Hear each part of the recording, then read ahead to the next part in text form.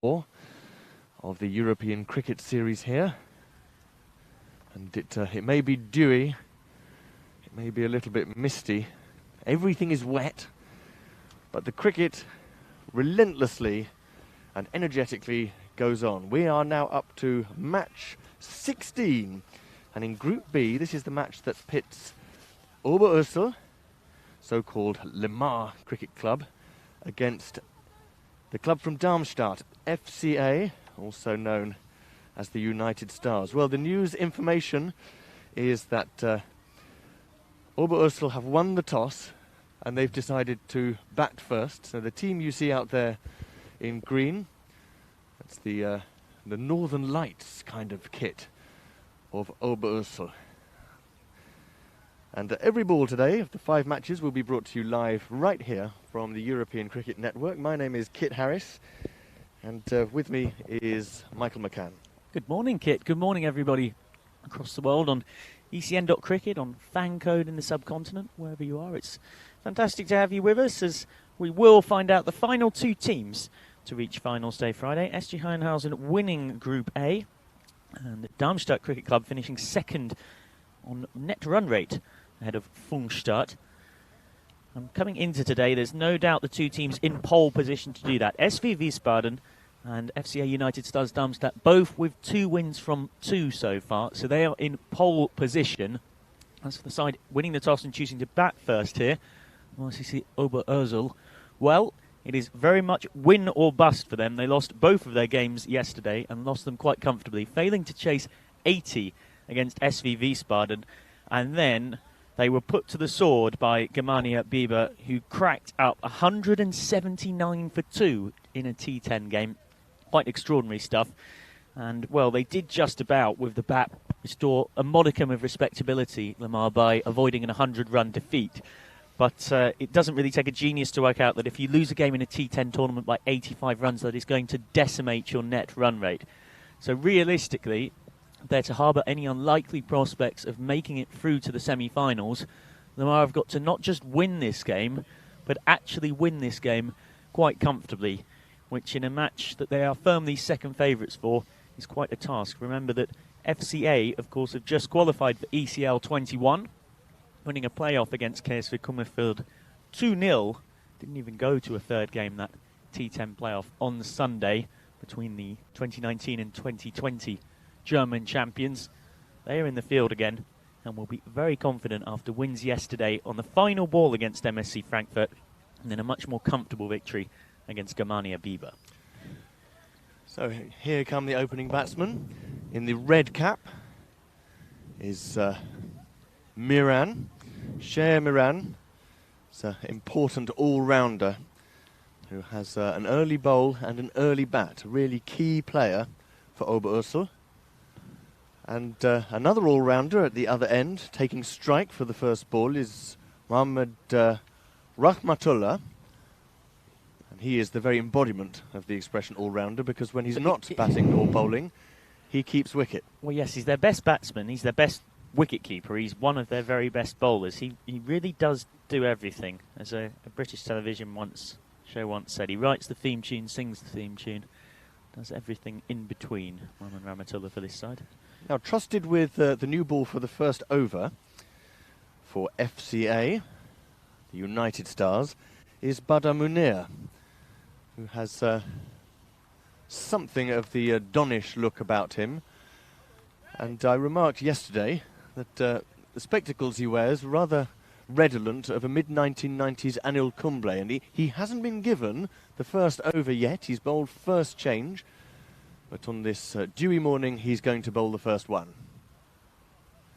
And already some nice movement away from the bat.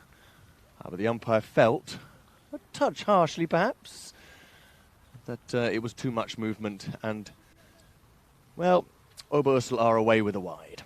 And part of the reason why he's been given that responsibility is how brilliantly he bowled yesterday, Badr Munir, particularly in that very close win against the defending ECS champions MSC Frankfurt. He took a miserly 11, conceded a miserly 11 runs and picked up 2 wickets against them. This one seems to be on target, and that was what he was trying to bowl first up. Just gentle movement away from the bat. And it's understandable in the cold of the autumn morning that Hamad Rahmatullah is just going to give himself a couple of sighters before trying to play anything too expansive.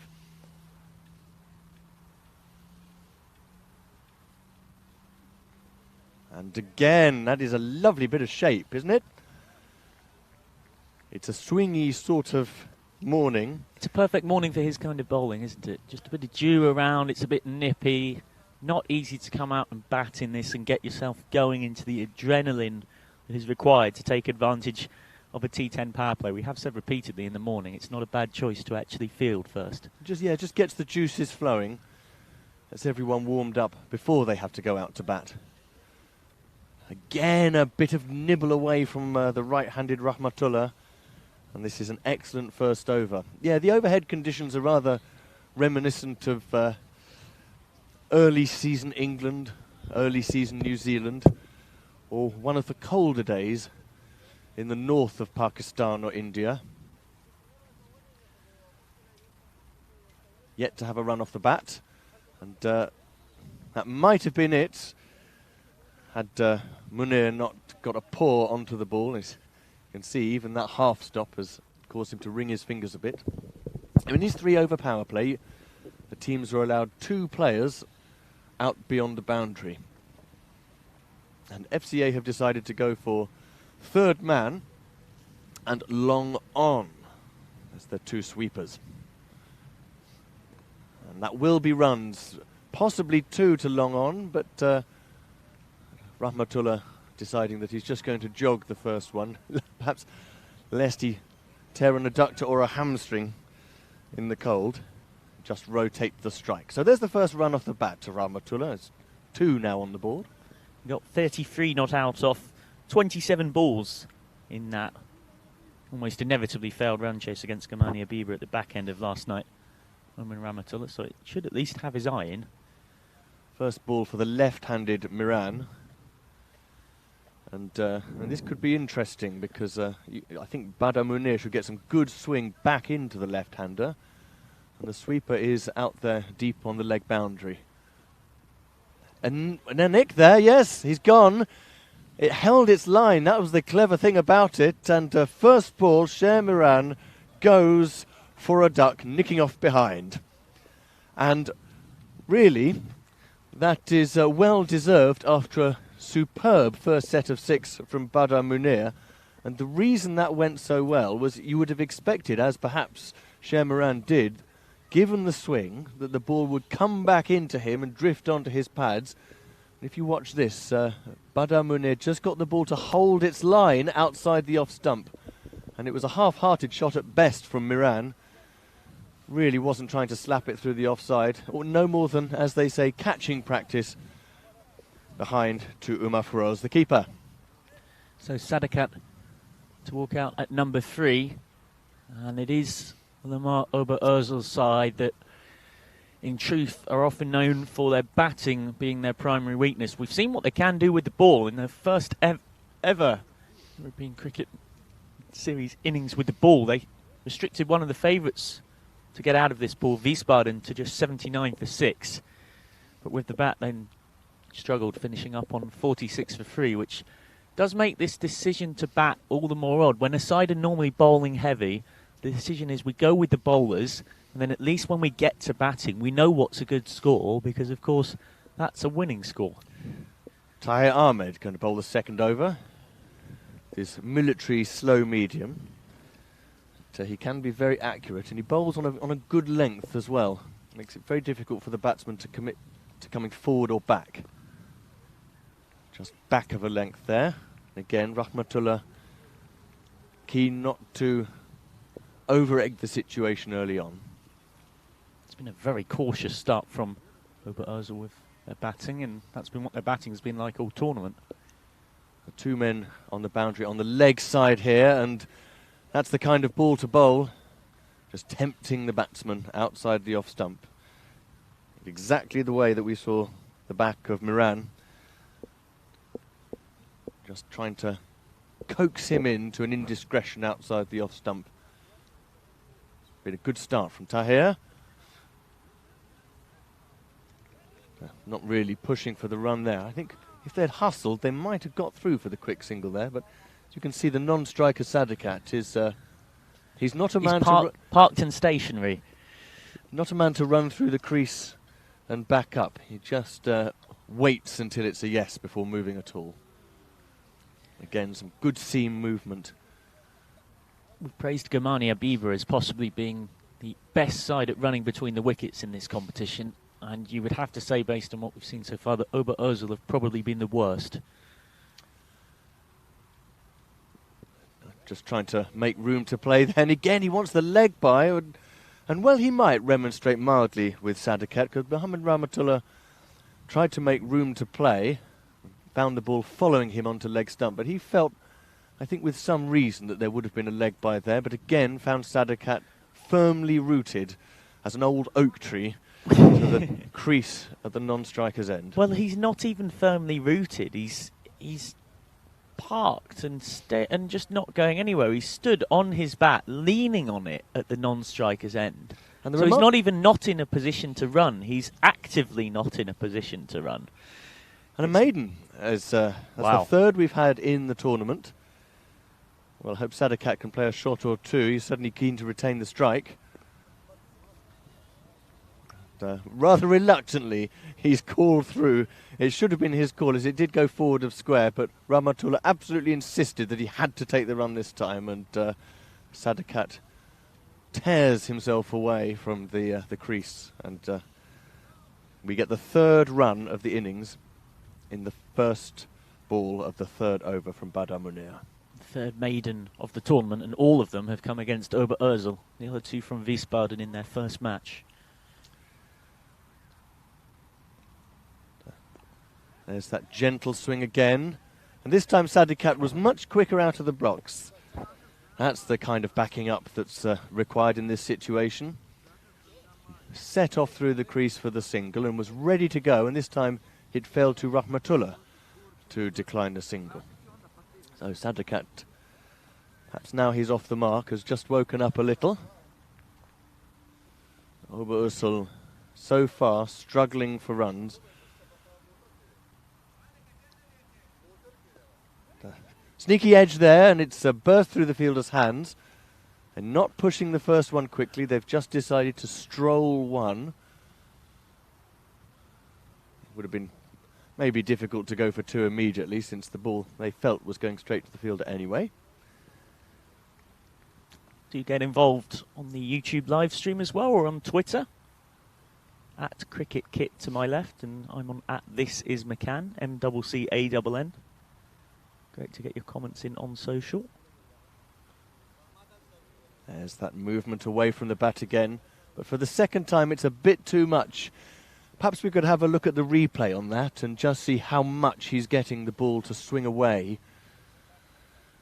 from the straight channel, because on that occasion Munir felt rather hard done by to be called for the wide. Little bit of movement again, and that kept low. And if we do get a replay, you'll see that he's just getting that appreciable amount of swing, which is no mean feat with the white ball. There you go. You see, well, yeah, that's a tough call for wide. It ended up being a little bit of a leg cutter and seemed away off the pitch. You can see why Badr Munir was frustrated. He's going to get another one there. The movement away from the bat has been working more often than not, but every so often it's just proved excessive. And I don't want to sound cruel, Michael, but at the moment the umpire's getting a bit more exercise than the Oberursel batsman. Yes, this is pedestrian for pedestrians. Literally cannot get the ball off the square, and it will not surprise you to know that we are on very much for the worst power play in the tournament. MSC Frankfurt only managed 13 for 3 in the power play yesterday against SV Wiesbaden in game 14. But even 14 looks a long way away. It's impossible indeed, without a bunch of no balls. Could be a wide again. Oh, poor Badr, look, hands on his knees now, thinking, what do I have to do? It's not entirely his fault, because the movement he's getting away is appreciable, and he is trying to beat the bat, but he's finishing his second over now, so he should really know that he has to counteract the away movement that he's getting by aiming it a bit straighter. Yeah, like that. And perhaps that was a scoring opportunity on Midland leg, but Sadakat has just missed out on it. So, well, there's your record, Michael. 6 for 1 in the power play 3 overs. 6 for 1 off 18 balls at the start of a T10. That in itself, quite remarkable. Yes, I don't have the full European Cricket Series record for power plays, but there can't be many teams that have managed lower than 6 off their 3 overs. It's quite extraordinary batting. Decent bowling. Credit to Badr Munir. He's only conceded 7 off his 2 and picked up the only wicket to fall. But again, we're seeing the weakness of this RCC Ober-Orzul side, which is the batting. It doesn't help that their best batsman in this competition, Premjit Singh, is out injured and unavailable. So the new batsman on strike, Mahmatullah. First change bowler is going to be Ghulam Saif. His gentle medium pacers. Full this time, and now this should be a couple. A long run round the boundary for Tahir, but, well, yes, it's a little frustrating. Rather inexplicably, they just decided from the get-go that that was going to be only 1 run. So Rahmatullah cedes the strike, and Sadakat will face again his first taste of Ghulam Saif. Again, he has struggled outside the off stump there, Sadakat, and just playing and missing, trying to get the ball away through the offside. And it's good to see Ghulam straight away getting the ball into the right channel. There it is again.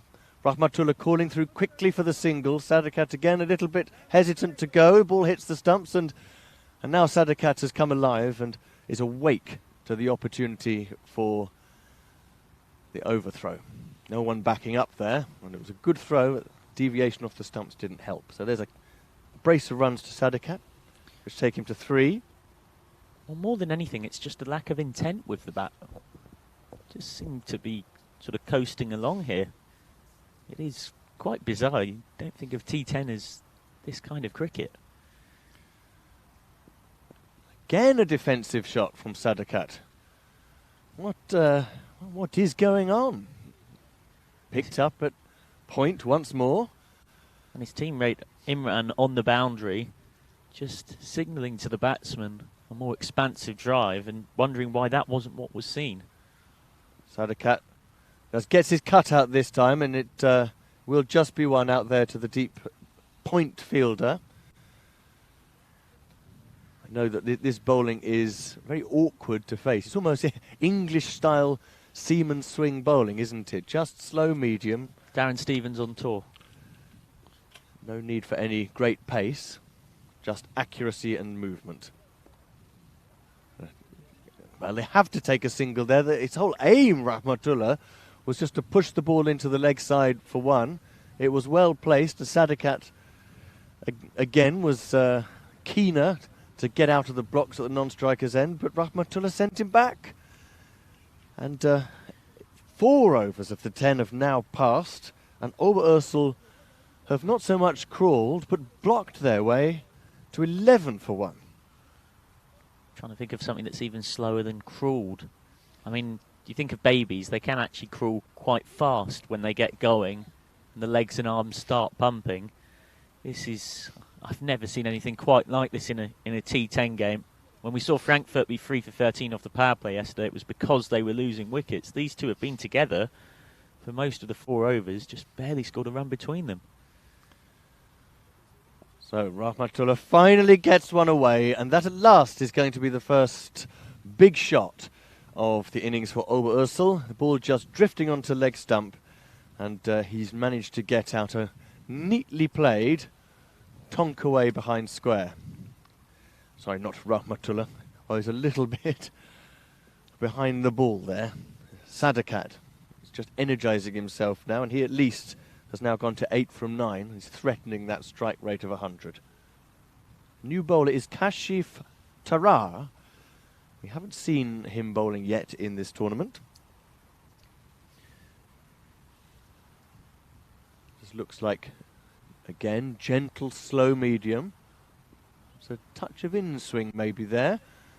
Glove and pad together, and again, running just getting a little bit more urgent now. It was actually thigh pad, didn't hit the glove, so a leg by, the strike is rotated. Now it will be Rahmatullah on strike. Well, it's better running between the wickets. They've identified there was one there, and there clearly was. Positivity, but drilled straight to the only fielder on the single in the covers. And again, no run. And Tarar, like Ahmed and Saif and Munir before him, very similar style of bowling, is proving very difficult to get away. Fuller this time, and again they could push two. A misfield on the boundary, it just bobbles up for the fielder, but yet again, inexplicably, the batsman decided from the outset that they were just going to walk a single. Yes, and they have got players in the hut who can hit. Mohammed Shah yesterday whacked 46 off 27 against Kamani Abiba, as this is again blocked. They just seem in no rush at all. Sadakat now has 8 off 11. Rahmatullah off the non-striker's end has got 4 off 17. He's gone for the big shot there. It's ironic in a way, isn't it? The first ball that Sadakat really tries to flay through the offside with any sense of urgency, it ends up being too wide for him to hit anyway. They have got to get a move on. Again, a defensive shot. Absolutely extraordinary approach.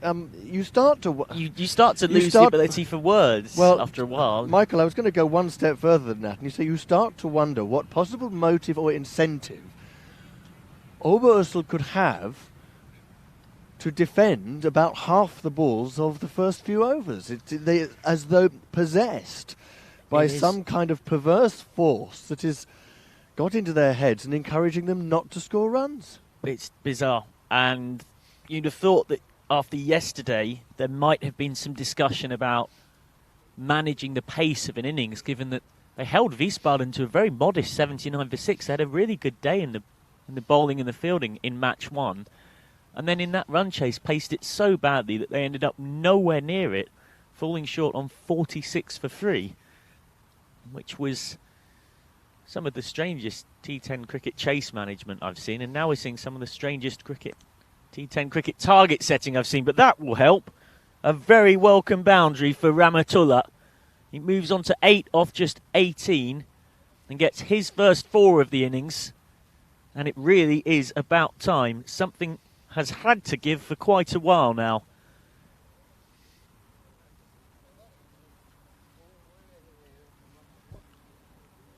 Well, it's nice to see a shot for 4 coming off from Rahmatullah, but all the same, 8 from 18 balls. It's better than 4 from 17. It is a circumspect start. He's safe once more. Holds this one back. That's nicely driven. Could get 2 through the extra cover region. Cover point coming round to cut it off. But again, the running oh so casual. Not even interested in pushing the fielder. So it's 23 for 1. Rahmatullah has 9 off 19. Thumps his bat on his pad at the non-strikers in frustration. 23 for 1. Oh, that's a big shot. Out towards the mid-wicket fence and over it. Finally, the first 6 of the day. In the 6th over, the RCC Oberursel starting to get something going in a positive sense. 2 boundaries in 3 balls. It was just in that slot. He'd made a bit of room. And then could flail it away through that leg side. To the encouragement of his teammates from the boundary. Safe once more. That's back to what we've seen plenty of. The conservative block from Sadakat. He has 14 off 14, so he has at least caught up to being up there with a runner ball. And he's safe again. Wider of the crease this time. Little catch back to him and easily taken. Well, it's a soft end to a strange innings. Sadakat gone for 14 off 15. He had just hit one convincing 6 to go along with a series of prods and blocks that were very much out of place in a T10 game. And Oberursel, after a brief acceleration period, are 29 for 2.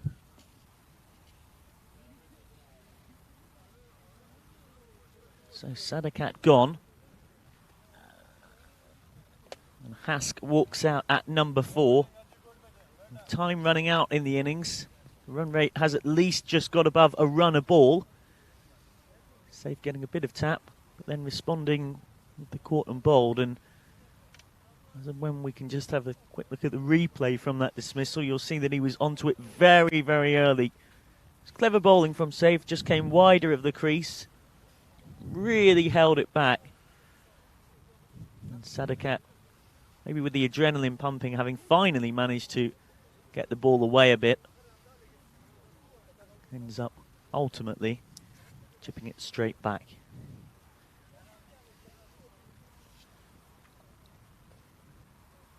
Four sweepers out for the new batsman. Cover point, long on, long off.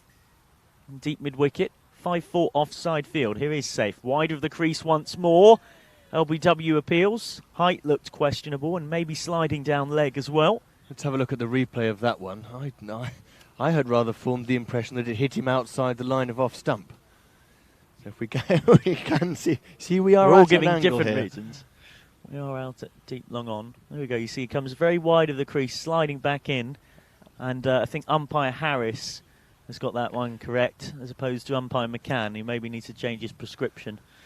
And But, apart from the outside the off stump, there was also, as you saw, fair bit of glove. well, yeah, pretty thick bit of inside something on that, wasn't there? Huge deflection. Good decision from the umpire. As Kashif Tarara continues his first ECS spell. Good spell of work today from Gulam Saif. 1 for 15 off his 2. Here is Tarara with his slow little bits of leg breaks and off breaks. As that's a really poor misfield from Mudassir Mohammed at cover. And eventually, almost reluctantly, the batsmen decide, well, we don't really want to run, but I guess we should if it's gone past them, which has kind of summarised the Oberursel approach to running between the wickets. It's infectious, isn't it, this ennui? It's infecting the fielders now. It's Tarara again. Blocked, but at least blocked in a clever way, just dobbed in front of point for a single. 31 for 2. Yeah, because the batsmen have been rather sluggish in their running, it's spread to the fielders, who are just kind of a few of them standing around, hands in pockets, doing stretches, arms folded. Tarara once more. This is whipped into the leg side. Mid-wicket not enthusiastic to come around, so it's long on who does so to field. Husnain Kabir, who we may well see opening the batting later on. Yes, for FCA, it's been hard to maybe get the adrenaline going in the field because it's been such low-key batting. Nothing much for them to get worried about on the scoreboard. There's Kashif. Very full on the off stump. And again, conservative shot from Hask, the kind of which has defined Oberursel's batting. Oberursel's batting for so much of this tournament. Rahmatullah has 10 of 21 balls. That's the slowest we've seen anyone take to get to double figures this week. Tarara once more. Turn. These are defensive shots, Michael. And maybe played with a flourish and away from the body, but these are defensive shots. And it can be difficult in the field. I appreciate that for FCA. You've just kind of got to make your own energy in this situation when you're the fielding side. Here's Tarara. That's a dreadful ball. A looping high full toss. It's a no ball as well. And if anything summed up the approach to this innings, it was that shot or lack of from Hask. He knew it was going to be given a no ball anyway. So why not throw your hands at it? See if you can get some bonus runs. He's got no excuse now, though, has he? Free hit. Tarat inside out, and he's blocked effectively a free hit. He just prodded it back. This is just bizarre. 32 for 2 at the end of that over. Rahmatullah has 10 of 22. Hask has 2 of 3. And again, Oberzal's batting really lacking intent. The only thing I will offer in their defence is that Premjit Singh, who had been one of their go-to bats this season, one of the big reasons why they managed to surprise people by winning 6 games from 9 in the German Hessen State T20 competition to get into this ECS, is not available. And he did average 70 for them in that State T20 comp, so he was a key player as the 8th over starts. A little whip down to square leg by Rahmatullah, but such is his luck at the moment. It's straight at the man. Premjit Singh. Is that a different? Yes. Different player from the Bieber player. Correct. Yes. There hasn't been a transfer swap there. It is, of course, the football transfer season with rumours awash and afoot of who might be going from where, but no, 2 different Premjit Singhs. That short back of a length and missed again. Good efficient bowling from Mohamed Tayyab, who was crucial in the ECL playoff win on Sunday against KSV with this very efficient, tidy spin as he goes for the reverse sweep, Rahmatullah. And getting out reverse sweeping is pretty much the only thing that could have made this bizarre innings all the more bizarre in how it finished. Can we see the replay of that? It would be interesting to see. I think that probably hit him again out. He got his foot across the stumps and it hit him outside the line, I think. Here we go. So Mohamed Tayyab coming into bowl. If you get hit outside the line of off stump, you can't be given LBW, and that's exactly what he's done there. It's probably turning in enough to hit the stumps, but it doesn't matter. As Rahmatullah locks this one into the covers, fielded by Mudassar, and still not that bothered on pushing a quick single. Mohamed Tayyab, who took 6 wickets in the 2 games of that playoff against KSV. And once more, slightly wider of the crease, holds this one back. It's flicked off the pad down towards the fine leg boundary.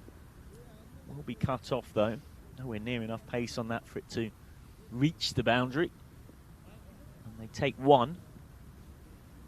Rahmatullah and Hask really struggling here. It's some kind of witchcraft, isn't it? Witchcraft or chicanery. Something has got into them which has just reduced their appetite for playing big shots to absolutely 0, and it is almost as though they're just starting off in a 50-over game. Yes, that's the exact tempo, and it's not like they haven't got batting. Atif Shams, the 18-year-old, is padded up next to us, ready to go. He hit 26 off 29 against SV Wiesbaden, albeit maybe not quite managing to play with the requisite amount of intent required for that run chase. As 8 favours start, short and wide outside the off stump. And Husnain Kabir on to bowl. Not his best ball, but it only goes for a single. Atif Shams recovering from the hand injury that he suffered in game 2 yesterday. We'll see him with the ball yesterday and today, the teenager. He took 2 for 6 yesterday, was on a hat-trick. Not given a wide there. Right on the tram lines. Husnain Kabir. FCA rotating their bowlers here. Kabir doesn't normally bowl too much for them, but here he is. That is a little bit too wide. Left alone, and they take the extra. And well, extras have been very kind to them in this innings. Wides have contributed 6, 1 no ball and 2 leg byes, and 9 in the context of this very low score. He is a quarter of the runs. Depressingly, if you're the batting side, is Kabir. Quicker ball, and just blocked out. Just a total lack of intent. They are a side that aren't strong with the bat anyway, and a side that lack confidence with the bat. We've seen that in the 2 games so far, and as I mentioned, Premjit Singh, their best batsman, is unavailable and out injured. It's Kabir. Shorter and flatter. Once more, a push shot for a dot is all that they've got, and that is nowhere near good enough on their televised competition debut. It is consistently the bat more than anything that is letting them down. They could well beat their own worst score from yesterday. Not something you want to hear. Kabir outside the off stump, and that will be wide. And it's not just their worst score, it's comfortably the worst score in the tournament, which was the 46 for 3 they managed in reply to Wiesbaden's 79 for 6. And now, with 8 balls left, they are stuck short of that. Kabir once more. Just got him prodding there, Hask. Doesn't really seem to have a cover drive or off drive of conviction. So at the end of the 9th over, the struggle continues for Oberursel. Hask has got just 1. He's now into double figures for balls faced. And Rahmatullah is, well, he's positively pedestrian at the other end. Can you tell me, Michael, do you know what is the record low European Cricket Series whole format total for a team batting for all 10 overs without being tumbled out? No, I do not. I would be intrigued to know, and I have actually been on communication with our European Cricket Stats boffins to see if anyone has got it in their database, because it is quite a database. More than 500 matches now played in the European Cricket Series since the coronavirus pandemic, which is a huge testament and achievement to all concerned. As the final over starts in this strange T10 innings. The only thing that is a risk here for FCA is that they have now also, as you can see, completely switched off. The bowlers are almost just having a net. It makes it easier for them to be loose, it makes it easier for them to bowl wides. The fielders are just standing around thinking about the rest of the day. It's just totally easy not to concentrate here. Pretty much every fielder has his hands together one way or another, folded behind his back, looking at his fingernails. And it's Can you blame them? Can you blame them? It's FCA 38 for 2 after 9 overs. They're as bemused as we are, frankly, aren't they, Michael? It's just so strange. Sher Hask has got 1 off 11 balls, and Momin Rahmatullah has 12 off 28. And even the FCA fielders in front of us are actually looking across to the Oberursel dugout as if to say, what is going on? Michael, it's really weird what's going on out there. Very strange. Rahmatullah facing up now. Well, that's a better shot. But again, it's down to long on. And he trots through for the single. It's pretty poorly fielded out at long on. It was fumbled, went a few yards away. But they were still completing the first run because it didn't even break into more than a jog. So Rahmatullah has 13 off 29. And Hask now on strike. Final over of this innings to be bowled by Munib Ahmed. And that has hurt the wicketkeeper, Umar Feroz. It's a no ball, Michael. So they will have a free hit. We have had a little bit of an injury update, which may help to explain just a touch. And we've been wondering what has possessed Momin Rahmatullah to be so quiet, just jogging gently between the wickets and not getting out any big shots. Now the word is from the Oberursel team that you remember yesterday, you have actually referred to it already once in this innings, he was involved in that boundary collision going for a catch with Atif Shams. And Shams played no further part in that match because he twisted his finger. But Shams' finger is better now. He's ready to come in next. On the flip side, though, Michael, I think what we're hearing is that Momin Rahmatullah is actually feeling, well, both in terms of concussion and in terms of his back, as he really did take a crunch when he went down, first on his back and then on his head. And he's pretty ginger. He's finding it very difficult to move out there. That explains part of it, for sure. Well, he has been one of their go-to batsmen, a strike rate of more than 2 a ball in the German State T20 competition. 189 runs for Rahmatullah in that, at an average of 24. However, one would have to say, if you're in that bad a state that you really cannot run between the wickets and you're struggling to do anything more than block the ball, that's where you send someone else in who's got the capability to do that. They've got Sher Yassin, who was excellent yesterday. He thumped 46 not out off 27, albeit in vain, against Gamani Abiba, chasing that ridiculous target of 180. And he's unused. Meanwhile, Rahmatullah is out there on 13 off 29. So whilst that might be a reasonable thing to help us understand his state, you then do have to question, is that where you put him in at 5 or 6 as the backup? Well, you send somebody else out. It doesn't explain why Sher Hask, the captain, has defended almost every ball he's faced. One run from 12 balls, which even in a 4-day first-class game would be a slow start. He's got a free hit here, though. Short back of a length, and Hask misses out. They'll get through for a bye. So that is something, at least. Brings Rahmatullah back onto strike. The score up to 41. They're trying to beat their lowest score and the lowest score of the tournament, which they managed in response to Wiesbaden, getting just 46 for 3.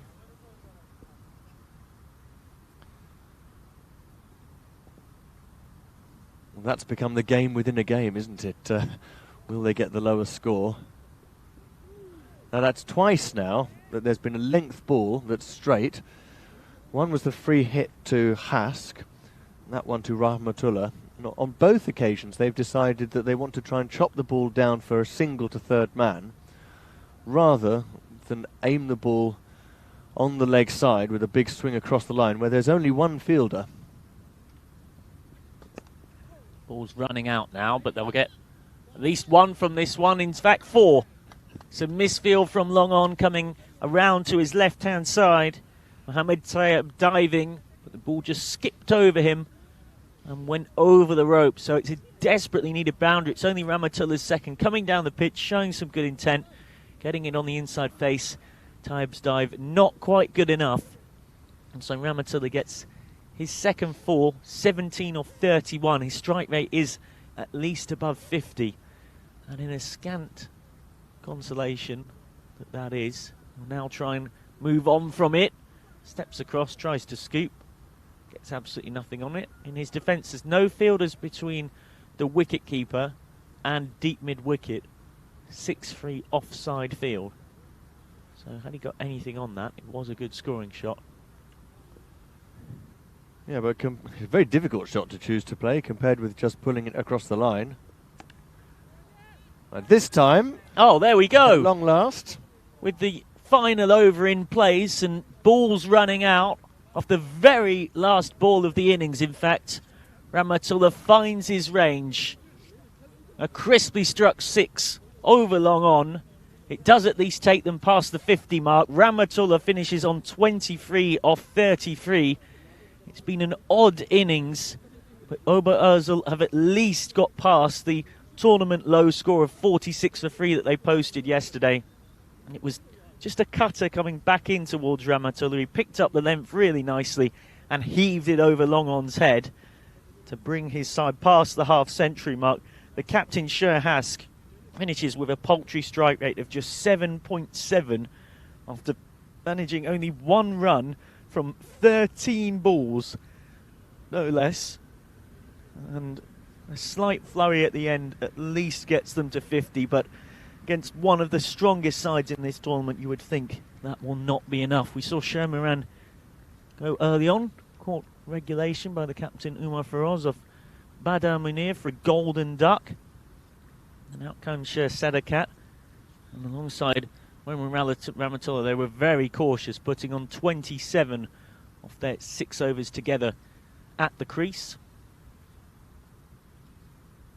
Short outside off. That one was there to go, and go it did. Rare loose ball from Ghulam Saif, who took 1 for 15, but was hit for 6 there, thumped over the deep mid-wicket boundary. Sadakat's only 6. LBW appeal there. Just outside the off stump. Nice bit of sportsmanship from the two players. And Ramatullah driving one down the ground to long on for one. Ramatullah really struggled to get going.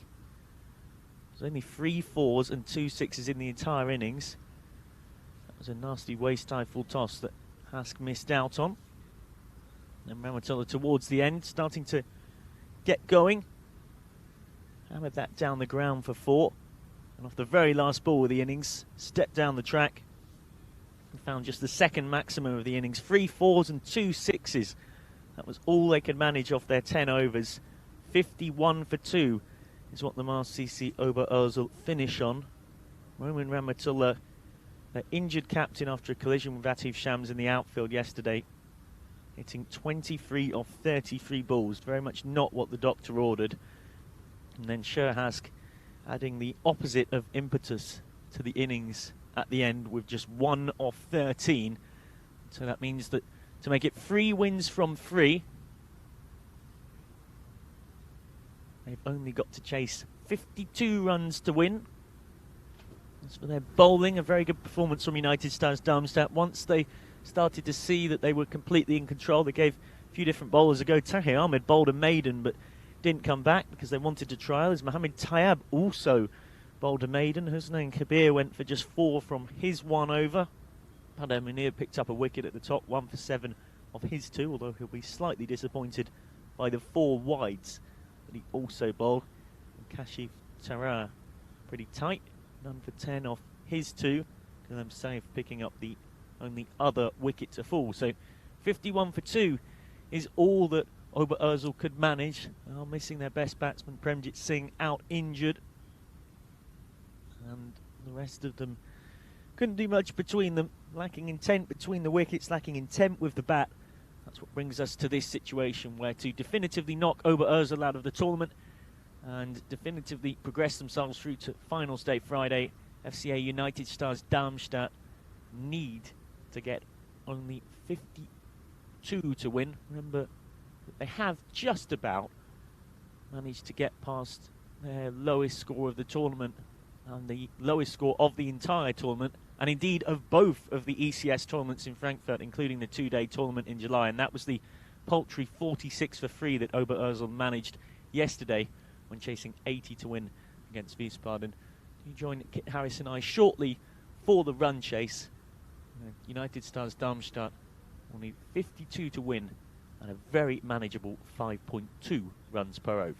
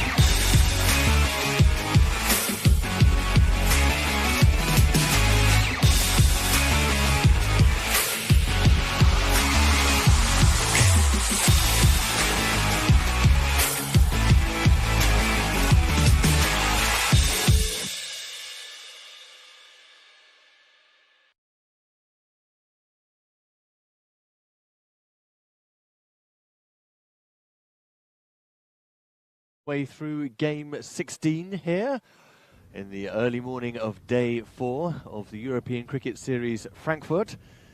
And it's been a curious game so far, as the slightly punch-drunk Oberursel now have to defend a meagre total of just 51 for 2 off their 10 overs. I say punch-drunk because yesterday a couple of injuries did, well, they created a little bit of trouble in the team. Chief amongst them, Rahmatullah, who has a back injury, and he found it very difficult to get the ball away during his innings of 23 from 33 balls.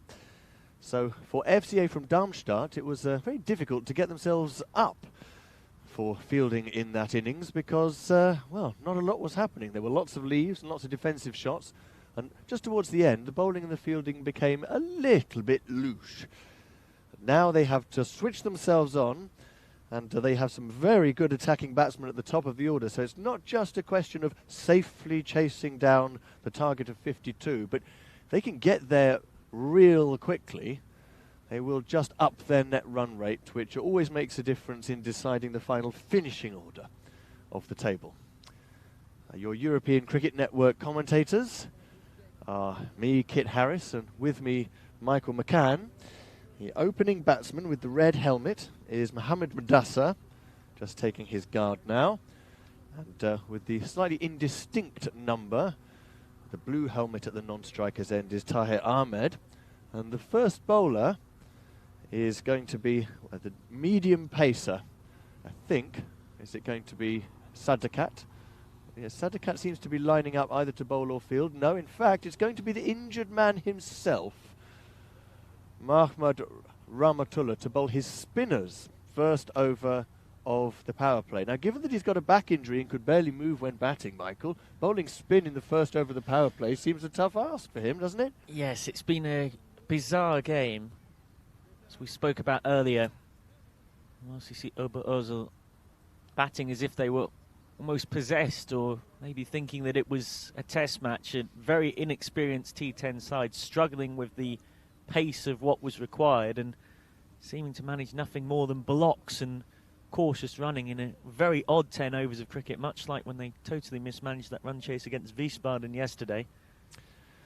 A man with a back injury to open the bowling. First one is a long hop down the leg side, and it's helped on its way over backward square, and Mudassar opens his account with a handsomely struck 4. Now, with a number of medium pacers at their disposal, Sadakat, Hask, Miran, the pace of Shams, it's curious that Hask has decided his opening bowler is going to be Rahmatullah, especially when you consider that FCA's opening bowlers and their third and their fourth bowlers were all dibbly-dobbly medium pacers who got the ball to seam around. Well, when he comes off his long run with his fast action, he is one of, if not their best bowler, but he can't bowl fast because of him being injured, and so it doesn't seem, as you said, a very curious egg of a decision that he's going to come on and bowl spin instead, and it's not going well so far. This one is minced down the ground. Oh, and it's a terrible misfield, just adding to the strange spell that has transfixed every man, it seems, in the Oberursel team. Went right through his legs for 4. Just look at that, right between the legs. They're like a team possessed so far, and not in a good way. To say they've woken up on the wrong side of the bed is a gross understatement. They don't look as though they ever went to sleep, but they have got the breakthrough there, and a big one as Mudassar rather carelessly comes down the pitch to play a big booming shot, and he missed completely, and the wicketkeeper, well, one man putting on a show of urgency there, and they are very pleased to have got rid of one of the tournament's most dangerous opening batsmen. After a couple of early boundaries, the first 2 balls, 4 and 4, Mudassar just overexerts himself and is stumped. We hopefully get one more look at the replay there, because you'll see he just decided he was going to go for it. The keeper has put a nice effort in. Remember, he's not standing right up to the stumps all the time. He did well to pick up the ball and whip off the bails. Well, yes, a good one to get, Mudassir. 69 off 21 yesterday with 7 sixes, including 4 sixes in a row against FC Germania Biber. So they'll be pleased to see the back of him early on. Sabres will try and put an unlikely defence of this total after their poor batting. The man coming out for his first bat in the European Cricket Series Frankfurt with 77 on his back at number 3, Ansar Hayat. So FC Darmstadt rotating the order around a little bit here, chasing this small total. Number 3 batsman just gets a little bit of edge away to third man. He's deliberately given that a push, and he's going to be away with a 4 to a length ball outside the off stump. And Kashif Torah is the third batsman, because Ansar Hayat is not actually playing in this 11. And Kashif is away with a boundary. So decent start, 12 runs so far in this first over.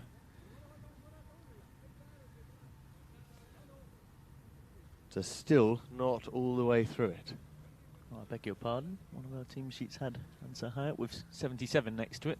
He bowled in 77 as well in the last innings, and we nearly fell for it then. But the elephant trap was still open when we got into the second half of the game. And yes, they do like to swap their numbers around. They do. FCA Darmstadt to keep us on our toes. It's quite difficult to keep up sometimes.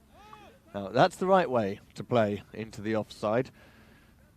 Just the single. It was a good ball, so all Tarao decided to do was just nudge the one and call his partner through. And 9 times out of 10, that was something that Overursel simply refused to do.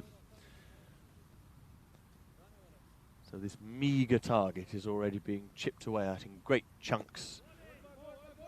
That's a good ball, defended by Tahir. That's his first ball, so he's just getting a look at it.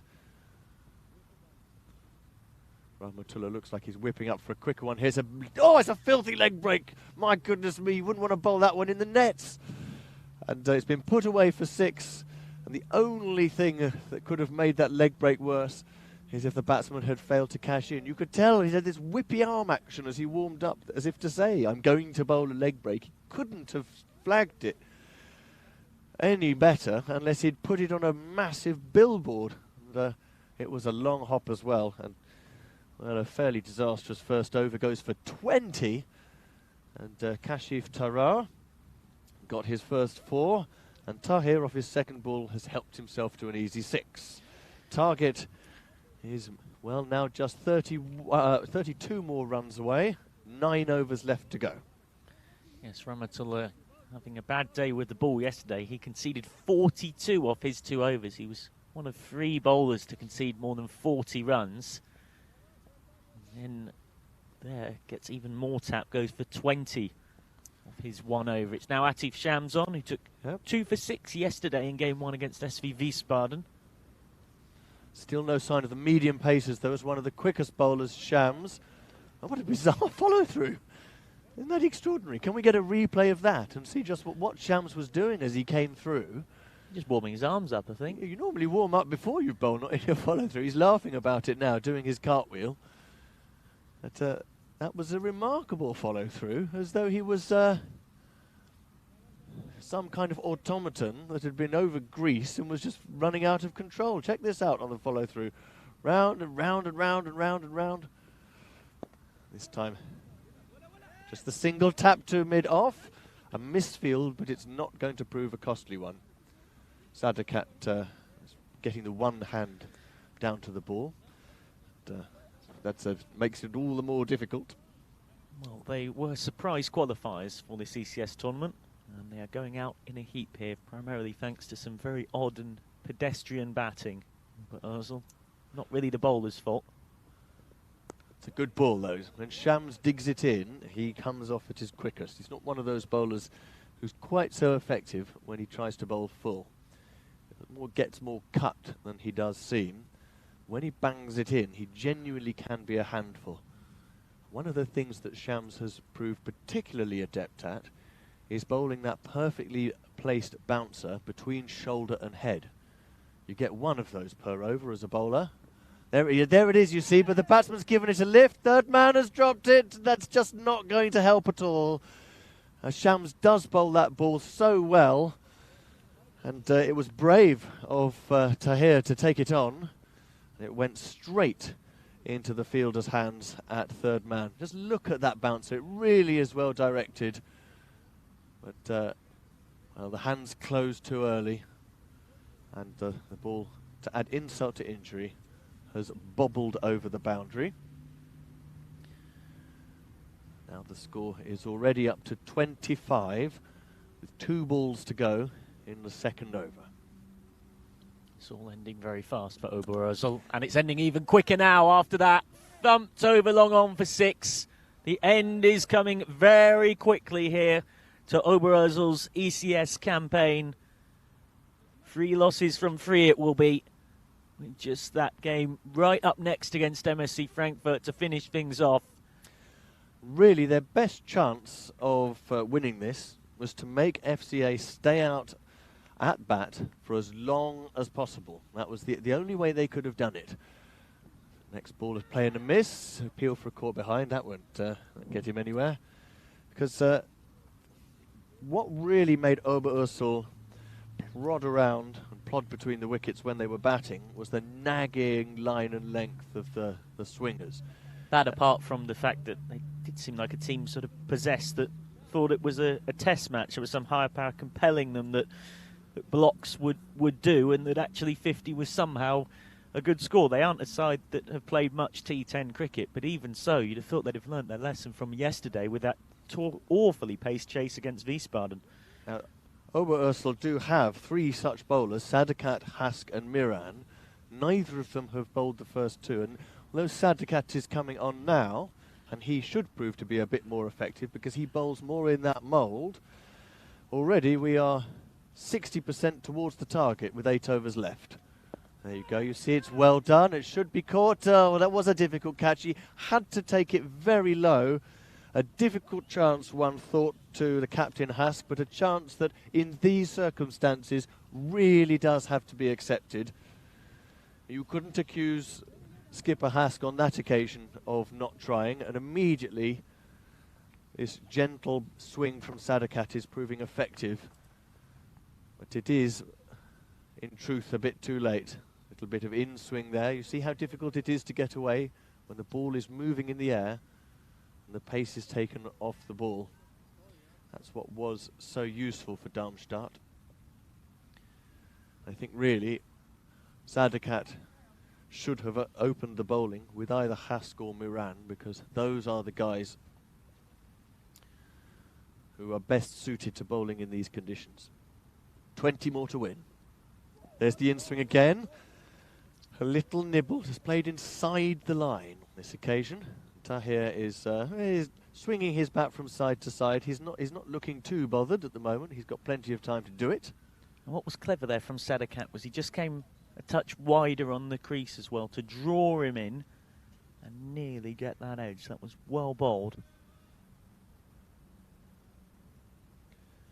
He's finding swing movement there. That is a lovely ball, isn't it? Just drifting onto middle stump. And Mormand looking urgent in the field. The batsman had decided that they weren't going to take any unnecessary risk, just walk to single. Which means that there are now just 19 runs to win from too many balls to enumerate. Now Kashif Tarar played a couple of big shots, one of which went for 4. Gets his first taste against the gentle in-swing of Sadakat. And he's gone for the big hit. That is going to go straight to the fielder, who takes a lovely catch. Better than the celebration. He just tried to complete that rugby-style celebration of kicking the ball up into the air, and he just didn't quite style it out, did he? But another nice ball drifting onto middle stump. Kashif is keen to play the big shots, and apart from the finish, that was well held by Gul. He did the important bit right, didn't he? The cricket was good. So a second wicket goes down for the team from Darmstadt. FCA are now at 33, for 2, requiring 19 more runs to win. And they were on the end of an absolute onslaught last night, that extraordinary partnership of 142 from just 7 overs by Rahim Zadran and Premjit Singh. But you would say that Oberzal's problem has clearly been the batting rather than the bowling. They've batted in a very strange way that's just lacked intent. They are a side more experienced in T20 and they just have not found the pace for T10 at all, or the intent needed, and that's what's left poor Sadakat and the bowlers defending such a meagre total. Batsman crossed, so Tahir is back on strike. They're getting up a bit of a tangle there. Hasnain Kabir, the new batsman at number 4, wanting the single, but at the same time, the rather irresistible mass of Sadakat was making its way across in front of him to field the ball. But Hasnain has managed to get to the sanctity and sanctuary of the striker's end to complete the single, so Tahir will retain the strike, and that concludes the power play, at the end of which FCA 34 for 2, and they require 18 more runs to win from the remaining 7 overs. Now, you asked a question earlier on about the lowest total, score. yeah. So, The lowest total, Michael. with the completed innings. Yeah, so not bowled out. in more than 500 European Cricket Series matches, it turns out that the lowest score when a side actually completed their 10 overs of batting was the 46 for 3 that Oberzal managed yesterday in failing to chase 80 against SV Wiesbaden.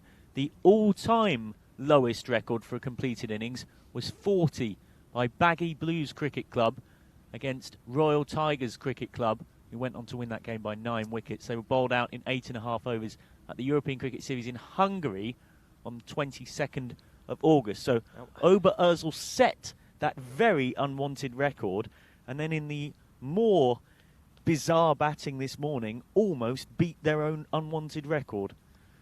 So there you go. New bowler is Sher Moran, who's proven very difficult to score off as he bowls left arm over and across the right-handed batsman, but he's got an awkward loosener there, which has not only cost him a wide, but the batsman ran as well. So that's 2 wides. It whittles the runs required down to 16. I'm going to ask you a slightly more annoying but compelling question in just a minute, Michael, about those same records. Moran's next ball is slugged away, backward of square, a couple of bounces and a neat 4. Well, Hasnain Kabir has come in and immediately decided that he's not going to waste any time. He's going to get this over with as quickly as possible. He's off the mark with a 4, and it's now 40 for 2, and the target comes down to 12. So you say that yesterday in the chase, this fielding team, Oberzal, set the completed innings without being all-out record, batting second, 43, right? 46 for 3 when they were chasing that 80 against Wiesbaden, a very poorly managed chase that again featured some strange possessed batting. Was their 51 for 2 batting first in this game? Was that the highest ECS total, batting first? Pinged away again. I think this might go all the way. Yes, it does. 4 and 6 from successive balls, and I do rate Sher Moran as a bowler. He has been very difficult to get away when he's got the angle right, pushing it across the right-hander. But on those 2 occasions, it's been too short and too straight. And Hasnain Kabir, well, he may not have seen a lot of bowling during the tournament so far. Coming in at number 4, he's making the most of this fleeting opportunity. Now just 6 runs are required to win, 40 balls to do it.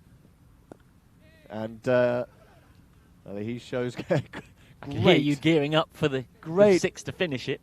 Great powers of self-control from Hasnain Kabir. Would have been forgiving to try and do it straight away. But perhaps that defensive push suggests he's just waiting for the ball to hit the winning 6 from. There's a wide. Brings the target down to 5 more. And I know that Moran got his line wrong when he was bowling over the wicket and got hit for those 2 big boundaries from Kabir. But as a Moran fan, I'm a little bit disappointed to see that he's felt he's had to go left arm around the wicket here. And he's gone down the leg side. That may be it. That's gone for one wide. If it reaches the line, it's over. It's over. 5 wides concludes the game, and that is, well, that's like a fire. In keeping with the performance, isn't it? It's like a firework going off, and then immediately hitting an enormous puddle. And that game, that's got to be the shortest game of the tournament so far, hasn't it? It absolutely is. Finished at least 16 minutes ahead of time. I really want that record, Michael, if we can find out. It is.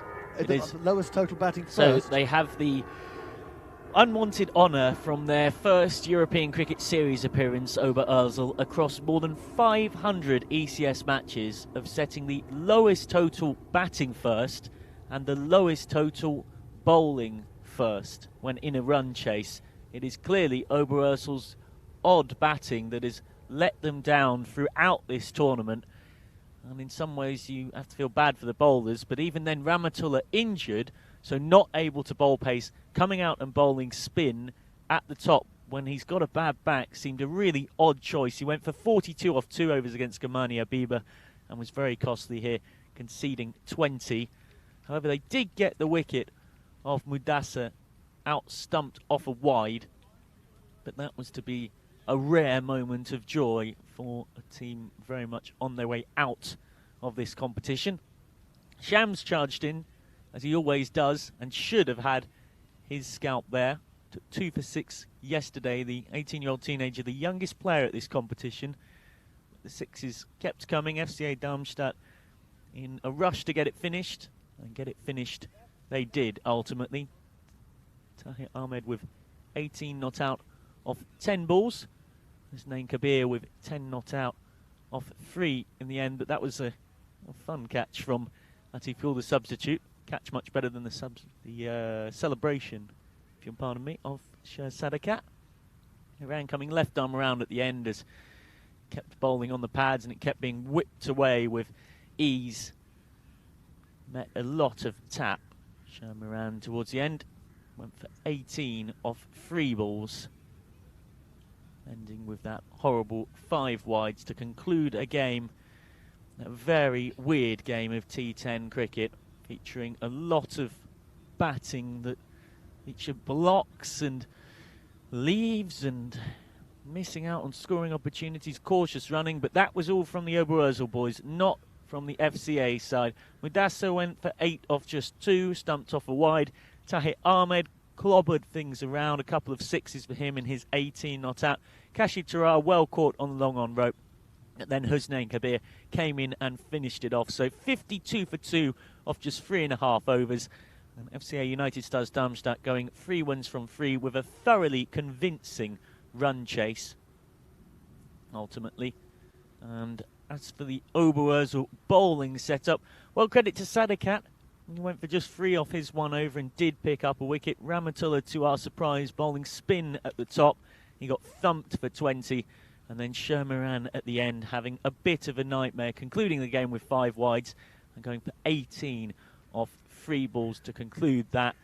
And to all but conclude a pretty miserable first televised campaign on cricket for them, on TV, I should say, for the RCC Oberursel. They are going to have to finish off with their 4th game from 4. No rest for the wicked because they're on straight back-to-back up next against the defending champions MSC Frankfurt. That is the last thing you want when you've just been blitzed like that. And it is a cliche, but beware the wounded animal, because MSC Frankfurt lost both of their games yesterday.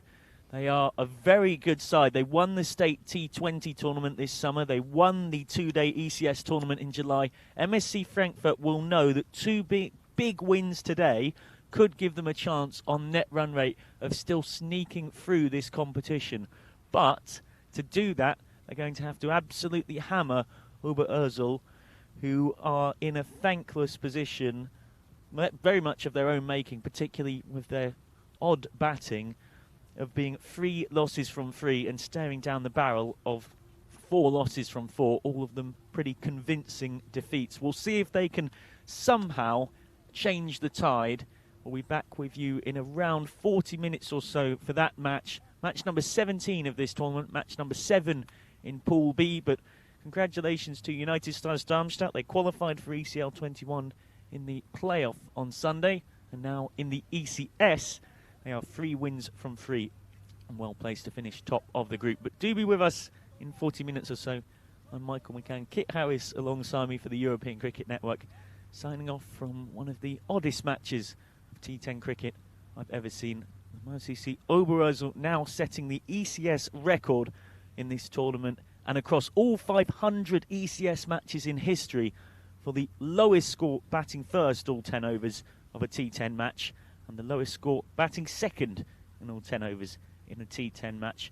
Quite extraordinary and not the kind of impact they'll have wanted to have on the tournament. But for now, we'll see you at the top of the hour. Signing off here with FCA Darmstadt, the victors.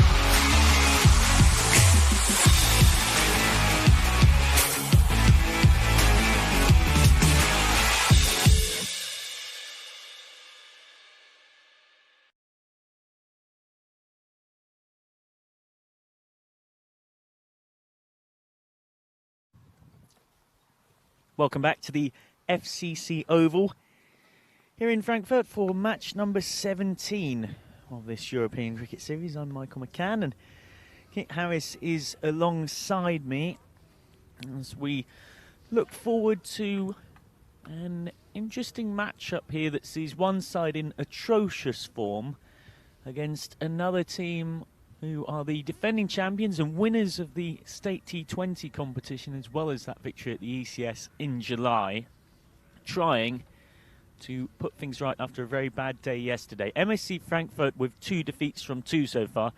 The MRCC Oberösel coming straight off the back of this morning in the first match of day 4, a real curate's egg of a game of T10 cricket. One of the most bizarre I've ever seen, where they walked along to 51 for 2 off their 10 overs before FCA Darmstadt chased it down in just 3.5 overs. Comfortably the shortest match we've seen this week.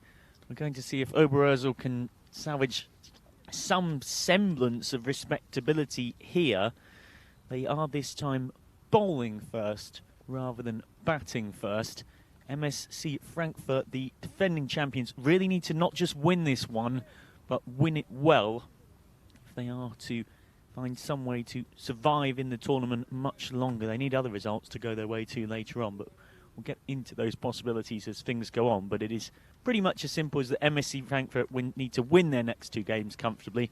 Wiesbaden need to lose both of theirs, and then a big net run rate swing. Shaider Friedi, Boom Boom Jr. is taking strike. Hamza Saeed Amir at the other end, and Atif Shams, the teenager, to open the bowling. Field still being set. Looks like it's a 5-4 offside field. Only 2 fielders allowed out in the power play. And that is mid-wicket and long on.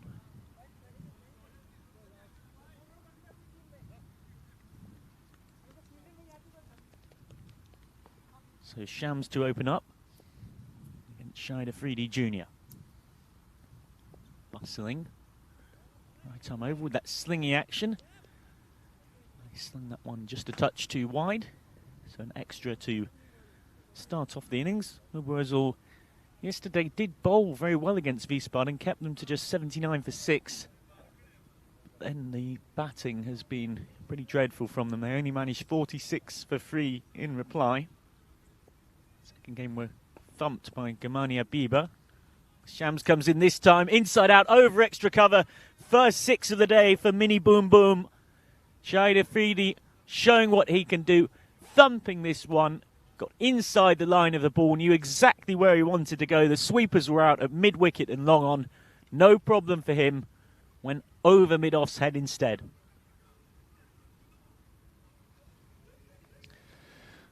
Well, batting first is going to present MSC with the opportunity of getting a big win in terms of run margin.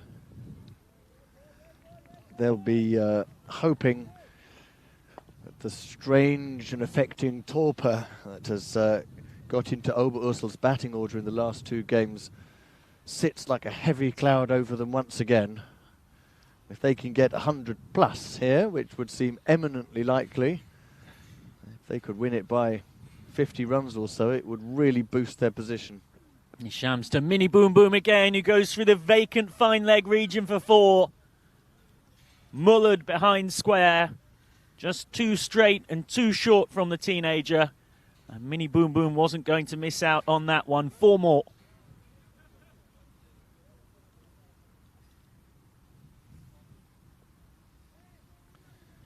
Runs on offer here. Shams is a very capable bowler, and he's the one with the greatest turn of pace here in the Oberösel bowling lineup. We have him as a quick man, but he can be a little inaccurate, and he can be a little bit short as well. And they have the injured Muhammad Rahmatullah with his bad back, who will bowl a little spin. But really the 3 guys who are the workhouse, the engine room of Oberösel's bowling lineup are the Sadakat Hask and Miran, the 3 medium pacers. Shams full toss. Can't bowl there to Mini Boom Boom. He's got away with it though. 1 bounce out to Rahmatullah at long on. takes the single. Shahid Afridi Jr. has 11 off just 3 balls. He was the second highest run scorer here at the ECS in Frankfurt in July. 108 runs in that tournament, and exactly half of them came in sixes, 9 sixes. I've already seen one of them from him today. Yesterday against Wiesbaden, he smashed 41 off just 14 balls with 5 maximums.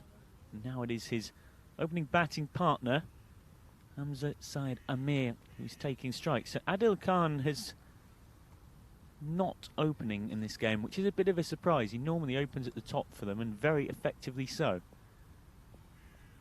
Here's Amir facing up. Swing and a miss outside the off stump first up.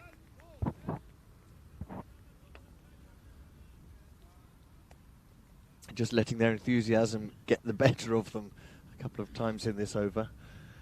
When the head goes back in that big swing, I know they want to try and get the ball over the boundary in the power play, but just need to keep the shot controlled and stay still while they're doing it.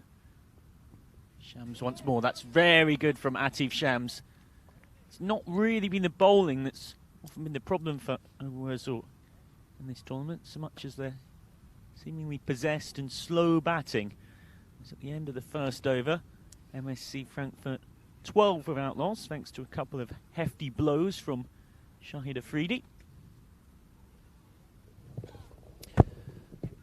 The second over, there's just a little bit of a consultation about who will bowl it, and Sher Hask, the captain there, you can see working away on the dewy ball with his cleaning cloth. He's decided to go with the left armour, Sher Moran. Well, he didn't half get some tap in the last game when FCA really got after him. I prefer his bowling when he's bowling left arm over the wicket and angling the ball awkwardly across the right-handed batsman, but he's gone around the wicket this time. And it's taken by Rahmatullah at long on. Well, that's the one they wanted, the one you always want from this MSC lineup. Shahid Afridi Boom Boom Jr. gone for 11 off 5. He doesn't hold back, much like his namesake. He picks out Rahmatullah just 3 yards in from the long on rope. And they've got an early breakthrough, Obuwazor, as they try and salvage some respectability to this disastrous European Cricket Series campaign. They do strike first in this match. 12 for 1 now. Shahid Afridi gone for 11 off 5. Yeah, well, went against my prediction there, didn't it? The ball just angled into the right-hander, but it was a good length, maybe just back of a length. He couldn't quite get enough of the bat on it and ended up skewing it higher rather than longer. And you could see from the reaction of Moran after the pasting that he took at the hands of FCA in the last game. He's absolutely delighted to have got a wicket with his very first ball here with MSC batting. The early wicket is of course important in any of these games, as Michael McCann says, but Shahid Afridi is pretty critical. Well, he was man of the match in the final of the last ECS that MSC Frankfurt won, but he's gone now. Moran looking to make it 2 from 2, but that's a full toss first up, and nicely timed by Sultan Ahmed through the extra cover region for 4. Guided away, gift-wrapped first ball, couldn't want something too much better. And he wasn't going to miss out on that one. And miss out, he did not. Yeah, it's a gamble there from Moran to greet Sultan Ahmed with a slower ball. Didn't come out quite right. This is going to drop safely though, isn't it? Just short to Rahmatullah, so Sultan gets through for a single. Possibility of overthrows, but it is well backed up. That's 5 off 2. As my commentary colleague to my left has pointed out on Twitter, there has been one big enjoyable sideshow to this European Cricket Series in Frankfurt going on in the nets behind us throughout the last couple of days. Nina Skatula, the German national women's team number 11, has been having a bat in the nets and doing very well indeed as here comes Shermiran once more. Left arm around, that's another full toss. You can't bowl there. And even with Sadakat out on the extra cover rope, that doesn't matter. It's gone over the embankment and in towards the housing estate. Hopefully he hasn't given anyone a rude early awakening on this slightly chilly Thursday morning. Not going to miss out on that. A pretty simple ball to be put away by Hamza Saeed Amir. And yet again, Shermiran has gifted a batsman a boundary, their first boundary of the innings, with an outside off-stump full toss. It's poor bowling, it's excellent batting. And speaking of excellent batting, as I mentioned, Scatullo will come back to that in a second, though, because it's another huge six over mid-wicket this time. Shermiran's just bowling in the slot here, and Hamza Saeed Amir is not going to miss out. 6 and 4 for him into double figures. MSC Frankfurt having fun in the power play here. And the deep mid-wicket fielder heads into the long stinging nettles to fetch it. But yes, Lina Scatullo, she's got an unorthodox batting technique, but nobody at the European Cricket Series in Frankfurt has managed to get her out across 2 days of trying. Here's Moran once more, straight. That's gone too, over the head of Rahmatullah, 10 yards behind the long on rope. He tries to take the catch. Not that it would have mattered, running back behind the boundary. 4-6-6 for Hamza Saeed Amir, who, being promoted up to open, is trying to take his chance. And he certainly is. What a shot this was from Amir.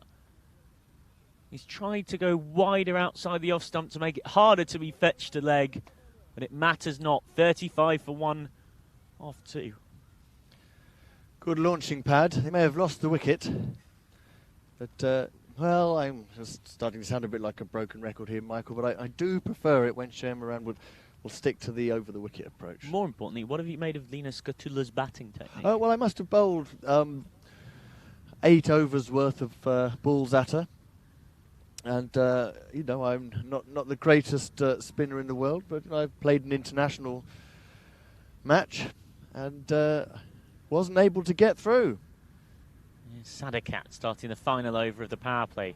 That's full and beaten Sultan. It's gone through everything, though. Just about missed the stump somehow, too.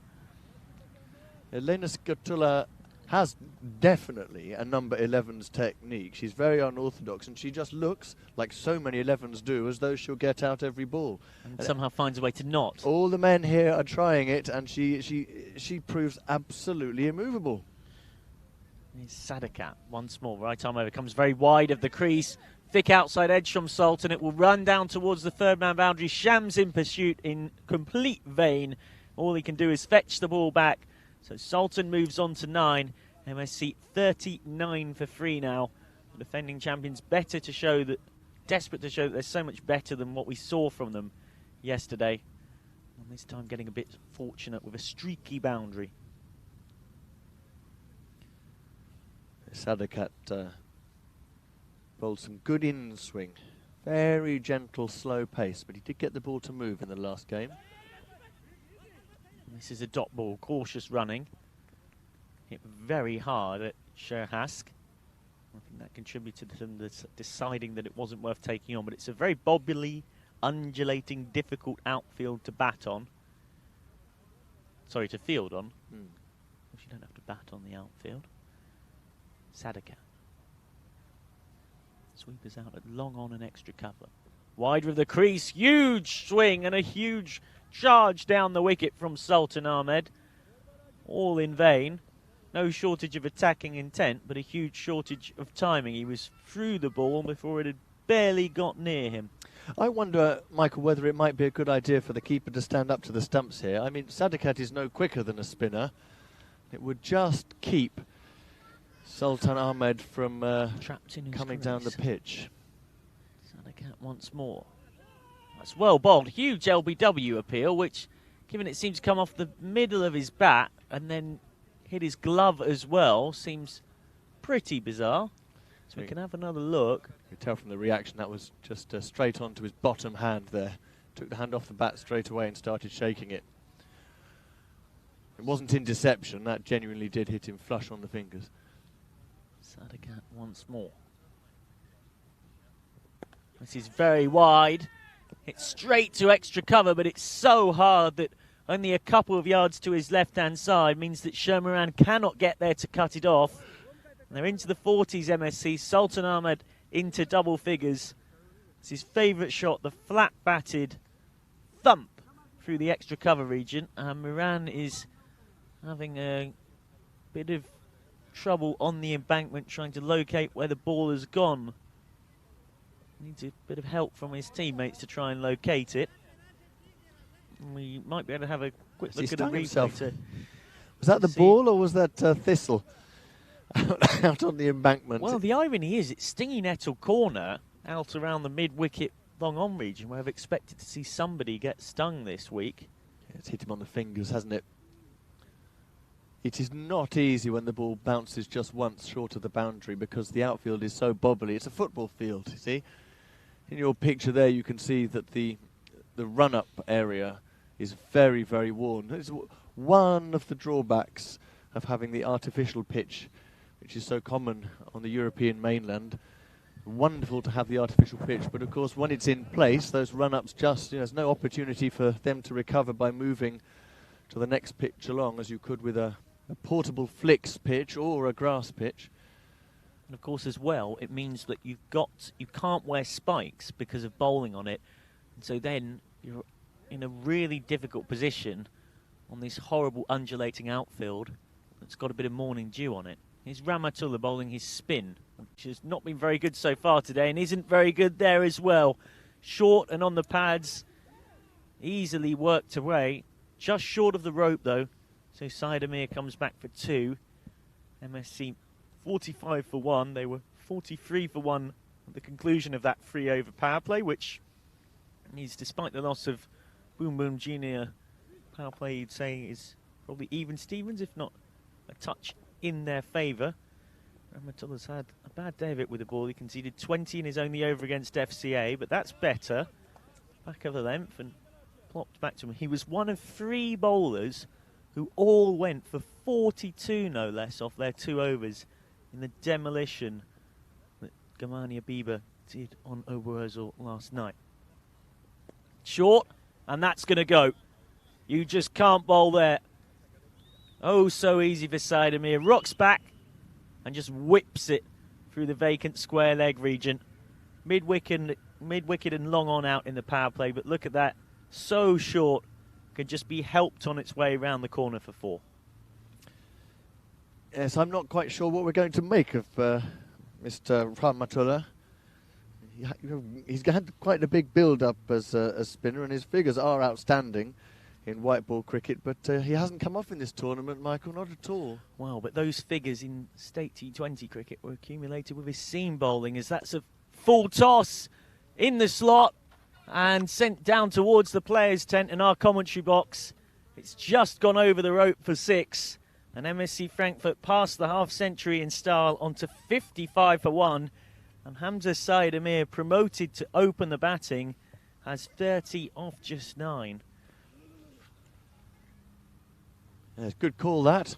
Mixing it up a bit. Amir has proven just what's required, especially with the early dismissal of Afridi. He's filled his boots very well. Shorter, flatter, quicker.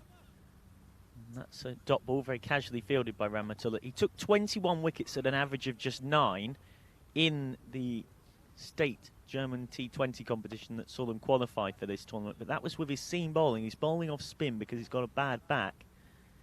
Here is Rahmatullah. Short, and again, helped on its way to the fine leg boundary. Just can't bowl there. Not going to miss outside Amir, who's seeing it really nicely now. 4-6.4. And Rahmatullah is yet again meeting destruction with his bowling. Not a good day so far for him. He went for 20 in his 1 over in game 1. And in his first over from their second game of the day, he's conceded 16. 59 for 1 off 4. And Hamza Syed Amir has got 34 off just 11.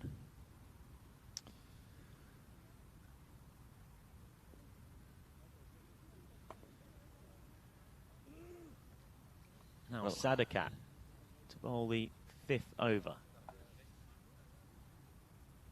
He's probably one of the only players that come out of Oberursel's 3rd game of this tournament with any credit, where they bizarrely managed just 51 for 2 with the bat, and then FCA Darmstadt chased it down after 3.5 overs. Sadakat's only over went for 3, and he picked up a wicket.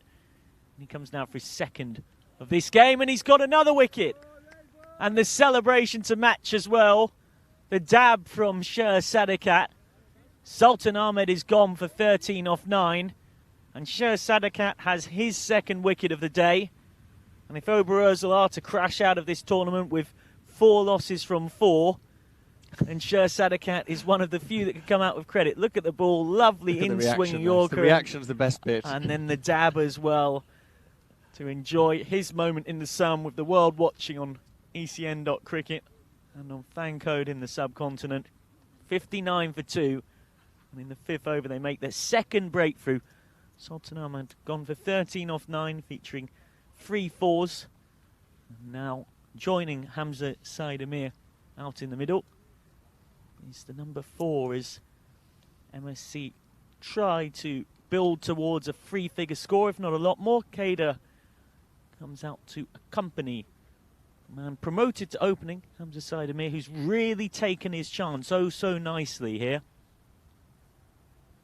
Now we'll see what Kader can do alongside him.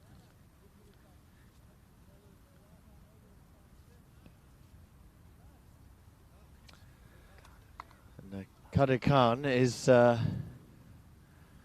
lesser a batsman here, but he's just taking time to check the field on the offside. There's certainly room to get at least a single out there. And to leg, the field is rather more spread. So Kader Khan faces his first ball now. Sadakat in, and Kader Khan thumps this down the ground through the vacant long-on region. A 1-bounce 4. That's the way to get going. The first ball he's faced in this European cricket series. And it's beautifully played. Sadakat again looking for that in-swing, but he lined it up perfectly. Just a bit too much width. And now a fielder has gone out at long off. What a start from Kader Khan, having just walked to the crease. 4 off his first ball. Man has gone out for that shot now. Sadakat once more. This is a bit shorter, so it's a cross-patted swipe out to extra cover. Fielded by Miran. They get through for 2, so Kader Khan has 5 off 2, and Hamza Said Amir on to strike. Going at more than 3 a ball, he's got 34.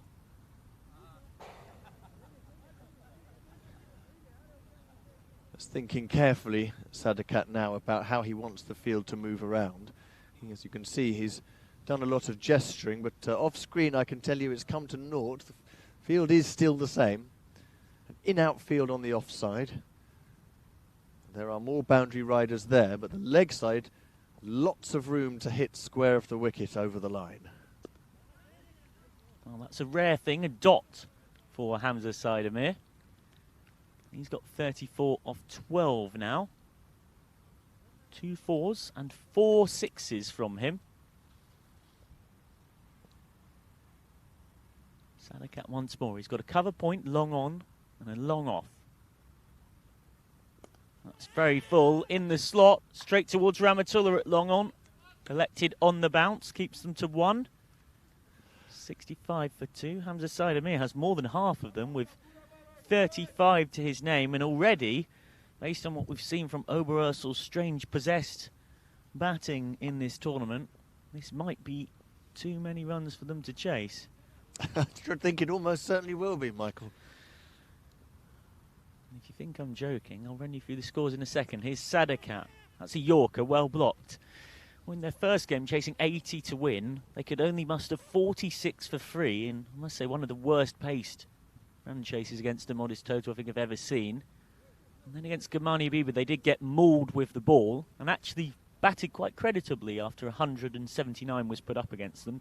They got their tournament best score of 94 for 1. And just as you thought late last night they'd found a bit of intent and the pace of how they should bat in a T10 game as opposed to T20 that they've played a lot more of. Then in game 2 of today, having won the toss and batted first against United Stars Darmstadt, They got 51 for 2 off their 10 overs, the lowest ever ECS total we've seen from a side batting first and bowling their 10 overs. Halfway point has been passed, and Miran now is coming on for his other over. Sadakat finished his complement of 2 with the 5th over. And, Miran, now they've changed it from a wide to a no ball there, which means it's a free hit. Now the big place to hit is square on the leg side. Well, that's a good ball in the circumstances. He's got the offside field well covered, so pushing it wide of off stump, hitting the batsman to go for the drive is the safest option. He's done well there, Moran, to keep the free hit down just to 1. And he's bowled the same sort of thing to Kader Khan. It's off, you see it's off the cut strip. So there is another no ball. I think he's going to take the decision that I've been rather hoping he would. Michael, he's going begging he would. Moran is now going to go back to left arm over the wicket, and I think that's best. We do have another free hit. This time it's Khan rather than Amir who gets a chance to hit it. High and safe between the 2 fielders out there. Straight. And they're going to come back for 2. It's well fielded in the end by Sher Husk, the captain. Batsmen were well set on taking the couple. Well placed here to get well past the 100 mark here, if not looking towards 140, 150. That's how I like it. Oh dear, spoke a bit too soon. It is the right angle, I'm quite convinced of it. Pushing it across, and he mustn't be disheartened. He mustn't be disheartened that he's got wided for it first up. Just trying to push it wider of the batsman. There we go. That's the ball that has been most economical for Moran throughout this tournament so far.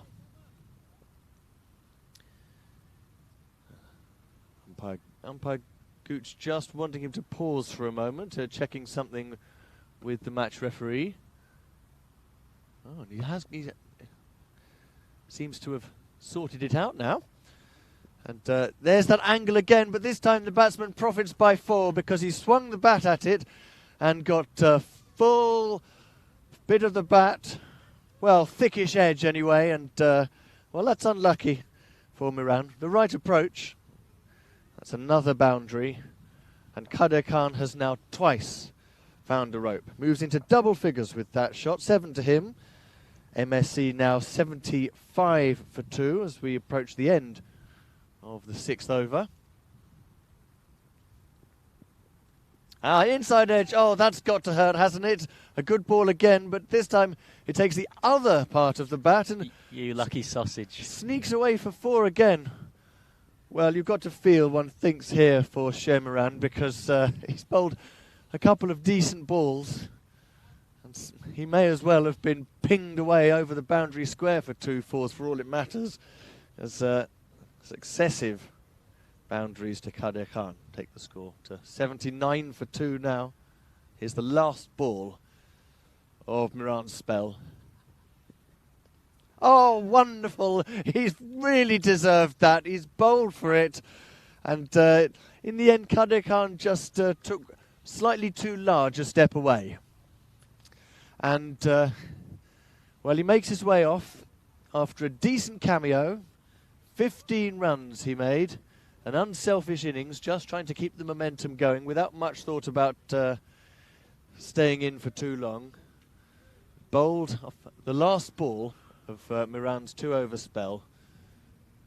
3 fours in his 9-ball score of 15, and it's nice to see at least that the over-the-wicket approach has worked. You see just a little, I just rolled the hand over it there. I wonder if we could see that replay just one more time. You may see, we do that, if we do get that replay again, that he's actually just bowled a little finger spinner there.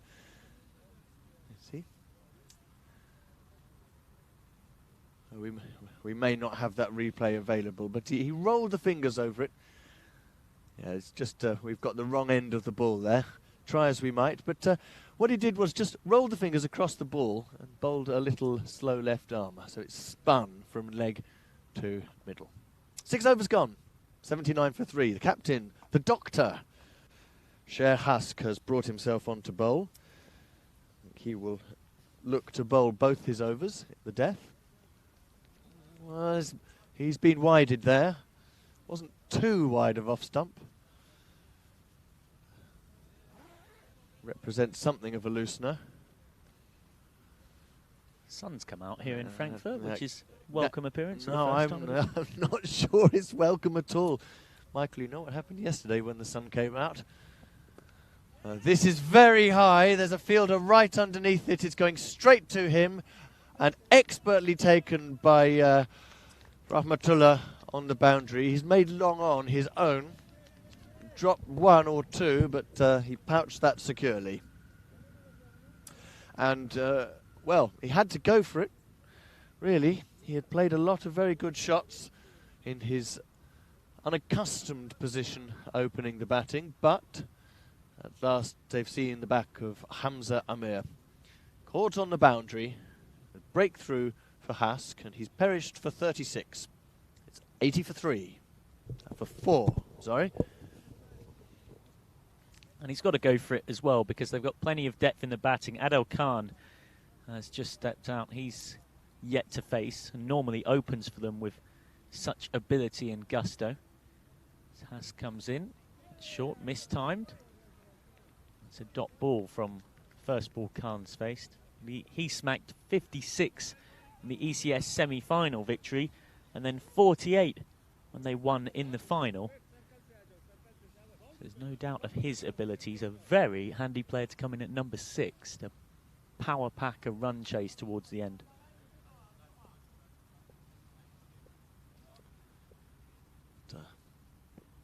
Hask has put a little bit more effort into that ball. The wicketkeeper thought there might be an edge. I don't think the bowler thought there was anything, and it was only when they saw the keeper going up in appeal that he decided at the last minute to join him. There's 2 new batsmen here, and Adil Khan just trying to overhit that ball first up.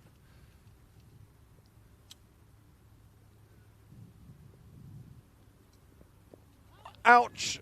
Ow. I think he's lucky that that was a slower ball from Hask, because we may could have hit him in a delicate area. It seems to be a slightly less delicate area for Khan, because he's just settled back into his stance. Look at that steely determination straight away. If it did hurt, he sure as hell isn't showing it. And he's worked it away through the leg side. There is a gap there, and that's got the legs on it at least to bring them back for 2. You don't think about the 3rd. It's a tidy pick-up out on the boundary. So Adil Khan is off the mark. He's got 2 runs now.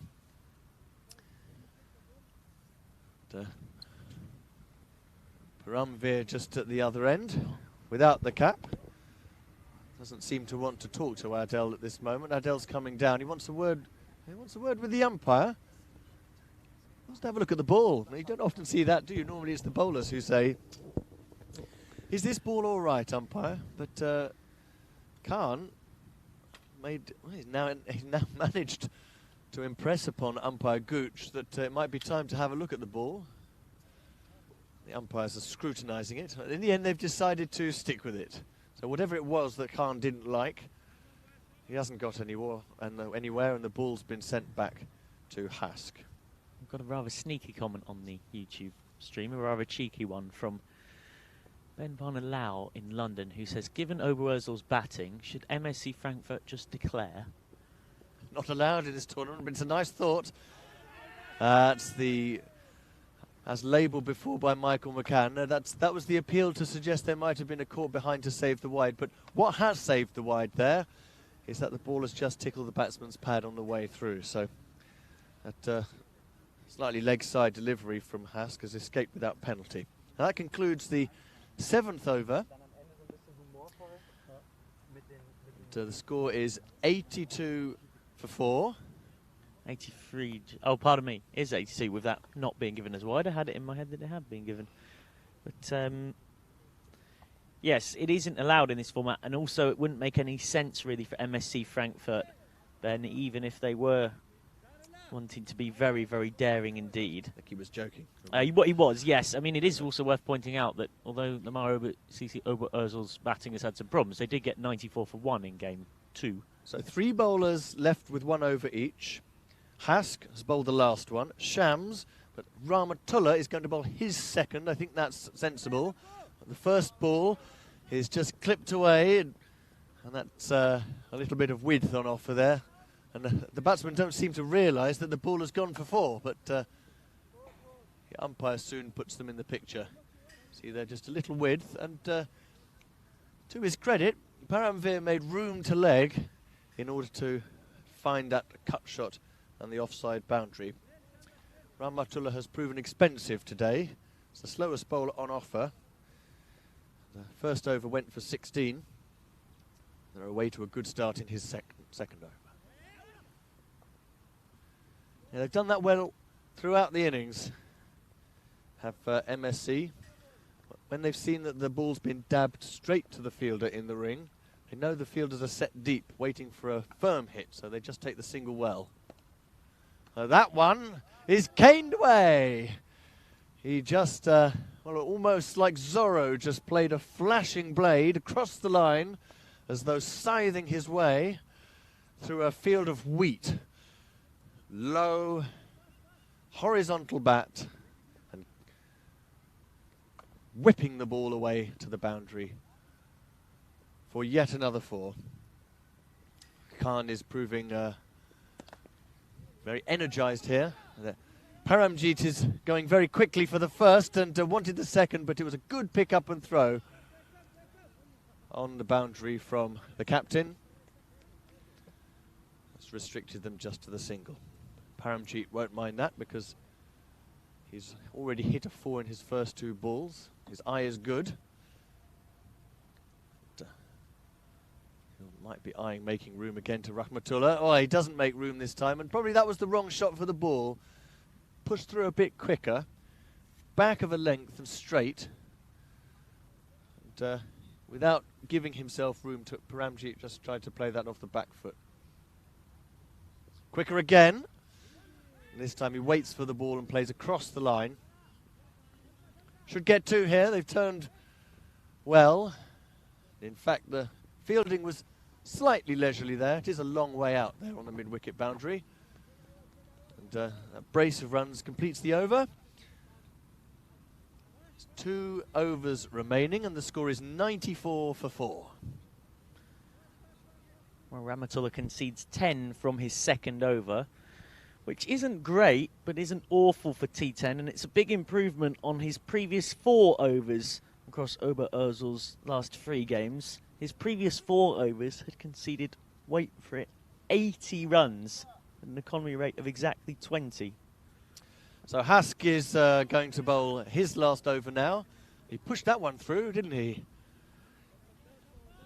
Just for a moment, it looked as though Khan might get a thick outside edge. Dot ball to start the over. Hasn't missed this one though. There's a very good fielder out there. Is Rahmatullah. The batsman quite justified in committing themselves no more than 1 run. The score is pressing towards 100 now. 5 more will get them there. And now that is aerial. Sadakat is under it. He's come in a little. Now he's backpedaling and it's just got enough on it to go over the rope for 6. And even if Sadakat had stayed on the line on tiptoes there, he wouldn't quite have made it. So that was really well judged by Khan. He didn't overhit it, just tried to time it. Sorry, that is Paramjit Singh. He's now found the boundary twice, and the second time it's been a 6. That is the 100 up, 101. Width on offer, but too much of it There is another wide. Well, these two put on 60 together in the ECS final victory back in July. Paramveer with 24 not out of 12. Adil Khan with 48 of 29. Trying to repeat that here. Paramjeet making room to leg again and scything the ball through the offside this time. And he's really thrown his hands through that. He kept a little low, and there wasn't lots of width, so by stepping to leg, Paramjeet has made that into an offside 4. He is very good when he makes room, in fairness. His timing is so strong. As soon as he's got that little bit of width, there is no fielder square on the offside. He manages to get it to race away very quickly.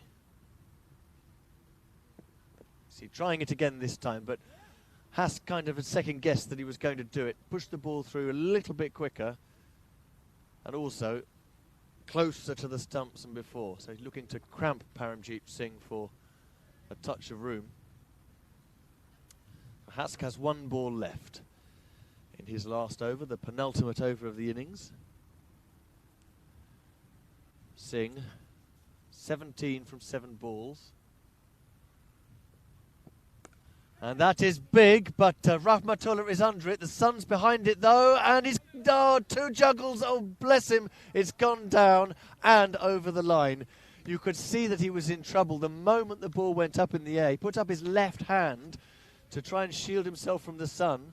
And although he got himself into the right position, Rahmatullah always does, he just couldn't pick it up. 2 fumbles, and then to make it even worse, went over to the line, and he apologised straight away to his teammates, but can't blame the solar system.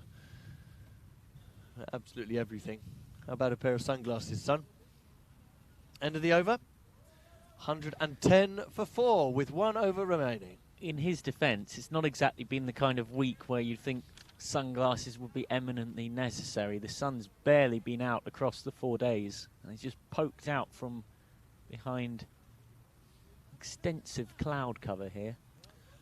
So it was a good penultimate over. Sher Hask may have gone for 3 off his first over. He's managed to get 12 off his second, so 1 bowler left of the 5 of them. The man who bowled the first, Sher Hask, is now also going to bowl the last. I want to give Sher Hask some credit here. He has managed his bowlers well, and he has got the right people bowling at the right times for me. It's a bit of pace there. That is flat, and it's skimmed. I think it's just dropped over the boundary for 6, just beyond the boundary. I think Rahmatullah was suggesting it was 4. He feels it hit short of the line. Looks a yard over to me. Let's have another look at it. See where it lands. Yes, it's hit just short of the line and then bounced up onto the rope. So there we go. My prescription needs changing. Hard done by Rahmatullah. Here's another flat one. He's going to have found the gap there. Well done, well judged. 2 men out there, as you can see. But it's very well placed. And unfortunately, Sham's first 2 balls of this over has dropped just a little short. And Khan has now really got his eye in, and he's pounced onto both of them. He's now advanced to 18 from 11 balls, and we have 120 on the board. 4 balls to go. This could be a 6 as well. Straight, high and handsome it is. And of the 3 boundaries he's hit in this over so far, that was the one that he middled the best. And really neither of the fielders out there on the boundary had to move. We nearly had to move because it nearly hit us in the commentary box. You could have taken your headphones off and caught that one, Michael. 126 now, 3 balls remaining. That's a short ball. Oh, he's been wided for that. Was it just over head height, was it? He does bowl that short ball very well, Shams. We get another look at that one, and we might be able to see just how far over head height that was. He bowls a sharp bouncer just at shoulder height, which is difficult for the batsman to get anything on. So still 2 balls left. And this one is should be a couple of runs if they come back quickly. The fielders fumbled the ball. The outfield is so difficult out here. And that allows a quick 2 to become quite a straightforward in the end. A couple of runs.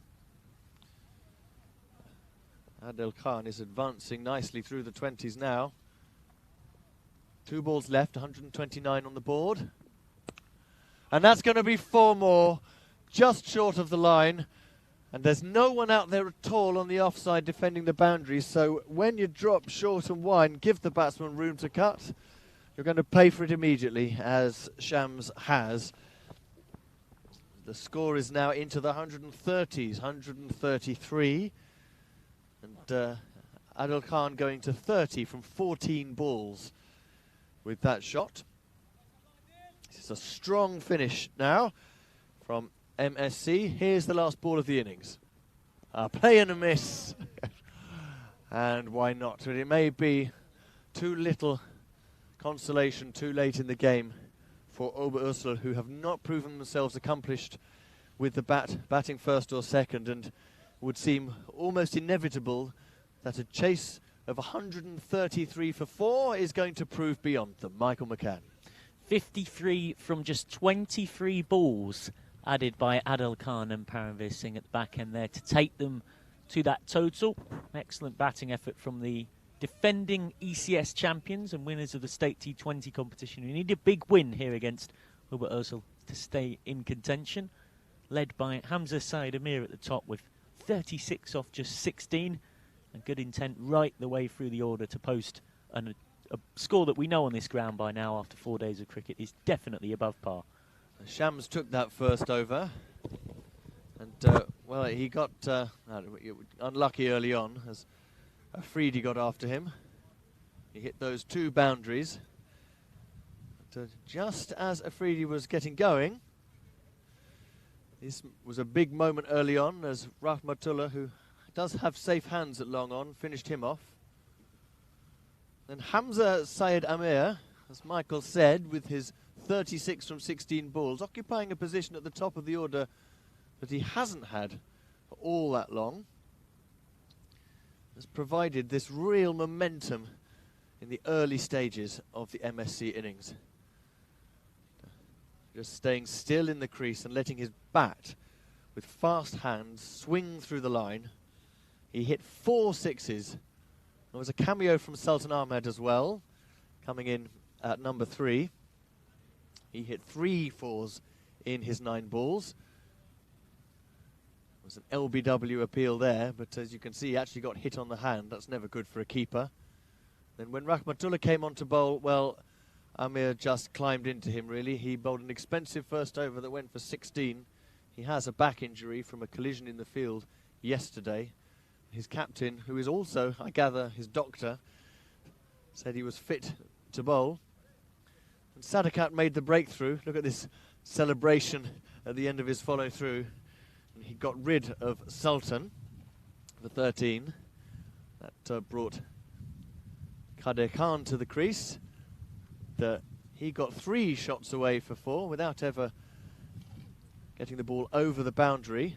You can see that he wasn't wasting any time at all. Didn't really play himself in, just kept the momentum going. But at last almost added insult to injury for Sher Miran, and it was really some deserved consolation for him that in the end he managed to clean up. Kader Khan.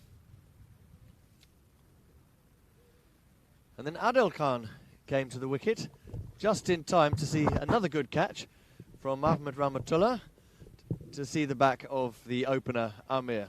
36 from 16 for him.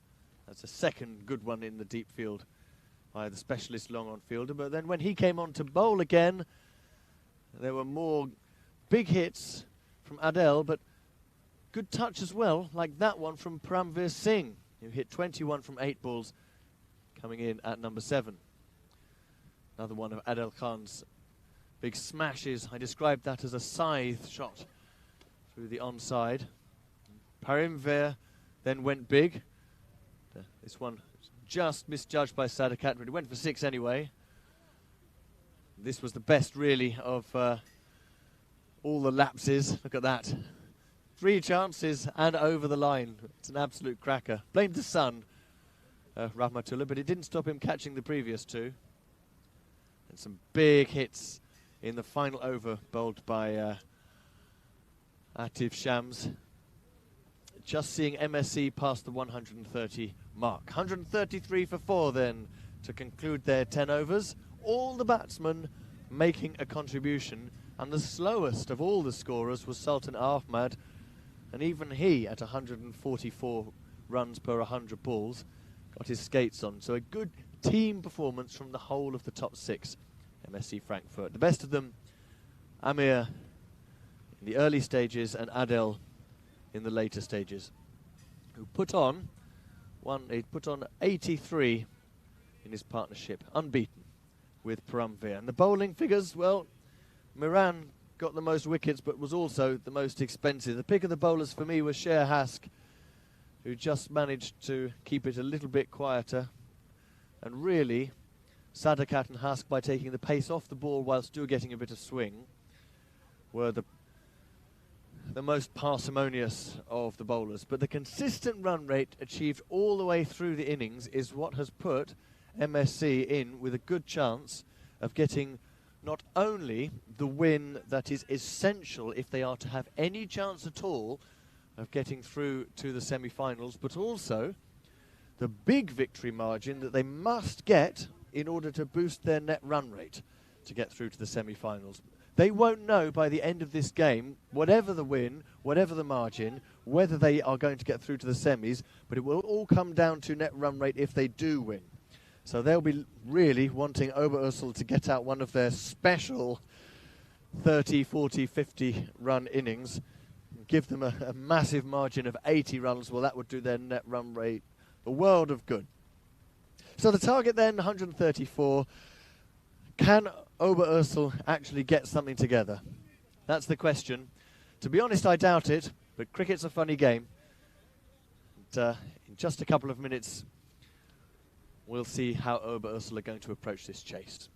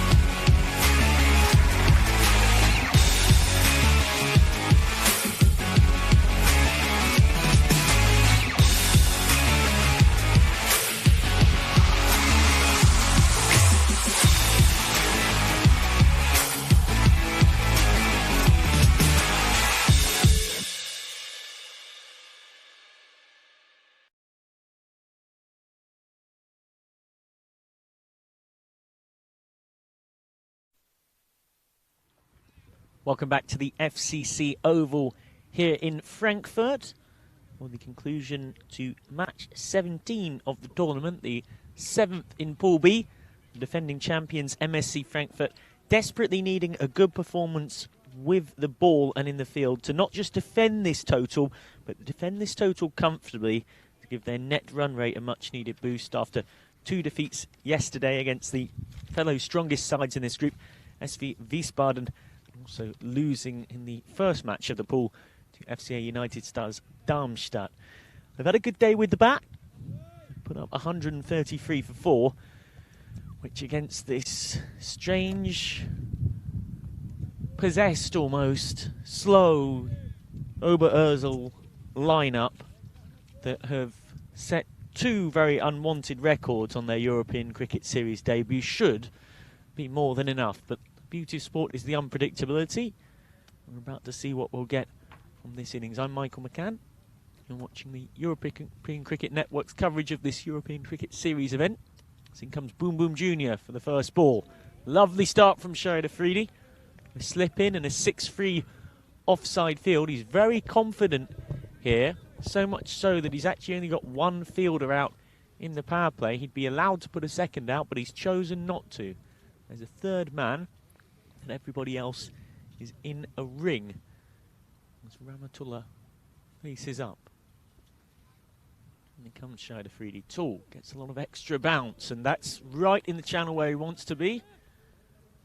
Slightly ugly smear drive from Momin Rahmatullah. So often is the go-to man for bowling, batting, or even wicket-keeping in this Oberursel side, but really struggled in Game 3. Played one of the weirdest T10 innings I think I've ever seen. 23 not out of 33 balls batting through as an opener. Short back of a length, clipped away for 1 through square leg. Fielded to stop the second. Not the cleanest bit of fielding with his feet, and not the cleanest bit of wicket-keeping from Sultan, but good enough. Yes, that innings that you're referring to from yesterday, Michael, there's a very famous historical event, isn't there? The famous Sunil Gavaskar innings in the 1975... Innings this morning from Rahmatullah, batting through for 23 or 33. Yeah. Yesterday. Just earlier on today. Yes, you said yesterday. We don't want to confuse people. Here comes Shahid Afridi Jr. Beats him outside the off stump. But in fairness to my commentary colleague Kit Harris, there's been so many slow innings from Oberursel in this tournament, it is difficult to keep up. In the first game, they kept Wiesbaden to 79 for 6. Oberursel managed just 46 for 3. And today, batting first against FCA United Stars Darmstadt, they won the toss, chose to bat, and managed 51 for 2. And that was where Rahmatullah got this odd accurate tag of a 23 or 33. Here he goes, very full down the leg. That's a wide. So that will definitely help their help the total. The 18-year-old Shams opening the batting. Pardon me, Kit. Yes, well, there was the famous Sunil Gavaskar innings of 36 in the first ever World Cup game for India, in the first ever World Cup in England in 1975. And no one could work out why he showed so little interest in scoring any runs at all. Shahid Afridi short. Well, Shams certainly shows an interest in scoring runs there. He knows there's nobody out on the leg side in the power play, so it's the right shot to try, just the wrong execution. Yes, Arjuna Ranatunga always seems to come up in this conversation as well, albeit in defence of both of them, that wasn't in a T10 game. Well, it's all the stranger in a T10 game. Never seen anything quite like it. Here's Shahid Afridi to Shams. He's showing good scoring intent here. Steps and makes room, but instead it goes all the way through everybody. Leg byes is the call from umpire Gooch. So 4 leg byes. They'll take the boundaries however they can come. And at the end of the first over, he's 6 without loss. Well, for Oberursel, that represents a pretty decent start. And although they scored only 6, there is some sign that they are going for the score here a bit. There have been some big plays and misses. So they've looked to be positive. Rahmatullah in the blue and Shams in the red. So they're up against a decent bowling side now that have not only accuracy, but also, which is not common to the group all the way down, also pace. CC Oberösel trying to avoid beating their own records for lowest scores in an innings. This shot definitely won't help, but dropped running back from cover. Was in that awkward 3/4 length between the boundary and the inner circle. Adil Khan inducing the full shot from Rahmatullah. He's trying to go over extra cover, didn't get it where he wanted it to. Would have been a good catch. Yeah, well, I'd rather see him playing that shot than the defensive in the leave. Absolutely. This is down the ground through long on, and that will go for a 1 bounce 4. Long on is very wide, so couldn't get round to cut it off. Well, this is better batting from Oberösel, who have already set records across more than 500 European Cricket Series matches in this tournament in Frankfurt. For the worst score batting first through their 10 overs and the worst score batting second is Adil Khan. Shams has a huge heave at that one, but doesn't get anything on it. Well, we're definitely seeing a different approach here now. Yeah, it's the right thing to do. Shams may not be the most destructive batsman in world cricket, not even indeed in this tournament or group, but that is definitely the right attitude. Here comes this time. Shams tries to go over extra cover, just about gets it over the head. Trickles through. Skip back for 2. Shanafridi Jr. recovers well, but the backing up is non-existent. Missed by the bowler Adil Khan. Good running. Which Shams is not something we've said often about Oberösel, it must be absolutely. said. Shams has got some real purpose about his game, and I hope that transfers to Rahmatullah, who's now on strike. Now, someone needs to tell Shams just to move over to the other side. He got a bit confused there and put the bowler off as he was running through. Full, inside out. And again, not really got all of this. Running back, what a good catch that is. Very difficult. The ball coming over his right shoulder. And Rahmatullah's very strange day of batting is ended with 2 off 5 balls. He is a good fielder though, isn't he, Pramveer? Just, it was very wide and the batsman got right under it, over his shoulder. He made it look really simple when it absolutely was not simple in any way, shape or form. It's a really important catch. And it gets them the early breakthrough, so Oberösel up against it now. Rahmatullah, who is often their most destructive batsman, scored at a strike rate of more than 2 a ball in the State T20 competition this summer, is gone. And you can just see the side angle looking at this again. Shams on strike now against Adil. He's coming right arm around to him. Very wide of the crease. He gets inside the line, out to the vacant square leg region. Mid-wicket running around does well. Keeps them to 1, and that's a bullet arm as well. There definitely wasn't a second there. Alif Gul joining Atif Shams out at the wicket.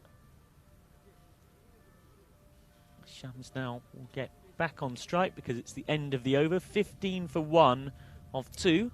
Adil Khan with 1 for 9 off his 2 overs. The former Afghanistan 18 player and under 18 player for the national side, now in MSC Frankfurt colours. It's Boom Boom Jr. Shanafridi to come on to bowl his second. 6 off the first. That represents a tidy over for power play cricket, so it's a good selection. Just to entrust him with the 3rd and last of the power play overs. Here is Boom Boom Jr., but he's been met with some boom boom of his own from the teenager Atif Shams. This is out towards the scaffolding in our TV gantry. Lovely shot from the 18-year-old. His first 6 of the tournament, and what a 6 it is. Yes, ball was just in the half volley slot there for him, wasn't it? And beautiful swing of the bat. Do it again. No, he's mistimed that ball shot a lot today. Well, that is a good response, I think, from Afridi, who overpitched the ball that went for 6, and so he's just dropped the length back. He probably remembers now that the plan must be, when bowling to Shams, to push it back of a length and straight, because that's the area he really struggles. Afridi again, bowling that back of a length, but he's got hold of this one, Shams. 6.6. That is right over towards the TV trucks, satellites and the nets. Out on the straight hit here.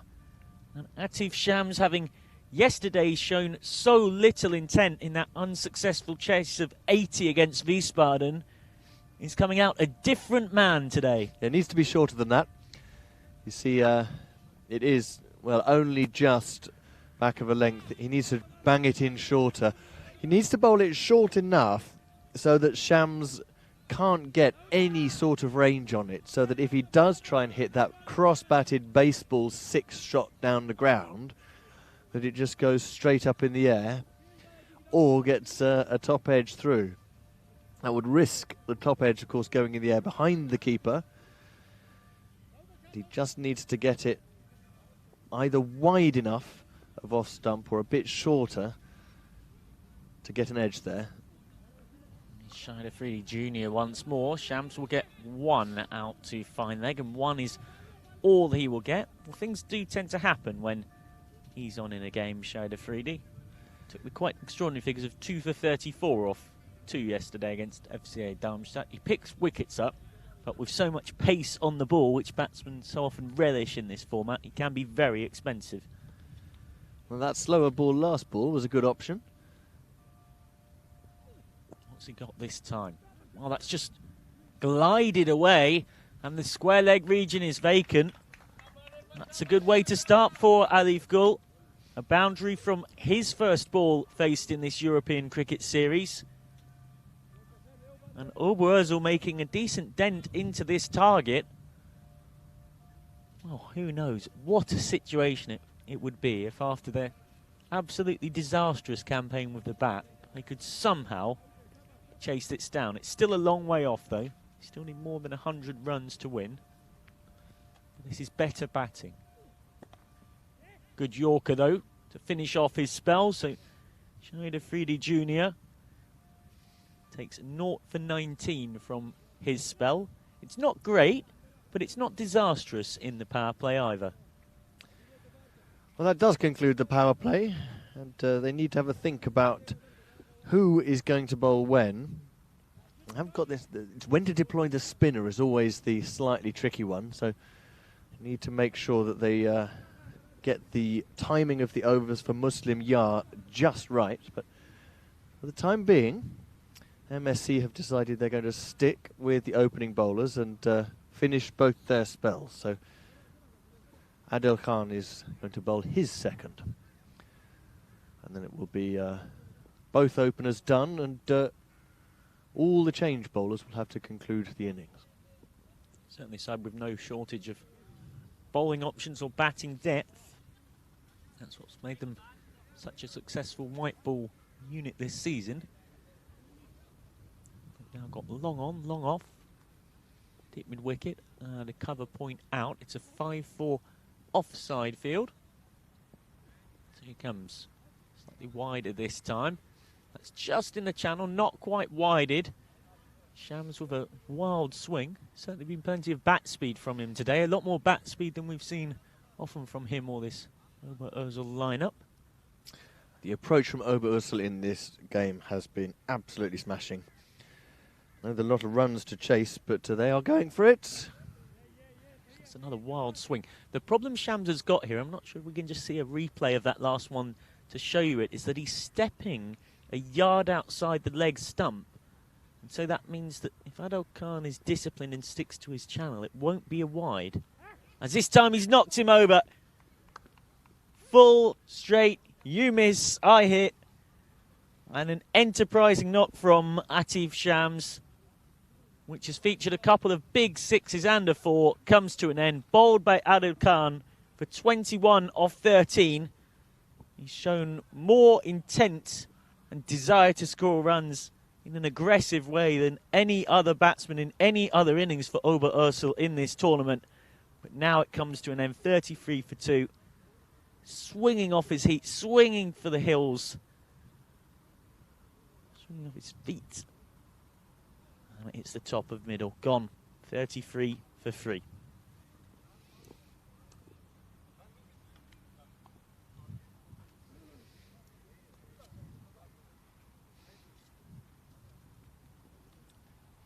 So Sadakat out there now.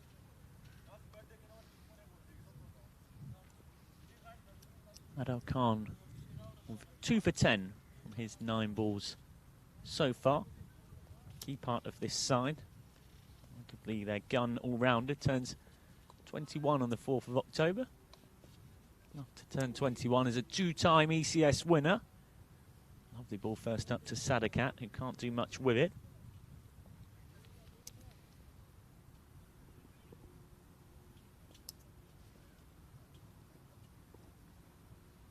Again, it's very full. A touch too wide though. Picks up an extra, trying to bowl in that channel that he's generally occupied so well, Adil Khan. Sun just coming out again, Michael. Yesterday when the sun came out, the midges came out in their profusion. Millions of them there were. Single for Sadakat, off the mark. I must say, I preferred the midges though to the cold. No way. Well, we'll have to agree to disagree with this. Oh, no, we're going to agree that you're wrong. That was awful, Michael. Awful, those midges. Sometimes the bowlers even had to stop in their run-up because they got a mouthful of midge. Oh, they weren't interested in me. I swear at one point a batsman was given out caught behind when he didn't get anywhere near the ball and the ball just clicked a midge on the way through to the wicketkeeper. Or was I imagining it? Full and wide.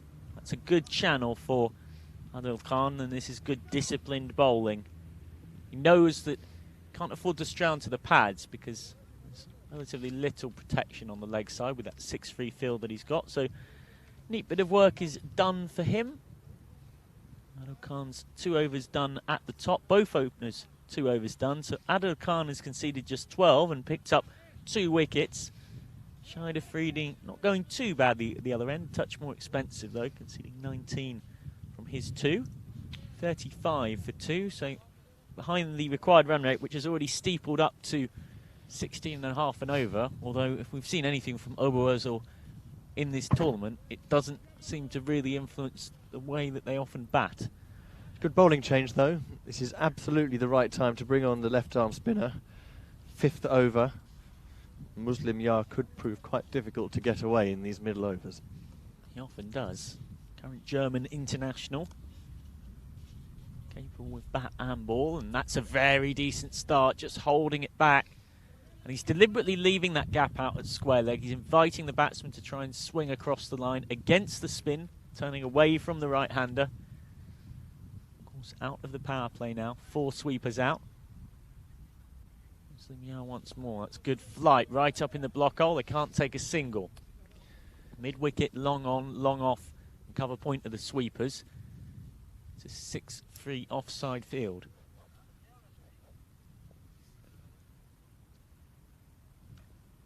Once more to Sadakat. He makes room. Can he get this straight to cover? No single there, but there is now terrible work. An unnecessary throw on this bob of the outfield because the batsmen weren't running anyway. Muslim Yar Ashraf didn't seem too interested in getting down to stop it. In the end, mid-wicket and long on converge. Single. Yes, Sakand just got a bit too keen, didn't he, to go for the run out there.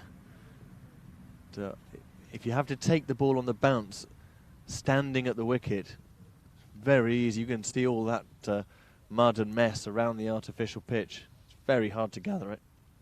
Muslim Yar bowling really well here, and that's another dot. Turning and bouncing away. Struggling against Muslim Yar here. Oh, and he's got him stumped. Not too surprising. He's had the nub on him the entire over. Struggled to get Muslim Yar away. And from the 4th ball, finally gets his reward. You don't often see it, do you? Stumped off a wide. It is legal in cricket. The batsman made room. Ball actually moved away. A bit of spin on it. So just take a look at this. The movement away was what beat the batsman. Definitely a wide. And a nice clear stumping decision as well. So both umpires having something to do. And dare I say, I think he might have even done that deliberately. I'm not sure about deliberately bowling a wide, but he could see the batsman coming down the pitch and was quite content to put it a long way outside of the off stump, even if the single happened. Now, you might have noticed, this truly is village cricket. I've got a lot of time for this. The new batsman coming out has got in permanent marker written on the back of his shirt the number 6, which... Look at the cap is the other thing that completes the picture, isn't it? Absolutely. Here's Muslim Yar, first ball. And it's chopped off the inside edge to complete the village look to this new batsman, who will now get through for a single on the overthrow. Some slightly messy fielding from MSC Frankfurt, and it's got even worse here. A terrible throw that Sultan Ahmed, the keeper, can't gather. So they get through for 2. And Mohammad Ezarullah, who has made quite an impression already, having only faced 1 ball in his European Cricket Series career, gets a couple to his name. I think nobody told him he was going to be on television. A little 6 with Sharpie written on his back. Got his glasses on and his cap on back to front. My word. It's quite a look. Muslim Yar. That's the wide again. Just a touch too wide outside that off stump. Well, I can tell you the teams were certainly told, because they qualified for this tournament back on the 13th of September. They had 2 weeks where they were informed about the need for numbers on the back of shirts, etc., etc. They would have been fully aware, but the memo definitely did not get through to Mohammad Ezarullah, who gets a single there. He's got 3 of 2, and at the end of Muslim Yar's first, he's conceded just 5 and got that stumping off a wide, so the score is 40 for 3. Now, I'd go with Dard Mohammed now. A bit of left arm over, I think, would vary this nicely, and he will be tricky to get away. Yes, look, it is going to be Dard Mohammed as well. He has a nice angle, and we saw repeatedly yesterday that when he pushes it across the right-handed batsman, it is quite difficult. It says Sallu on his back. It is Dard Mohammed bowling now. There you go.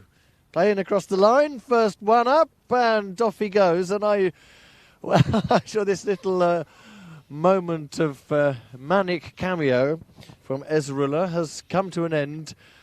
Well, perhaps not surprisingly, quite swiftly. He wasn't going to die wandering. The straight ball really wasn't there for the pull. And, well, back he goes to the nets in the park. That marker pen has been out at work again, because now we have a little number 12 on the back. I wonder what happened to all the shirts. Dard Mohammed has got a breakthrough with his first ball. One interesting thing with Dard Mohammed is he is the MSC Frankfurt bowler who many of his teammates say if a match does go to a golden ball, he's the man that they would trust to bowl it. And yet he's actually been quite underused throughout this tournament so far.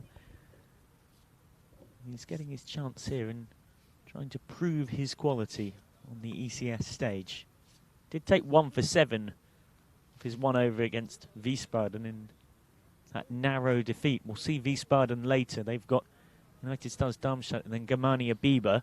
But in the permutations of the table, all MSC Frankfurt can do is win their 2 games and win them as well as they can, and then hope that Wiesbaden lose both of theirs. MSC up against Oberhausen now and Germania Biber next. So the new batsman is Sher Yassin. Just making his guard now. Here's Dodd's second ball. And that's good cricket, well placed. He did have the right idea in setting off for the single, but Sadakat, who couldn't always be accused of being in a hurry to back up, sat on his bat at the non-striker's end and sent Yassin back. That's the ball that we've been talking about. It's just a little leg cutter, really. He gets it to go away off the seam. There aren't many ways to play it. Square of the wicket on the offside, if you make a little room, is one way. But the batsmen stay where they are and try and play it a little late. See, it just cramps him for room. Look where his back foot is there, you see. He's cleared the front foot and tried to hit away straight through the offside or through extra cover. The ball's angled across him like that. He hasn't really got the room. There's two options are walk across the stumps and get into line with it, or back away more. Here again. A little jump in the crease there, but he's just wafting at the ball. It's zipping past his gloves, and that is exactly what Dod Mohammed wants him to do. He would almost be better off walking across his stumps and actually trying to get in line with the ball. Well bowled again, because we've seen before that if you do walk across your stumps, Dod is a canny bowler, and he is capable of reacting to that and whipping the ball in to bowl you behind your legs. So what a wonderful first over that was from him. And I think it's the fourth time that we've seen in the tournament so far a maiden, and the second time that we've seen a wicket maiden. 41 for 4 after 6 overs. I make it, I've been trying to keep track of this, the 6th maiden. SVV Spartan have managed 3, unsurprisingly, in the match against Oberursel. Here is Muslim Yar, and this one is skied. There's a fielder underneath it, and it's well taken by Adil Khan at mid-on. Easy as you like, really, and you can't fault Sadakat for going for the big hit there. It was a full ball, it was in his hitting zone, and he's just ever so slightly undercooked it. Not much strength under the ball there. And, well, he's perished going for runs, which is the right thing to do, but there goes the 5th wicket, 41 for 5. On the maidens count note, there is one commonality with the maidens, and I'll see if my commentary colleague or you at home can spot it. So SVV Spartan have bowled 3 maidens in this tournament. FCA United Stars Darmstadt have managed 2. And now MSC Frankfurt with Dawud Mohammed have managed 1. Can you spot the commonality? I fear you're going to tell me that they were all bowled against Oberursel. They were, which I guess isn't too much of a surprise when a side have set the European Cricket Series record across 500 matches for the lowest total for their 10 overs completed when batting first, and their lowest total when bowling first too. Sher Hask, the captain, has come out to bat at number 7. The batsmen have crossed, so he's going to be at the non-striker's end. And Muslim Yar, well, that's a good steal of a run there if they make it, and they do. Oh, has he made it? Don't think he got his bat down in time. I want to see that again. I think maybe if the umpire had had the opportunity to send that upstairs for the replay, just a split second after the ball knocked the stumps over, I think he might not have put his bat down. He certainly didn't run it in. Watch Hask here. He says no, and then he says yes. And the ball hit the stumps. I think he's out there. I don't think he had the bat in. He looks across at the umpire. We have one more look at that, and this time we'll look at his foot. If we can see that again once more. The bat came in afterwards. It's a slightly closer angle this time. Watch Hask there. The ball comes in ace short of the line. I the agree. bat and the feet got him short of the line there. Well, the umpire does not have the luxury of those replays. That's the key thing to note. Dr. Hask has got a reprieve there. To look at that for a slow left armer. Little bit of in-drift, just drawing the batsman into the shot. And just enough spin away from him to beat the bat. It's a proper left-arm spinner's delivery there. And again, it's gone on with the arm this time. It's beaten him all ends up. Again, that drift in, but no turn away. It's just zipping it past the captain's outside edge. He's making Hask look a bit amateur here. And that's a better shot. You get one at least. Slightly over pitch that time from Yar. And Hask is off the mark. And it's 43 now for 5 in the 7th over. The rarest of things, an expansive shot from Dr. Hask. Yasin settles now. He's been trying to hit the ball. Stepping across and playing through the leg side. Good idea. A good bit of fielding in his follow through here. Will Hask go for the overthrow again? No, not this time. Well, he can't because Sultan, the keeper, was grabbing both of his arms around him. Can't be running anywhere with Sultan right next to you doing that. But yes, I mentioned that in regard to Hask because in that super slow 51 for 2 that they could muster, the batsman who seemed the most paralysed of all and unable to score was Shoaib Hask, who came out at number 4 at the death in a T10 innings and managed 1 off 13 balls, which was quite astonishing stuff. Okay, there are 3 overs left, so it's essential now to introduce the 5th bowler, because the 5th bowler is going to have to bowl overs 8 and 10. As you can see, it's Wasim to bowl his gentle seamers to Hask. And he's going to get a wide for that first one. Just a loosener. Wasn't too bad the delivery. He was trying to float up the leg stump Yorker. Just pushed it a little too wide of leg stump. Daud Mohammed, we assume, will both bowl over number 9. Very good ball there. And Shoaib Hask, who's not a batsman with a great range, decides that all he can do with that fairly innocuous delivery is just defend it. And now Wasim is going to push it across him, right arm round, and that's given him room to swing the bat. Just ambling a run. Now, if they'd gone hard, they might have got the 2, but they've decided to go only when the fielder has misfielded the ball. How extraordinary. You may as well get a few steps down the pitch before committing yourself to the second. As it was, the keeper took the bails off with his gloves. So there's no harm done there. And Shoaib Hask has come back for a 2. So Yes, it's a slightly odd way of doing running, isn't it? well run in the end. Well, it's just outside the tram line. I get what Wasim was trying to do there. Put it out of reach of the batsman. But he doesn't want to get it that far, because then he gets the wide.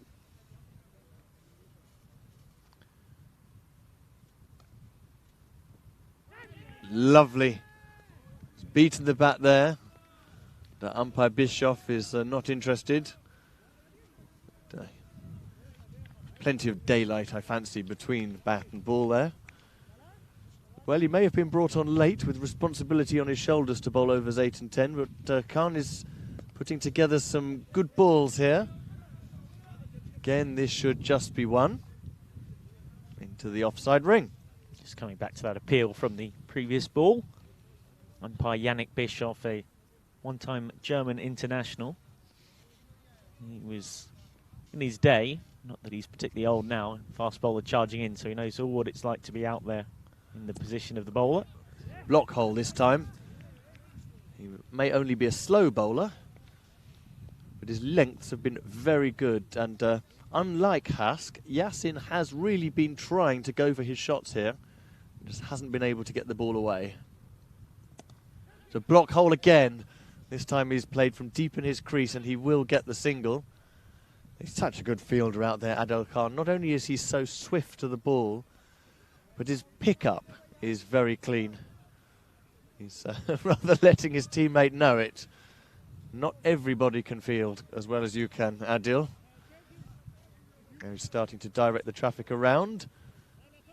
We have come to the end of the 8th over.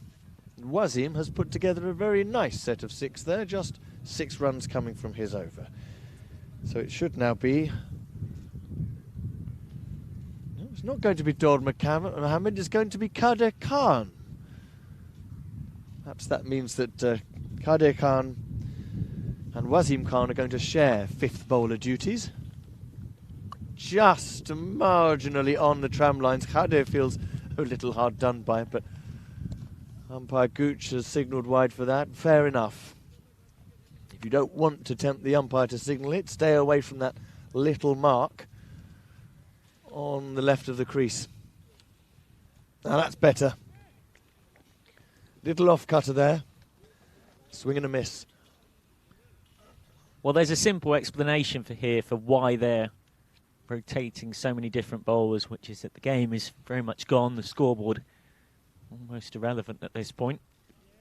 Almost nicked behind. And I say almost because it's not totally irrelevant. It's really important for the defending ECS champions MSC Frankfurt to win this as well as they possibly can, get their net run rate sorted out, and also give all their different bowlers a go before their next match, which is straight away against Germania Biber. Expertly done again, just drifting that ball up into the block hole, nice and full. And I've praised Sher Yassin for his attempts to strike the ball. But, though he's batting at number 6, he does find it hard to get it away. Just a little touch into the offside this time. They don't risk the run.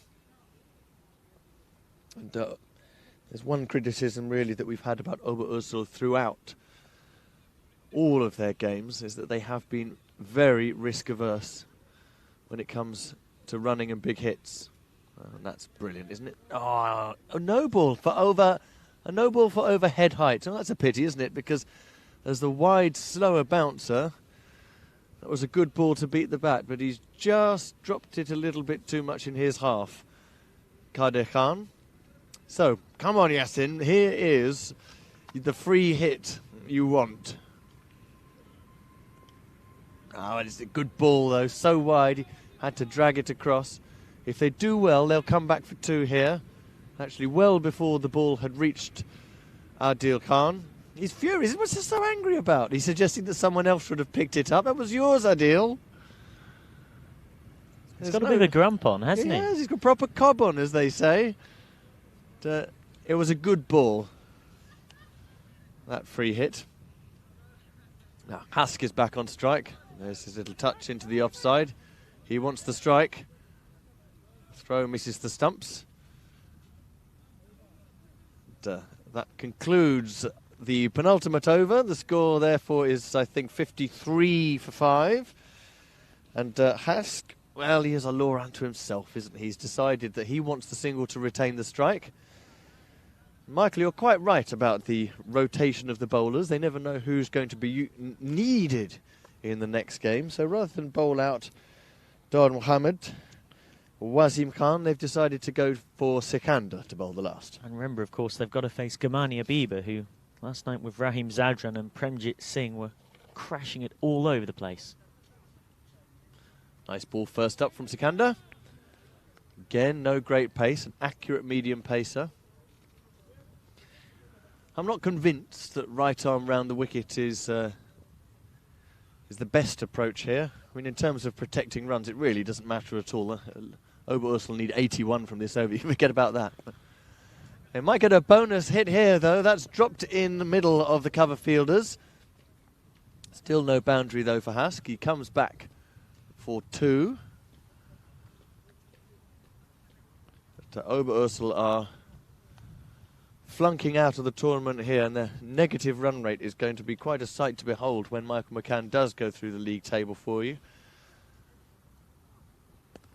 In the air this time, dropped short of extra cover. Hask has decided he does want the single, and a direct hit would have done it. Hask is not a man for running his bat in along the smooth carpet of the artificial pitch. He would much rather just plonk it down once he's over the line. Yassin back on strike, making room with his feet here, and he's whipped it away through the offside for a 4, and he's deserved that. Yassin has tried ever so hard to get the ball away, and at last, having made his way to 3 or 15 balls, coming down the pitch and turning that ball into a half volley, he's played a shot that really any batsman in this tournament would be very proud of. This time making room across the off stump.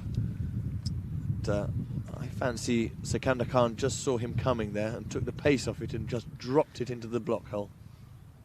So already before this game, Oberurzl's net run rate is minus 6.8. And that is Ouch. that is the difference in runs per over scored by them and the teams they've played against. And that's another good hit. He's only going to get the one for it, as Adel Khan is such a good fielder on the boundary. What that means is, in case you're not an aficionado of net run rate, it means that Oberurzl now go to their 4th defeat in the group and finish last, have scored their runs at an average over the course of the group games of 6 runs and over slower than their opponents. And that is really quite a prodigious difference. It's pretty awful. Yep. There's no nice way of disguising it. That in their first ever televised campaign, they were a surprise package to even finish in the position in the group in the state T20 competition that got them into the ECS in Frankfurt. But having been such a shock to get here, they have fallen apart on the big stage, Oberurzl, and it's with the bat that it's been a particular disaster. In truth, they've had the embarrassment of posting the lowest ever total by a team batting first in the entirety of the European Cricket Series and using up all 10 overs, and batting second. They've also achieved the exact same record, and that's not just from the tournaments here in Frankfurt.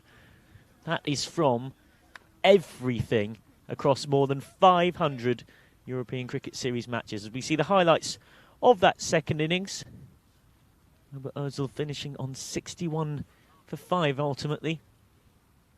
Shahid Afridi opening up. He got hit about a bit by Atif Shams. 2 nice 6s and a 4 as well. Mohamed Rahmatullah going for just 2, but then Shams got firing and then was removed. Bowled by Adil Khan. You miss, I hit. Full and straight, trying to swing it off his feet. Adil Khan gone, getting the wicket.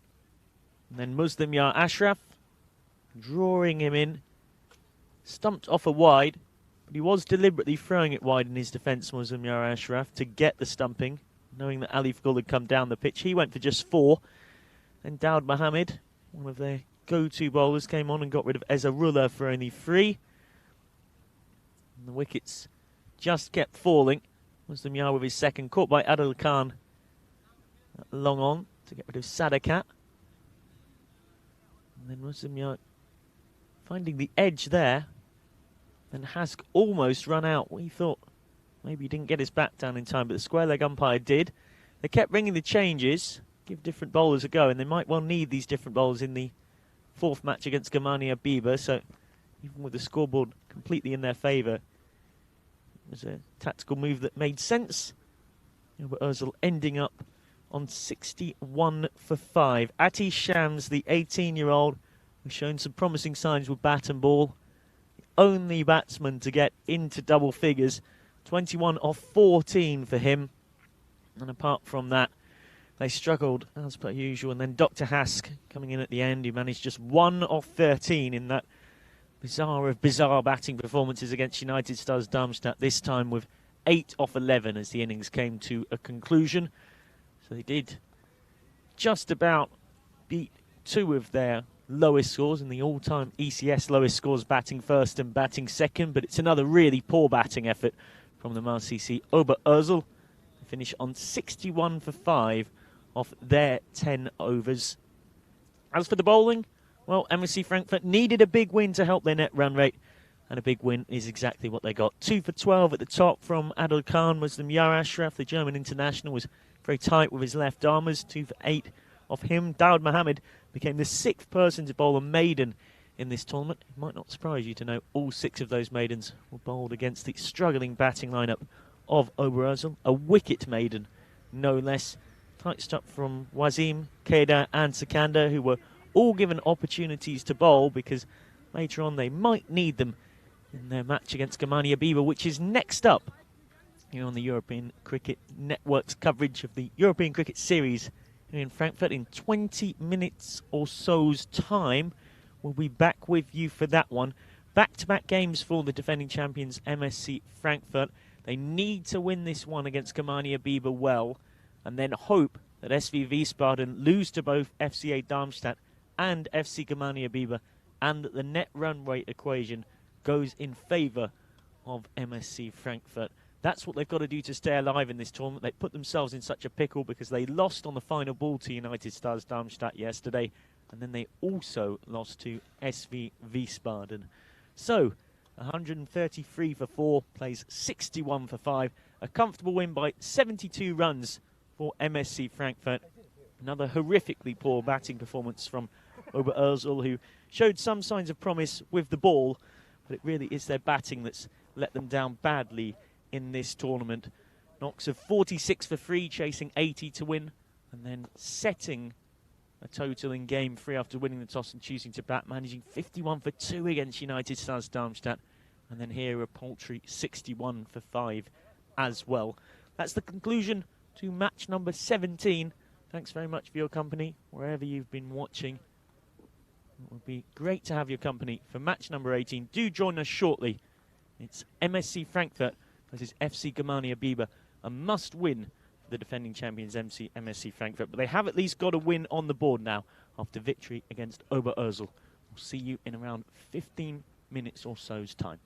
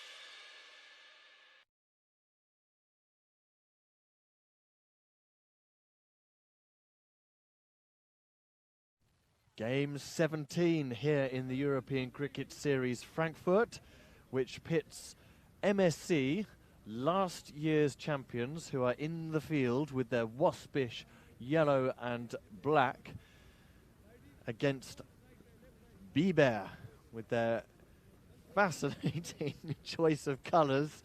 They're almost fluorescent, brighter orange. Now Biber are in a good position, and a decent result here will make it more likely than not, on balance, that they should get through to the semi-finals. But there aren't guarantees about results at this stage, save one. If MSC should contrive to lose this game, then they won't be able to get through to finals day tomorrow. And in fact, if they do win it, they really will need to win it handsomely in order to get a good enough net run rate to send them through in the event that they're tied on points. So, in terms of league table positions, the batting team is just has the advantage, and it's the last chance saloon for the bowling team. But, they are both evenly matched, you would say, from what we know about them in this competition. The toss was won by MSC, who decided that they would rather chase, so they've stuck Biber in. So they will be looking to get Biber out for a low total. Under 100 would be ideal, and then to knock it off, preferably with a couple of overs to spare. What we've seen from FC Germania Biber is that they've run well between the wickets. Here's the first ball, Adel Khan to bowl it. There you see immediately that good running, hustling the first one, thinking about the second. It's a clean pick up and throw. Biber, of all the teams in this tournament, they're the one really that's shown the most purpose between the wickets. Your European Cricket Network commentators for the game, me, Kit Harris, and with me, Michael McCann. Good afternoon. The sun's out in Frankfurt, and a few of the thousands of midges that descended on this ground yesterday have started to return. Hopefully it doesn't get as bad as it was then. So the left-handed Gurjinder is going for the big shot straight away, and he's placed it well in the gap. One bounce about half a metre short of the boundary, and Gurjinder is off and running with a 4. We're doing further examinations of the table. We are getting to that point where it becomes increasingly complex. It does pretty much come down to the fact that this is a must-win game for both of these teams. Both teams, indeed. So there he goes again, giving himself a little bit of width and room. And a great pick up and throw, but Gurjinder is now going to come back for the second one. That's well judged. No one backing up. And, they might even, I don't think they're going to get the third. They did think about it. Well, they can't, because he'd run to the long-on boundary. He'd kept going. Overshot it, hadn't he? Coming back for the second, Mohammad Zahid, and he dropped his bat to boot. You see what I mean about the running? Pressure already on MSC in the field. Nice and wide, skewed high up over the infield on the offside. And that open-faced carving shot has yielded 4 more. Same sort of shot as before, but it was much wider. He just closed the face on it a little bit, so it was a bit top-edgy. But, he's timed it well enough to get it over the line. 4 balls gone. Already 11 on the board. It's the only lefty in this Germania Biber squad. This one was Vinay Kumar Narayana, who bats a long way down the order. The only lefty in the top order. It does create awkwardness for the bowlers' lines and lengths. We'll see what Adil can get on the comeback. Just an extra fielder going in on the offside now to reinforce with the slip. That's an optimistic move, isn't it? Putting in a slip, the way things have started. Is that just outside the tram lines? Swung back in. Quite big swing, actually. And the only swing that was bigger was the one that put Gurjinder on his knees. So the umpire is unmoved. The ball probably just in line with the wide ball marker. It's been placed there in white paint wide of the crease. More in swing and push down the ground. Now this could be 4. It's a difficult stop for Muslim Yar, but he's managed to pick it up. And look at that throw. Isn't that a wonderful pick up and throw? He's a national team player. He represents Germany, and you can see in his fielding just what skills he has. So that concludes the first over. A fairly tidy from Adil Khan, but Bieber have made a strong start thanks to Gurjinder Singh. They're 12 without loss. So on the table scenario, FCA United Stars Darmstadt top with 3 wins from 3, sitting pretty. They are through now. SV Wiesbaden have got 2 wins from 2, so they're well placed in second. Both of these sides have won 1 so far. The key difference, though, is MSC Frankfurt lost twice yesterday, and Germania Bieber have only lost once. This is their 3rd game, so if MSC lose, they're definitely out. If Germania Bieber lose this, then they're needing some miracles of their own to get back. They could technically just squeak through. Here's Shahid Afridi, a misdirected first ball down the leg side, and Gurjinder Singh is off to a flyer. Really, with the field that was set and no one deep on the boundary backward of square, he only had to get something on it to be rewarded by 4. You can see here, he actually got just the top part of the blade onto it. And as well might Sakanda say, well, why isn't anyone out on the boundary? I can't stop that, can I? 16 of the first 7 balls. Good ball this time, good length. But you see that running again, we've talked about it a couple of times, and it's more evidence of the purpose that exists in these openers' minds. Singh and Zahid, they raced through, and the ball was hit straight to the fielder, just a little softly. Yes, Good. We've been impressed by Bieber with the bat in this competition. A very decent 120 for 5 batting first against United Stars, and then that crackling 179 for 2 yesterday, led by Zadran and Premjit. Well, that's hit Zahid on the glove. That was an awkward delivery. He may not be a very quick bowler, but he's so tall that the bounce he generates can be really awkward, Shahid Afridi. And that one really jagged back in at Zahid and hit him on the glove. You can see he's just wringing his hand there. The glove going to come off. He's checking out his fingers to see if there's any obvious sign of a compound fracture. But seems okay, just a bruise. Shahid imposing himself. Signal from the wicketkeeper to go wide there, but he ignores that signal and he's hit it high. Went further up in the air than it did along the ground there, and it's just dropped short of Muslim Yar. And a single is all they've been able to get. The sun continues to peep out, Michael, and the midges descend. Good amount of purpose in this Germania Bieber batting, and we'd have expected no less.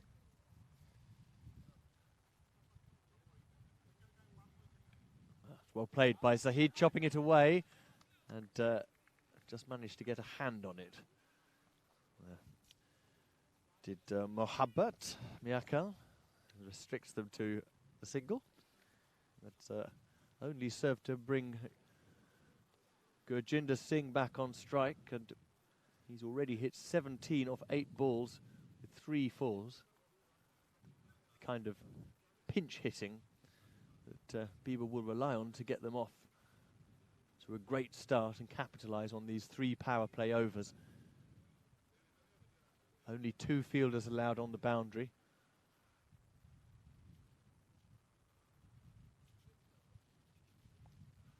That's not quite timed there. It was a bit of a miss out there from Gurjinder, because actually that's hit him in the stomach. He's rubbing his stomach there. It was a slightly slower ball. He tried to roll the wrists on it and guide it behind square. So in his over, Shahid Afridi has managed to hurt both of the batsmen. Zahid on the hand and Gurjinder Singh in the stomach. He's a beast. 21 for 1 for no wicket after 2. Michael. Yes, Boom Boom Jr. with that quick run up, that whippy action and that hike can cause some real problems at times. One side who haven't really caused problems for their opponents in the group are Oberwurzel. That is the only thing we know, that they are out with 4 losses from 4. Peter Young says with the hand-drawn numbers on shirts and lack of batting, I think they've come into this tournament more than a little undercooked. I hope they can grow as a team and come back stronger. Yeah, never was a truer word tweeted. Yes, a side that in so many ways didn't seem ready for the T10 European Cricket Series and were found wanting. So Gurjinder has gone big again, and he's got it high over, long off. As soon as he hit it, you knew with the clunk of the bat that he'd hit it right out of the meat of the blade. And it doesn't matter how good a fielder you are, unless you're Mr. Tickle, you are not going to get your hands to that. Just made room, freed his front leg, absolutely middled it. And that's Gurjinder's first 6. 23 now he has off 10 balls. He goes again, and that's going to be 6 more on the leg side. Just as convincing a hit, backed away, gave himself room to swing again, and he's middling everything. Gurjinder goes to 23, and now the score is rocketing along. 33 without loss. Well, it's easy to say it after the event, but I'm really surprised MSC Frankfurt won the toss and elected to bowl, because Gamani Abiba's success in white ball state competitions this season has all been built off batting first, and they've got the chance to do that again here. Play and miss, though. Did he just indicate that he tried to open the face of the bat almost sideways to try and hit it square through the offside? To the right of your picture, there's 1-2 sweepers for the drive, but they are straight. Makes room, and he's skewed it up in the air exactly where he wanted to the ball before. Same shot, really. He should get 2. Now, if we can get a replay of that, I can show you what he was trying to do. It didn't come off the previous ball, but it did that time. As the bowler ran in, he had his eye on getting the ball up and over the infield on the offside. Just turned the bat in his wrist, opened the face of the blade. And that time he's gone inside out and tried to hit it across the leg side, baseball style. Just to finish that point, so in the German State T20 competition that they played so well in to surprisingly qualify for here, they won 6 games of 9 in their pool, Gamani Abiba. And in all 6 of those matches, they batted first. The umpire was just telling Adele to calm down there. And if you noticed, as Gurjinder had played and missed, and as Khan made his way back to his mark, the umpire just turned to him and gave him a rather pacifying hand gesture, as if to say, just take it easy. It's been very animated, both in this game and the previous game, where bizarrely, despite being completely dominant against Oberursel, defending 133 in the field, he was still pointing and shouting at all of his teammates throughout a lot of that run chase. And of course, they're playing back-to-back as well, which maybe isn't the easiest of things. The adrenaline's still going from the previous game, and you're back out there once more without any time to rest. Power play's over, 36 without loss, and Daud Mohammed, one of my favourite bowlers in this competition, with his awkward little left arm off-cutters. Let's get to bowl to a left-hander this time. It's just held its line. They've gone for the appeal. Now, it's extraordinary. The finger's gone up, and the batsman is saying, well, what was all that about? I didn't see a deviation myself. Michael McCann is convinced there was one. I definitely heard a little schnick on that, and the umpire agreed with my assessment.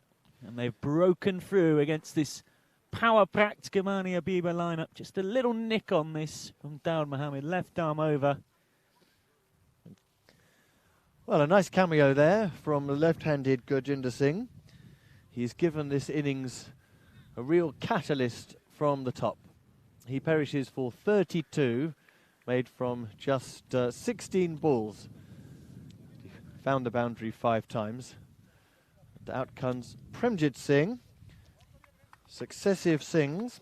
And he's a pretty good man to have coming in at number 3. Yesterday, he scored 126 runs in his 2 innings, got out just once, facing 44 balls, hitting 15 fours and 8 sixes. He's the current top run scorer in this tournament. That's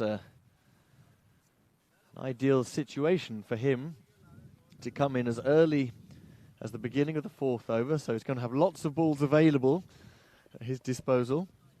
And when Gurjinder Singh has got Bieber off to such a decent start, 12 and over the rate so far. Just trying to feather it down the leg side. It's only just missed the pads, and that's why we have the wide.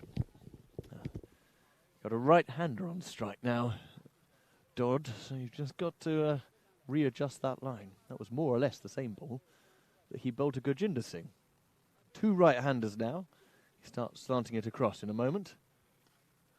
There it is, but neatly punched to cover point, and they've quickly taken the first. They're coming back for the second. There's a chance of a run out here, but the throw is a very awkward one for poor old Dodd to collect. It just came to him on the bounce. He wasn't able to gather it cleanly, so good running there. 2 runs gets Premjit Singh off the mark. And you could almost certainly pick up on the effects microphones the huge cheers of delight from the Gamania Bieber players not far away from us, very much encouraging this positive, aggressive running approach, which they've done better than anyone else in this competition. Just tucked it into the offside again. This time it is fielded cleanly, but they've again run with great sense of purpose. And they're through for the single. Yes, you do hope that Ober Ozil might be watching Gamania Bieber's approach, and they could learn a thing or two from it if we do ever see them back in the European Cricket Series again after 4 losses from 4 in this group.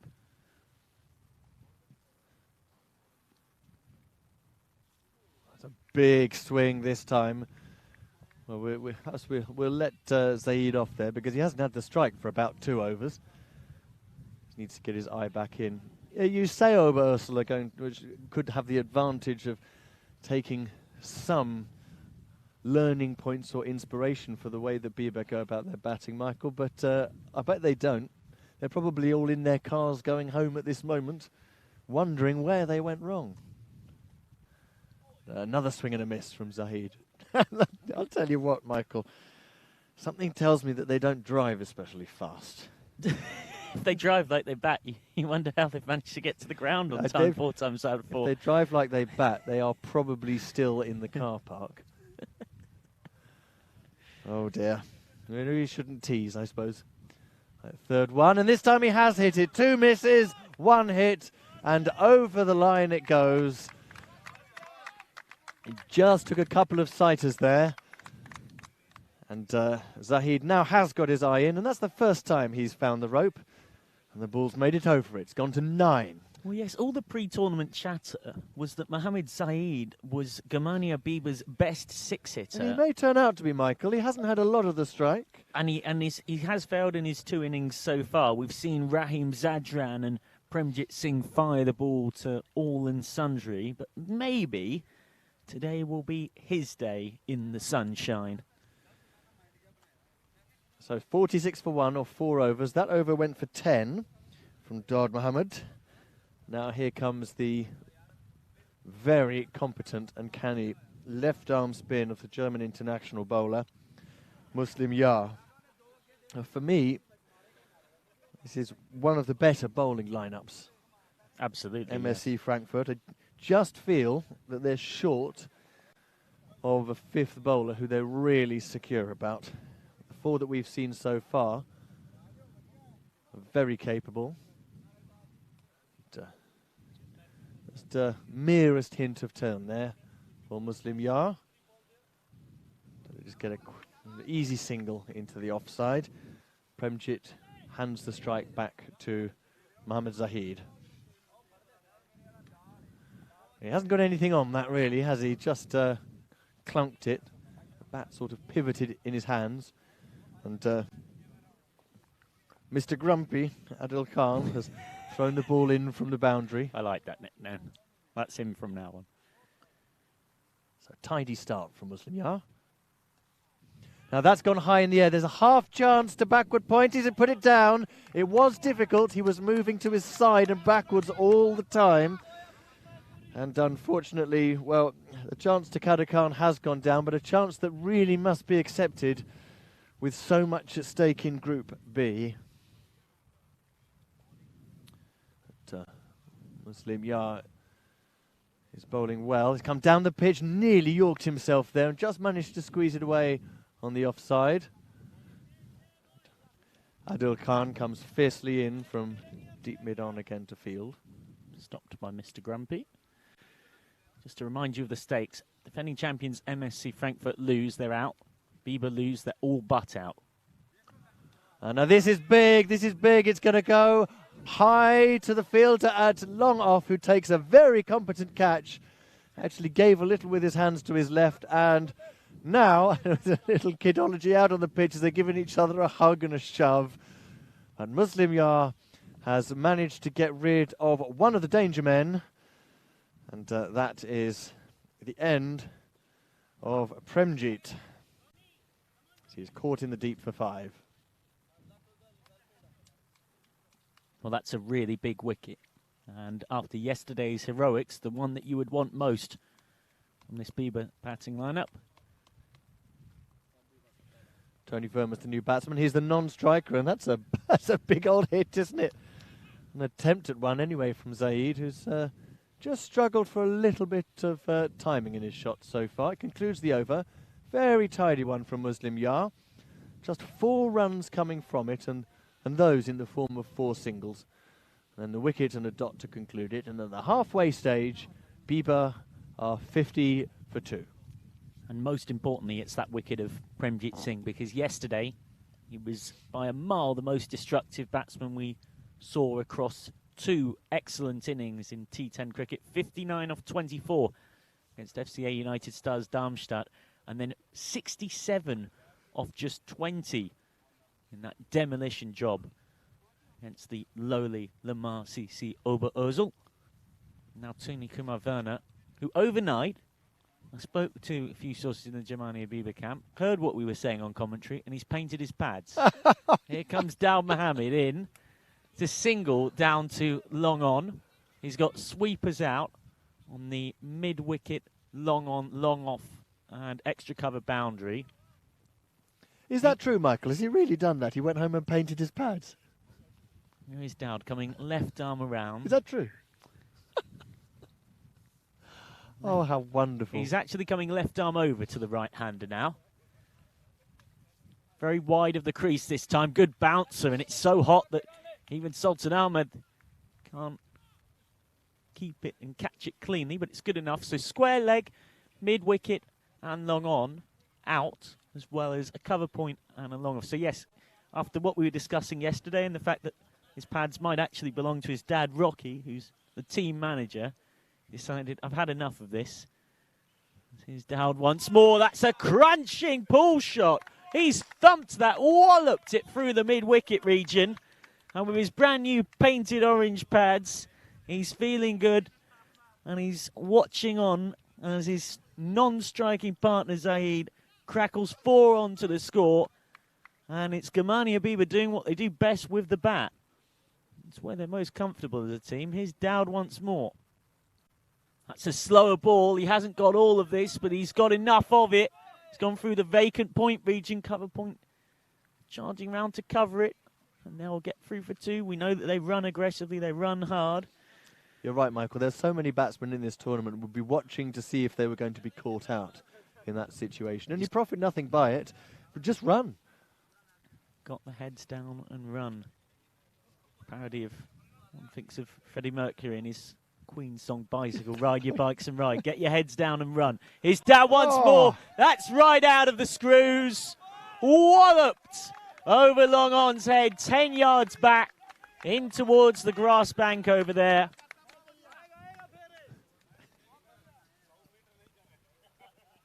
And Mohammed Zahid, who prides himself on being the best 6-hitter in this Gamania Bieber team, is starting to show it.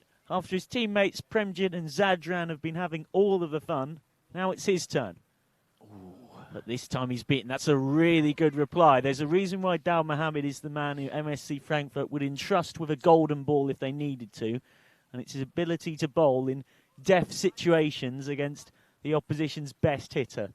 And he showed that there. An eventful over of T10 cricket. Mohammed having taken the catch to dismiss the all-important and dangerous Premjit. Gets a bit of tap, comes back reasonably well, ends up with 23 runs conceded off his 2 overs, which isn't great, but isn't completely atrocious. Did also pick up the wicket of Gurjinder for a very good 32 off 16. That was an important one to get. So 63 for 2 off 6. Muslim Yar on for his second. He took 2 for 8 against the paralysed Oberursel batting lineup. We're still kicking the can down the road a bit in terms of the fifth bowler, aren't we, Michael? 6 overs gone, we haven't seen a fifth bowler yet. Left arm around. Huge swing from Tony Kumar Werner in his brand new painted pads. And to be frank, I don't think it's a bad thing that they did paint them, Kit, because they were sort of a horrible, smelly-looking brown and black, which didn't fit in with the general aesthetic. I thought they had character. Tony Kumar Werner didn't. He obviously, he must be the person who's got the big tin of paint, though, because finding that colour, that shade of paint overnight is no mean feat. I think the idea of being televised in those pads once more made him realise what a bad idea it was. Left arm around and gone! Huge cheers from the batting tent behind us. And Reinhardt struck out to that deep mid-wicket boundary. There was a fielder out there, but matter it did not. Absolutely munched. And Mohammad Zahid, the best six-hitter in this Gamania Biba lineup, is showing exactly why he is that. He was very quiet yesterday. Didn't get into double figures in either innings, but here he goes now. Muslim Yar again. And he'll get lucky here. But you've got to be brave to get lucky. And brave he was, charging down the wicket at Muslim Yar, caring not about the possible stumping. And it flicked off the outside edge for 4. 33 of 16. His adrenaline's up, as you can see there. Definitely not where he intended it. But it found the vacant third man region. It's taken him a while to get going, hasn't it, Zahid? But now he's reduced the bowler's margin of error. That's a huge swing once more, and good bowling by Muslim Yar. And not for the first time today. Oh, the appeal's worked! The appeal has actually worked. So all week we've seen batsmen appealing for wides from the umpire. It's never worked, apart from on that ball. Wow. Can we get we'll see if we can get a replay of that, because that was quite fascinating kidology. As this time they're looking for 2, but for once, Biba turn it down, and that's why. A very good arm out there. But now they're thinking of the second. He's got a run to get back in at the bowler's end. He drops his bat as well, but just about gets there in the end. Mohammad Zahid, nervous moments for him. Here's the replay. Here's the replay. So the ball's not given as a wide initially. The batsman sticks out his hands and says, "Is that not a wide? Can you give me a wide?" It's never worked all week, apart from on this occasion where the umpire went, "You know what? I actually agree with you. That's wide, that." As this time, Tony Kumar Werner gets hit, so they have to go back. They can't scamper a bye there. Doesn't seem too badly injured, but he was injured enough that at that moment he couldn't run. He just hasn't lost his head at all, Muslim Yar, with all that's been going on. And he might have picked up a wicket here. Oh, what a catch that would have been. Diving attempt forward from Mr. Grumpy, Adil Khan. Coming around from long off to try and take it. This would have been the catch of the tournament so far, make no doubt about it. Muslim Yar just flighting it up, tempting the big shot. Went higher than it went further. And racing in. Dive did get 2 hands to it, but couldn't convert that into a catch. He's got a bit of strapping on that left hand from a previous injury. He gave it everything, but just couldn't take it. 77 for 2 off 7. We just character study of Adil Khan there on the boundary, thoroughly fed up with everything. The kind of man to hit his own birthday cake with a shovel. Nothing seems to cheer him. But really, he did a great job even in getting his hands to that ball. He just couldn't hold on as he dived. Did I just hear that correctly? Did you just say the kind of man to hit his own birthday cake with a shovel? Yeah. Have you seen that before? Has that happened? I haven't seen him do it yet, but it's not his birthday. It's just a question of time, Michael. That is true. Right, Kadir Khan is the 5th bowler. 3 overs left, so he is going to have to bowl numbers 8 and 10. It's a big risk. Scala coming right arm around to the left-hander. Hasn't got going yet, Tony Kumar-Werner. 2 off 5. That paint isn't proving to be lucky. For those unaware, yesterday he was the only batsman to come out and not get the memo about the orange pads. Maybe he was using his dad Rocky's. Right arm around this time. Inside edge. It's a front foot no ball, so there'll be a free hit as well. And that's really good scampered running. I wonder how many of the 10 teams in this competition would have been alert to the possibility of the single there and had taken it. But with Gamani Abiba, you knew they were going to. Yeah. Good backing up. The non-striker already moving a 3 yards into it. An assertive call for one. And they got through for the single. I'm a big fan of the Bieber running, Michael. There isn't another team in the tournament that has... The hustle, the hustle. It's just professional, you know. They don't just watch IPL cricket. They learn from it as well, Bieber. Coming right arm over this time. Again, that's not a clean hit from Mohammed Zaid, who has hit 3 sixes. Oh, that's a cracking outcome for a free hit, though, isn't it? Missed out. Not if you're the batting side. 34 off 18, but I think that's your bowling and captaincy tendencies speaking. You've in that position. Just got a little bit of confirmation bias out of me there, didn't you, Michael? It's a great result for a bowler. It's Kader once more. That's a lovely shot. Daoud Mohammed is out in front of us, but that goes towards the batting tent. And the boys in orange and black pick it up and throw it back. That's why he's their best 6-hitter. His 4th of this innings. And he's on to 40 off just 19 balls. Oh, it's just too full in that slot. Kader. Well, that was in the slot to go again, but he tried to go over the leg side this time rather than the offside. Throws his hands up to the heavens in frustration as the wind whips up. The sun disappears behind the clouds, and got an odd combination now. Well, we still got the midges, but it's actually a bit chilly, so it's the worst combination of the two in terms of weather. 5-4 offside field. Here's Kader. Very full, right in the slot, and that's gone down the ground. 2 fielders converge, but this is towards us in the commentary box. 6.6. 46 now for Mohammed Zaid, closing in on his first ECS century. This is the Mohammed Zaid that you promised us, the big 6-hitter, full length. He got right underneath it, all power and timing. Some good fielders out on the line there, but they had absolutely no chance. Yes, I'm not sure who the imposter was who was batting in his place yesterday, but he's back today. What can Zaid do this time? Comes down the track, tries to go to his 50, might well have perished though. Daoud Mohammed underneath it, takes it. What an excellent catch that is. And Mohammed Zaid lets out a visceral roar of complete frustration. He was 1 hit away from his first European Cricket Series 50 and trying to get there in one shot. As you can see, it's a very clever cutter, just held back.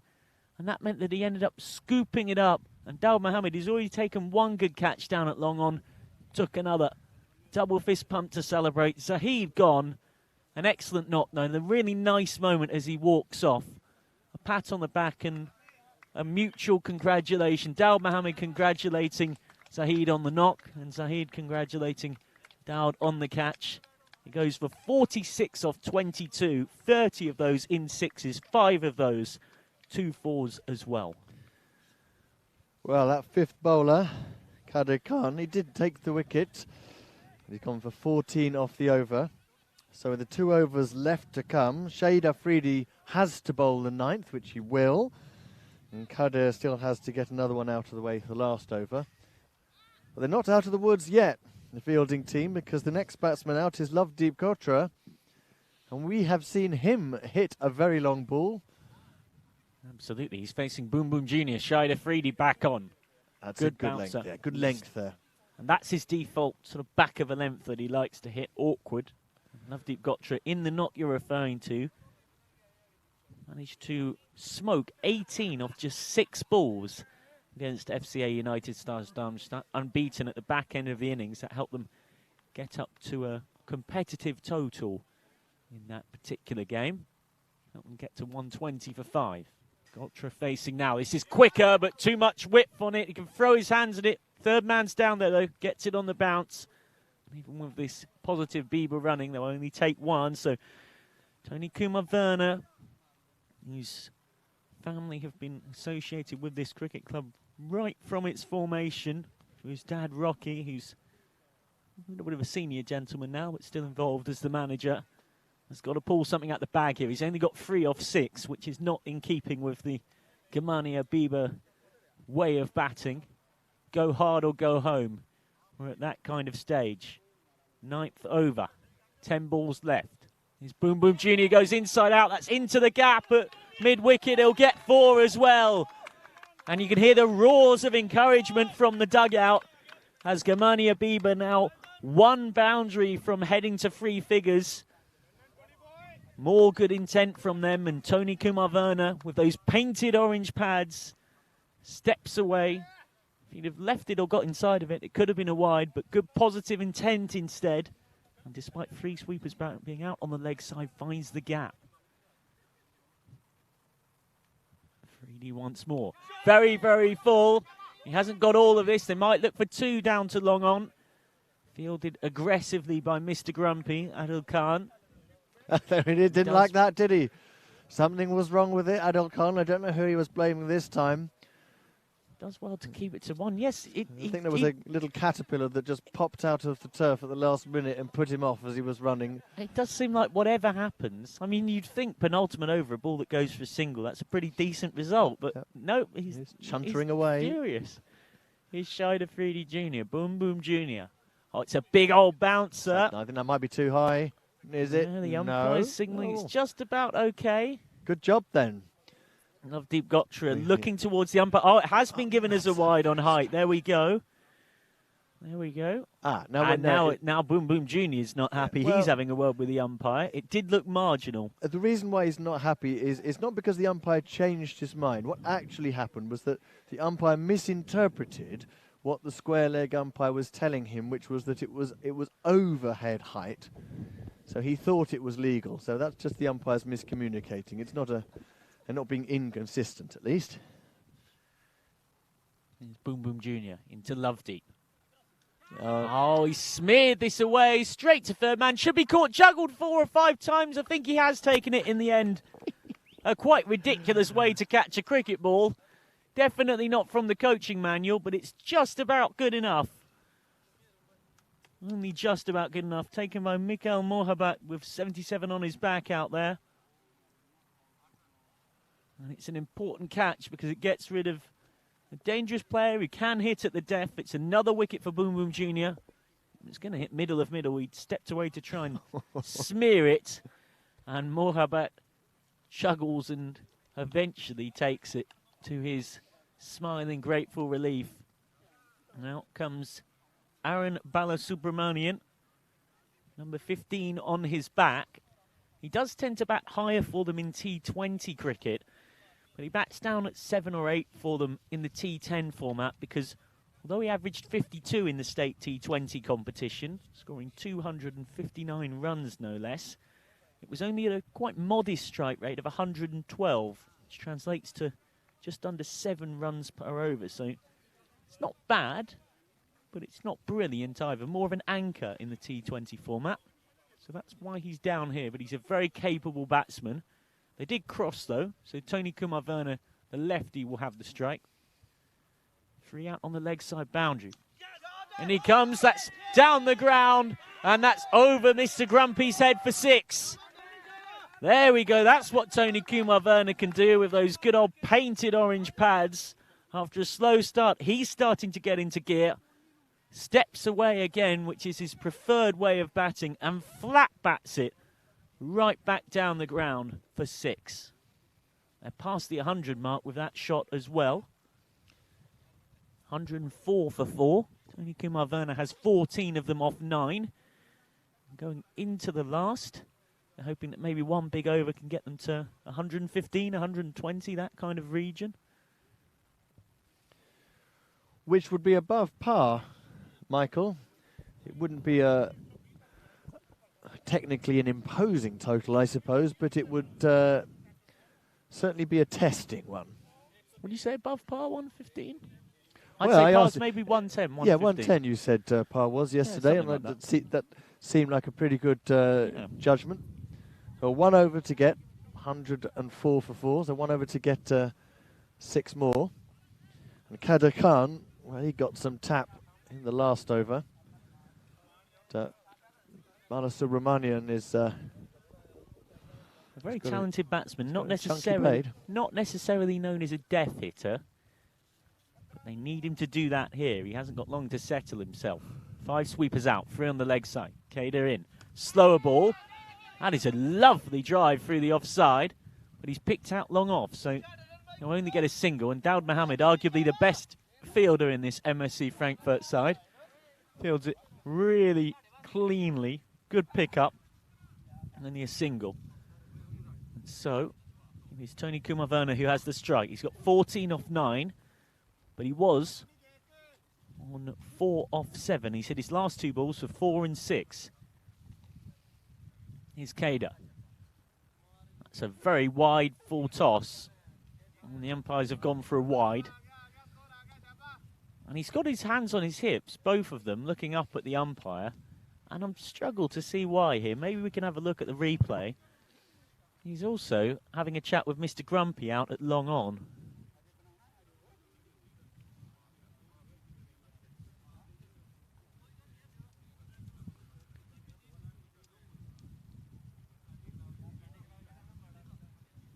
Here's Kader. It's a very full ball. Slow and held back. It was a cutter. It was well bowled. They're going to come back for 2 and they'll be run out. Well, that's good running. It's what you've got to do in the final over of the innings. Aaron Balasubramanian is happy to sacrifice himself for the cause. Run out for 1 off 1 ball. Trying to get back to the bowler's end for the second and keep Tony Kumar-Werner on strike. Bales whipped off. Good alert fielding by Sikandar Khan with the throw. Went out into the deep. He tried to get a second. Well, it was Muslim Yara Ashraf, in fact, with that dart bullet of the left arm. Neatly taken off. Sikandar Khan was there backing up if needed, but Kader did all the fine work. That's exactly what you want in T10. Efficient fielding. Now Tony Kumar-Werner's got to try and get one more convincingly away off Kader. He's stepping away. He's stepping all over the place. In the end, he's missed it. It's a wide, and they'll get a second. There's no backing up, so they'll come through for a third. Mr. Grumpy Adil Khan fields. And you can guarantee he'll be grumpy after that. And the Gomani Abiba batting tent just letting it be known how happy they are with that. Mr. Grumpy, as you can see there, Adil Khan, look at him pointing all over the place. Tell you what, though. He's not happy. He has got lovely eyelashes. Yeah, I'll leave it for you to tell him that. Here comes Kader in once more. This is smeared into the gap at deep mid-wicket. It's a decent cutter again, just holding it back here, Kader Khan. They get through for 2. More encouragement from the dugout in front of us. Paramveer Singh with the fielding, which has generally been of a very high standard from MSC Frankfurt. Yeah, just short of this 5th bowler, aren't they? I don't think Kader is really the solution at the death, but they've got to get 2 overs out of him somewhere. There's Kader. And that is down the leg side and wided. So it feels like this last over has gone on forever. But incredibly, we have only had 2 legitimate balls of it? 3? I must be honest. Scorers have lost count, haven't they, Michael? We're struggling to keep track. I believe it's 3 gone now. Tony Kumar-Werner is on strike. Rajinder Singh Majwar has joined him at the other end and will selflessly run. We'll be looking for 2 to keep more senior Tony Kumar on strike. Tony Kumar comes a long way down and he's kidded him again. It's very clever cricket from Tony Kumar-Werner. He knows exactly what he's doing. My temptation to sing the Strictly Come Dancing theme tune is coming out again. There was some fancy footwork here from Tony Kumar-Werner. He came down the pitch and tricked Kader into throwing it wide, then left it and took the wide. And that's a wide full toss. It's smashed away. And they will, in fact, only come back for 2. It looked to be 6 off the bat. He really did get all of that, Tony Kumar-Werner, but unfortunately for him, it went straight at the sweeper.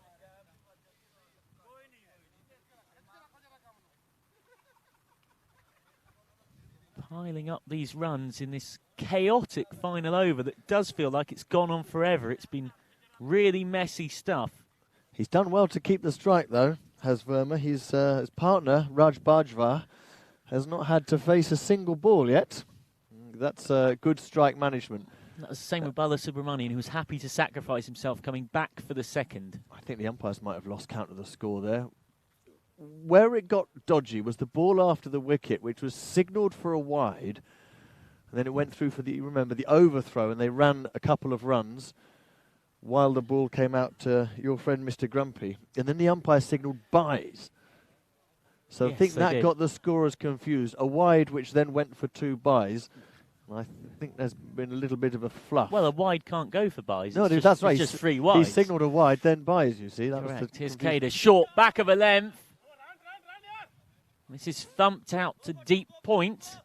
And he's lost the strike, Tony Kumar-Werner, to his annoyance. So take a single from that ball. And there is a bit of confusion. Yeah, I think it's one more ball at this stage. The umpires this- are just conferring. It is hard out there because there have been 4 separate wides in this over, a total of 7 wides.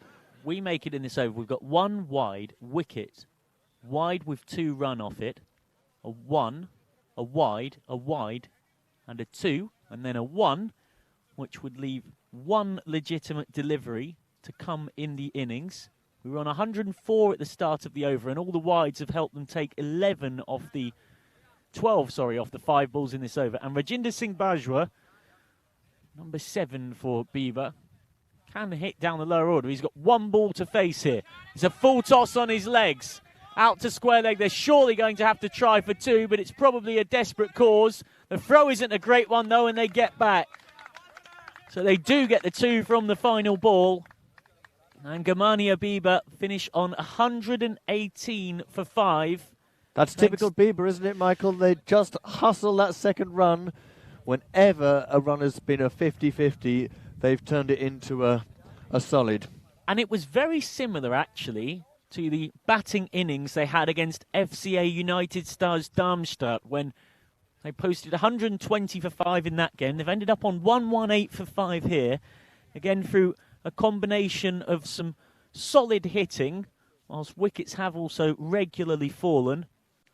As we look back on the highlights of an eventful first innings to this game, after ECS Frankfurt saw MSC Frankfurt win the toss and choose to bowl. And on some good hitting from Gajinder. He got them going. 32 off 16 balls with 3 4s and 2 6s. It's very much he who supercharged the innings early doors for Gamani Habiba. Now Mohammed restricted things with his excellent left arm over and around. Mix of cutters as well. He had Gajinder caught behind for 32 off 16. And then Daud Mohammed caught Premjit Singh for 5 off 5 against Muslim Yar Ashraf's bowling. Muslim Yar bowled a really good spell. Kept things very tight. Got unlucky there with that wild slash down to third man for 4. And that time, appeal for the stumping there. And for the first time this week, we saw the umpire maybe slightly influenced by the player. Appealing for the wide, and for once that method actually worked. This time Muslim Yar causing it to be scooped up to Mr. Grumpy, Adil Khan, who couldn't take what would have been an excellent catch running in. And then the 6s started to come again. This Bieber batting lineup just keep coming at you. They just do not stop. Nothing Daud Mohammed could do about that one. Mohammed Zaid, who is known as the best 6-hitter in this Gamania Bieber side. Don't know who was batting instead of him yesterday, but we've seen the best of him today. 5 6s and 2 4s before he was caught well there by Mohammed off Kader Khan. Trying to go for his 50 in one shot. And Tony Kumar-Werner, after a slow start, having painted his pads orange overnight, did eventually start to find the boundary. 1 4 and 1 6 for him, ending on 20 not out of 13. Navdeep Gotra fell for 1 off 3 to that juggle catch by Mohabit Mikel off Boom Boom Jr., Shahid Afridi Jr. That was Tony Kumar Werner's 6. And then Kedar Khan bowling at the death to Tony Kumar. Trying to scramble too, but not on Muslim Yara Ashraf's arm. Credit to Aaron Subramanian because he knew he had to be unselfish. So he tried to come back for the second. He was run out for 1 off 1. And a few wides in the last over. 9 in total across the innings, most of those coming in that final over. Helped them get up to a final score of 119 for 5, Germania Biber. So just 1 below what they posted against FCA United Stars Darmstadt. A score that maybe on this ground is the tiniest bit above par. Certainly very competitive, even against a strong batting side like MSC Frankfurt, the defending champions, knowing they have to win this or they'll be out, having won just 1 of their first 3 games. 2 defeats yesterday. So Biber's batting card powered by 46 off 22 from Mohamed Zahid, who came to the party today with 5 sixes and 2 fours. Gajinda was impressive up top too with 32 at exactly a run a ball. And down the card, not much else apart from a valuable 20 off 13 by Tony Kumar Werner with a 4 and a 6. Premjit, who was oh so impressive with back-to-back 50s yesterday, could manage just 5 off 5, caught by Dal Mohammed of Muslim Yar Ashraf. As for the MSC bowling, well, nobody was overly tight. The most economical Muslim Yar Ashraf conceding 17 off his 2 and picking up a wicket. Shahid Afridi, Dal Mohammed and Kedar Khan all picking up wickets but getting a bit of tap, particularly Kedar at the end, not helped by all the wides in that last over, conceding 29 off 2. All round, all the bowlers going for a reasonable amount. Muslim Yar the only one to not see his economy rate in double figures. So, MSC Frankfurt need to win this game and then hope that SV Wiesbaden lose both of their 2 matches later on if they're to have a chance of making it through to finals day Friday. Germania Biber, well, if they lose this, they are all but out as well. So much on this run chase. Do join us back for it very shortly. And when we come back, it will be Germania Biber in the field, defending their 119 for 5 to win. The defending ECS champions, the winners of the state T20 competition this summer, MSC Frankfurt, will need 120 to win to stay in the tournament.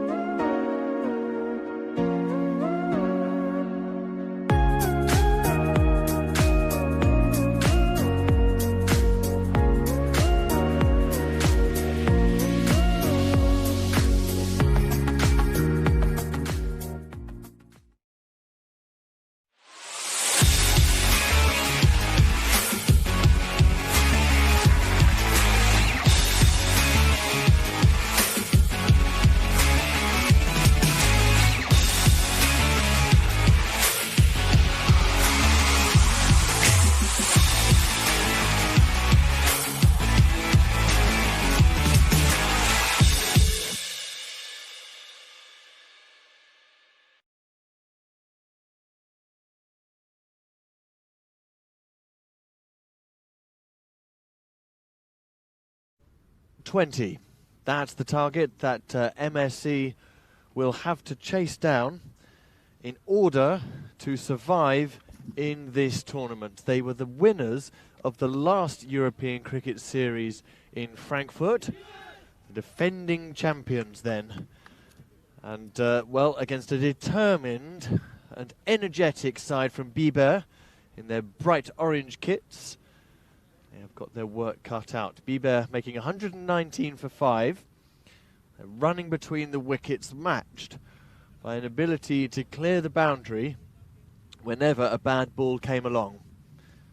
But one thing we know about MSC Frankfurt is that they really have the most extraordinary batting lineup all the way down.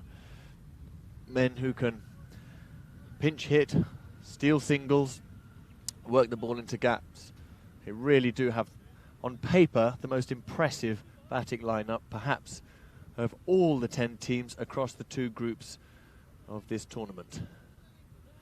Your European Cricket Network commentators are me, Kit Harris, and with me, Michael McCann.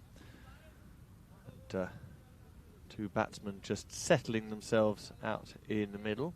3 overs of power play to begin with, during which only 2 fielders are allowed to be sent out to the boundary. And Biber just having a discussion about who that's going to be. The opening bowler, 99 on his back. This is an interesting departure from what became the norm yesterday. It's not someone who we've seen before. It's Yogakumaraja Kumarasan, or to keep it simple, Raja Kumarasan. He's going to be kicking things off for Biber. Sikandar, non-striker with the red helmet. Just swing and a miss first up there. And opening the batting with him, Muslim Yar, I think, the slow left armer. He's an international cricketer, represents the German national team. So it is a little bit David and Goliath here. It's in fact Adil Khan. I wasn't quite sure if it was Muslim Yar. Adil Khan on strike. And, well, he slipped. So you can forgive him that wide. It is difficult here. You've got to wear the trainers.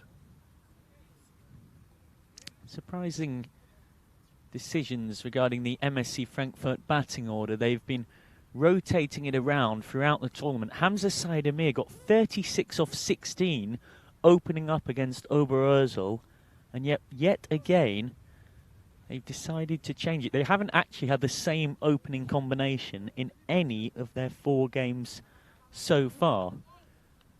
And Shahid Afridi, Boom Boom Jr., he's not used in that role this time. Here we go again, and there's a big hit down the ground. That's going to get him 4. Or is it? Oh, he just saved it. Well done. What a great piece of fielding. He nearly lost it. It hit him on the ball of the hand, and that is a brilliant piece of fielding on the line. It looked for all the world as though Mohammad Zahid was just going to palm it over. Look at this. Just as he carried over the line, he knocked it back in. So just a couple then, Adil Khan. And they'll get the easy single this time. Well, that was one of the very best boundary stops that we've seen in this tournament so far. When you're fighting to get to finals day Friday, it's what you need. Now stronger with the bat, but they're going to have to do it with the ball and in the field here as well. Kamani Abiba. It's a decent total, but it's the batting lineup that goes a long way down. Plenty of depth in this MSC side. Relatively tidy so far from Kumarasan. And there's no catch there. I'm sure that's just come off the pads, but they're racing through for a leg bye. Well done. It's important to take every opportunity to score, and you can be absolutely convinced that one man who really is going to be 100% focused on this is the man who's just called through Sikandar for that leg by Adil Khan. Mr. Grumpy. He is, even in the best of cricketing moods, a determined man, and you do not want to see him when displeased, least of all be the subject of his displeasure. At the moment, the receiving end of his ire are the midges that surround him at the crease. 3 off 3 so far for Adil, just playing himself in. That trigger movement has just helped him to get across to a wideish ball, and enough of a thick edge on it to get the first 4 of the innings down to third man. And, that's nice to see from the fielder. You see they're just a little bit more light-hearted, Bieber. They don't wear everything too heavily. Adil trying to mash that ball into the onside. Thick edge gets him away to 7, 9 without loss, and there's 1 ball left in Kumarasan's opening over. He hasn't bowled yet in this tournament. If he can just get away with this one, it will be a good first over, and he has. That's a very good leg cutter, and even the ill-tempered Adil Khan just looks across to Kumarasan and gives him a smile and a nod to say, yeah, that was well bowled. 1 over gone, first of the 3 power play overs, and MSC, a solid start, but an unglamorous one, 9 without loss. I think Bieber will be relatively pleased with the way they've started. And the second bowler, we've seen him open the batting throughout the tournament's Group B so far, Ranjit Singh. The tall action, he's not very quick.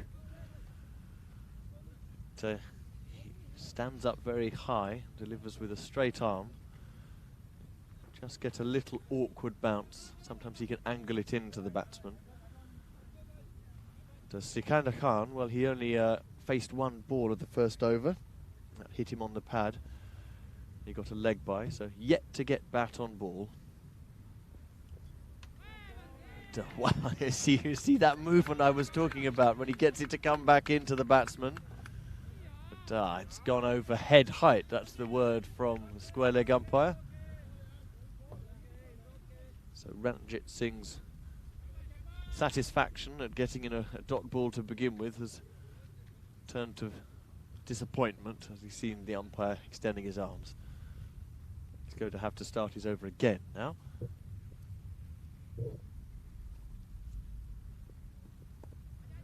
It's worked into the leg side. They'll be content with the single here. Was tidily picked up down there on the leg boundary by Premjit Singh.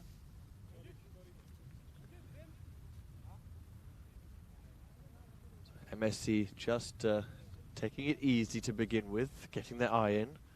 There's lots of firepower to come all the way down the order. This target is 120.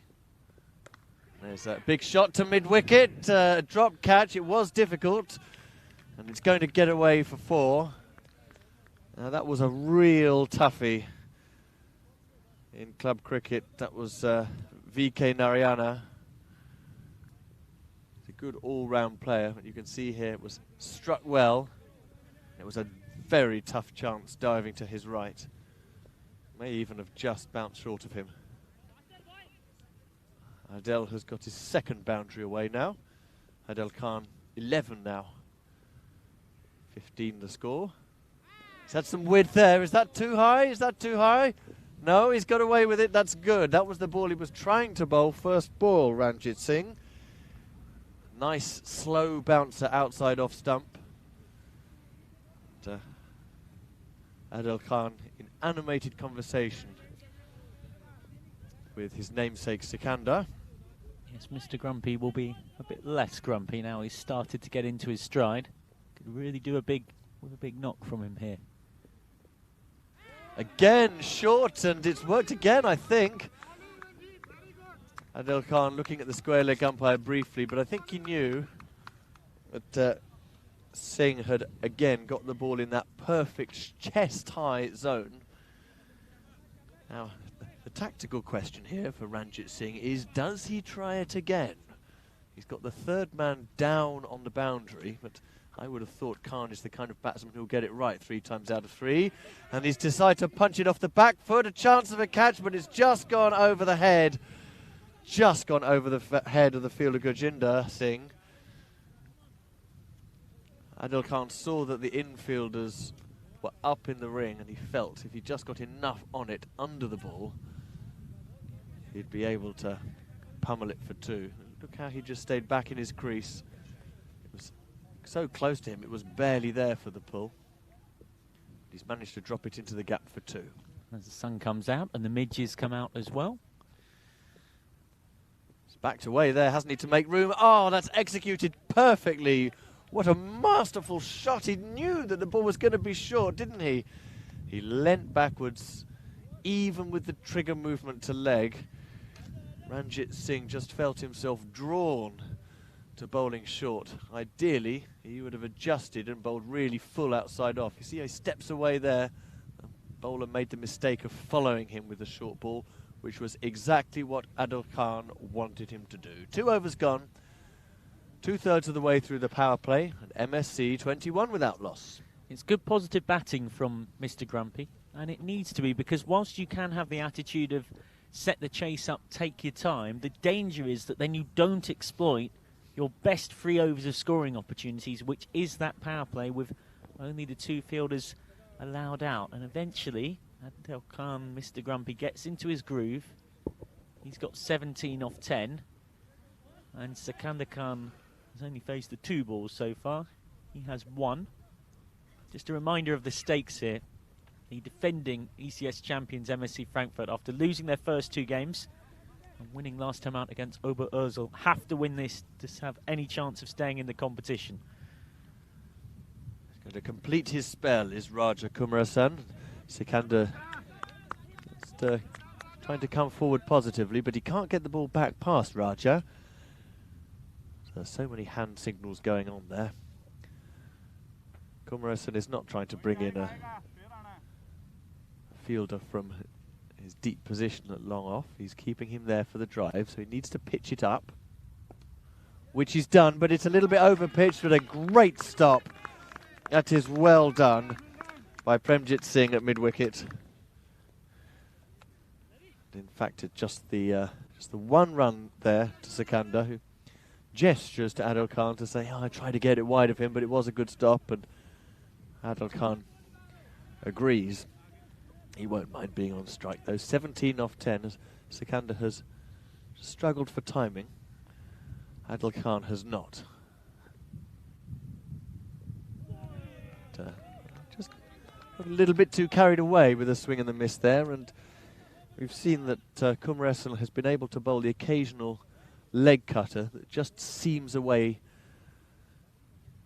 Adil Khan has played inside the line of the ball on that occasion. You can see what he's trying to do. He's teeing up this shot to go over the fielder, who is quite short in the ring at mid-on. He reckons he can clear him. Ooh, he's got in a tangle there. I fancy that Kumarasan just put a little bit extra on the ball there. Adil Khan got himself set on the back foot to punch it away to leg. Kumarasan just nipped through the off cutter a little bit quicker. He seems to be able to just run the fingers down either side of the ball and to get a little seam movement in both directions. For a slow medium bowler, even at a higher level of club amateur cricket, it's quite a skill to be able to seam it both ways.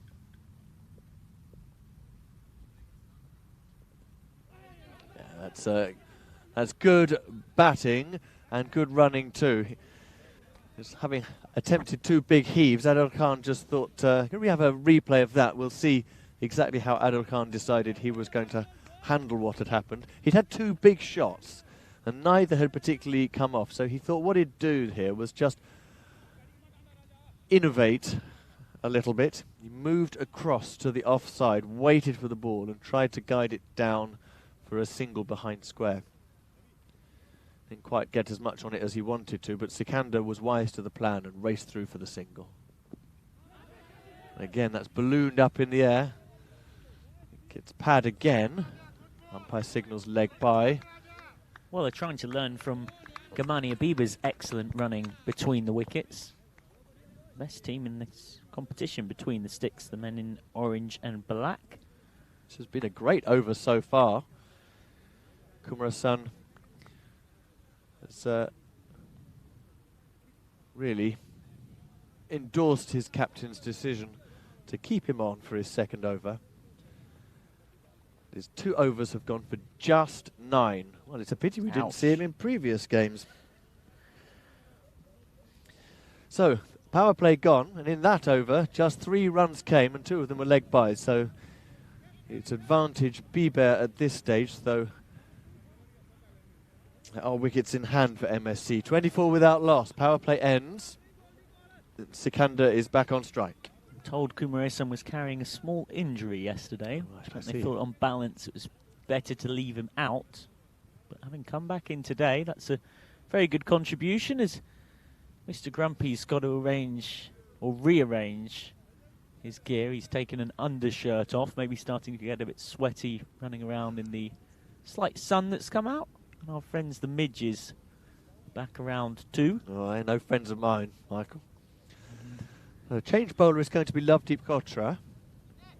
He didn't half get some tap yesterday. The batsman really climbed into his bowling. They took a fancy to it. And he's got the field very deeply set on the leg side. He's overcompensated for the field with massive wide as a loosener. He's got a long on and long off, deep mid-wicket and square leg. Square of the wicket on both the off and the leg side, though. The field is up. So if he bowls short, the batsman can see... Yes, I can see it, Michael.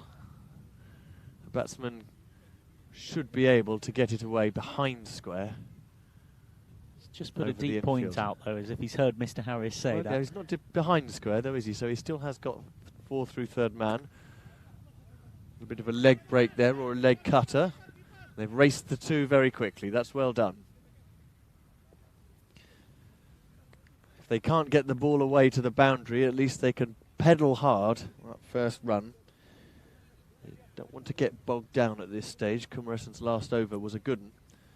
Now they've got to try and get after Gotra, because you would feel, in the tournament so far, he's proved the bowler who's most generous. And there is a cut forward of square, and there are 4 runs. That is very silkily played from Sikander, who hasn't really middled anything up to now. But he's seeing the ball a bit better the longer he stays in. It was nicely cut away, evading that fielder at deep point. And there is the third man shot. You see he's got a width outside off stump. Lots of room for Sikander to play with. You've only got to get a little bit of bat on it either side of the wicket, as long as it's fine. And that was exactly the ball that Lovedeep Kotra shouldn't be bowling to the field that he's got. Well, you did call it. That was the space. When dropping that short, it became very much available. Desperately needed boundary, because they are behind the rate here. Going at around 8.5 when the required rate is well above 2 a ball already. Leg side field comes up. Third man goes back. So he's going to stick with bowling wide. Oh, that's fetched. That is a good shot.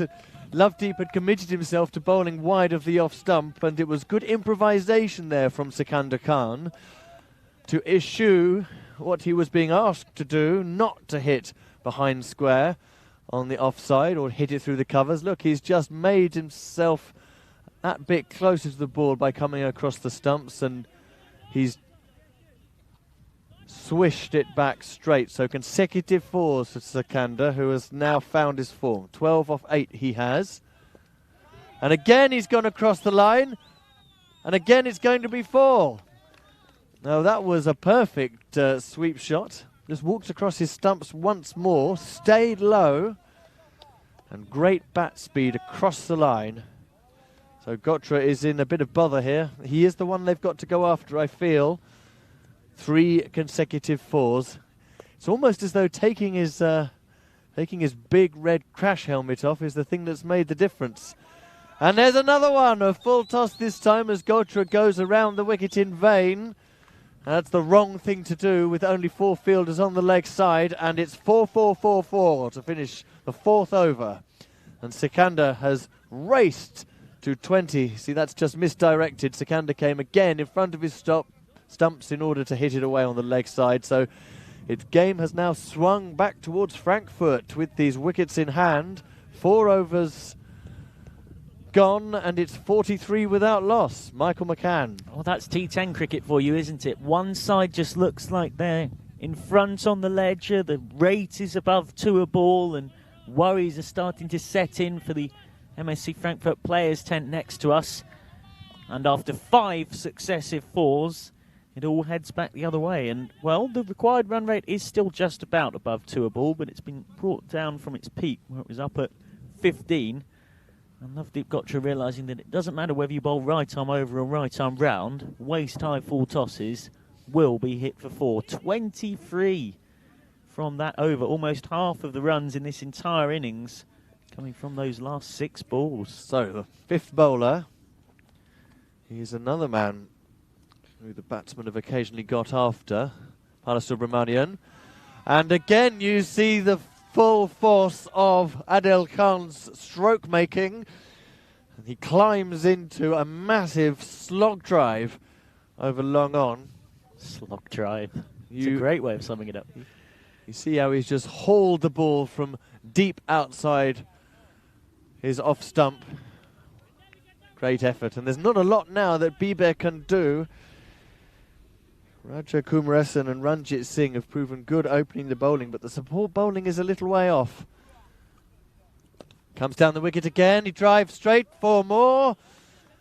And it's all going Adil Khan's way at the moment. This time he read the length really early on. He saw that it was going to be a slowish, good length ball, but because it was slow, he was able to advance down the pitch, and that chassé turned it into a half volley. He's not only determined, but Adil Khan is now looking really powerful. The last 7 balls have gone 4-4, 4-4, 4-6-4.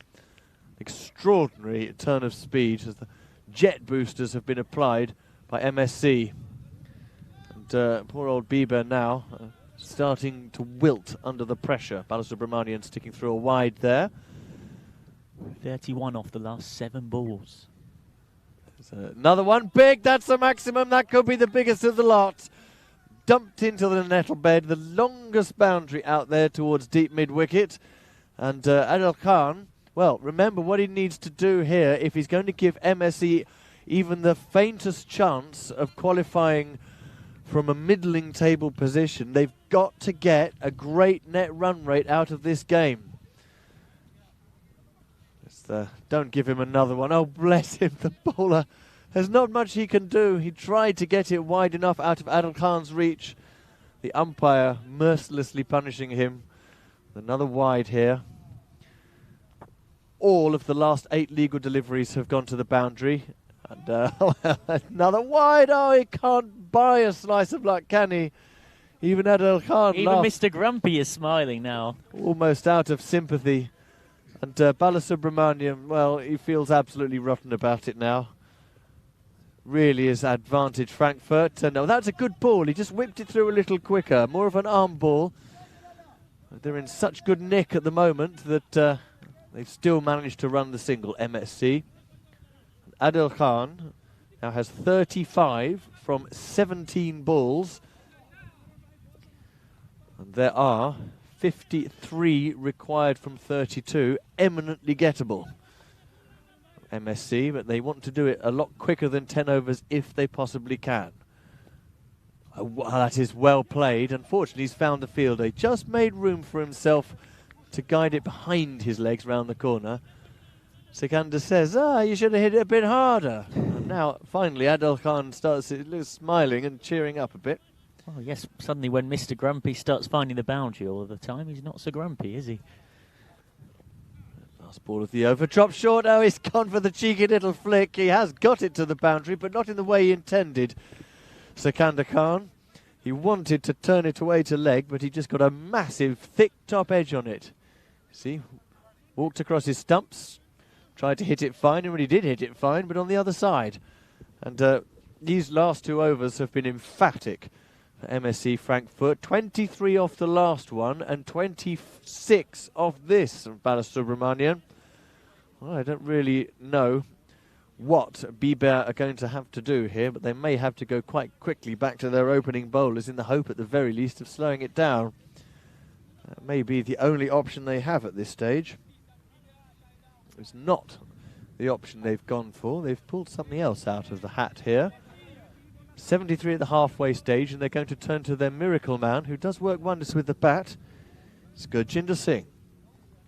Well, they were 24 without loss after the power play, but after an extraordinary 2 overs in which they've added 49, this is MSC Frankfurt's game to lose. Mr. Grumpy on strike, steps all the way across, then waits for it, times it well enough. 1 out to long on, they've thought of 2, but it wasn't there. And well, they say he's the miracle man. This really would be feeding the 5,000 stuff to try and pull this back. Well, yeah, maybe not 5,000. 2,000? I was going to say, as I was saying that, I thought maybe 5, maybe knock off a couple of zeros, Well, maybe feeding the 50 at this point. Christ did it twice, remember? 5,000 and a 2,000. I would say it was the lesser of the two. I reckon it's less than 2,000. They're still right in this game. A couple of wickets. It all looks so different, but that's not going to be a wicket. That is just flicked away, grazed down to the fine leg boundary. That is a good touch shot. And amidst so much bashing and crashing, it's good to see a batsman keep their composure. Sikandar, knowing that there's no need to just hit sixes straight down the ground and through that oh-so-familiar mid-wicket position. There's a gap out at square leg, and he's found it. 78 without loss now. He's got 32 off 13. Another 2 overs of the destruction that we've just seen, and it really will be feeding the 5,000 stuff. It is getting harder by the minute, by the ball, for Kamani Abiba to pull this back. Gurjinder, left arm around. That is pummeled away, and it's found the gap between mid-wicket and long on. That's gone for 4. 82 without loss now. And Sikandar Khan has back-to-back boundaries off Gurjinder. It goes from bad to worse. They had it so under control, but now MSC have got away. And they can't put them back in the box, these 2 openers. They're too destructive. Here's Gurjinder. That's length there to go. Could be caught. Oh, what a catch! Oh, No, but he's gone behind over. the rope. Well, the reactions told you a lot. It's a shame because it was a one-handed grab, but alas, he was a few yards behind the rope when he did. As you can see again, Shinder bowling length there to be slogged across. And well, from our commentary position out at deep long on, you couldn't quite see whether he was inside or outside the rope. And he was just outside, hence the lack of reaction. Sikandar up to 42 off 15. They're making mincemeat of this. It wasn't meant to be an easy chase. Gurjinder holds this one back a bit slower. But regardless, it's tonked down the ground. And they skip back for 2. Good running by this pair. Up to 90 without loss. It won't surprise you to know that it's an absolute country mile. MSC Frankfurt's best partnership in not just this competition, but also from the ECS 2-day competition back in July. Very rare you see a partnership this big in T10. Gurjinder, can he break it? Short back of a length. Oh, he might have got him stumped. Has he fallen over? Well, he's managed to fall over inside the crease, Sikandar Khan. Absolutely bizarre stuff. Everyone's able to have a good laugh about it. Hopefully we can have a look at the replay to see this. It was short. Back of a length from Gurjinder. Sliding in towards him, on with the angle. And the batsman, in desperately trying to work that through the vacant third man region, ended up falling over.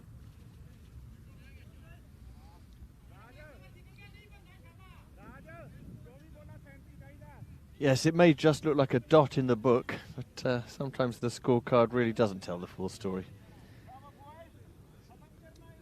Well, this was a run chase that I envisaged potentially going right to the wire, but not at the moment. And that's a wide, which definitely will not help.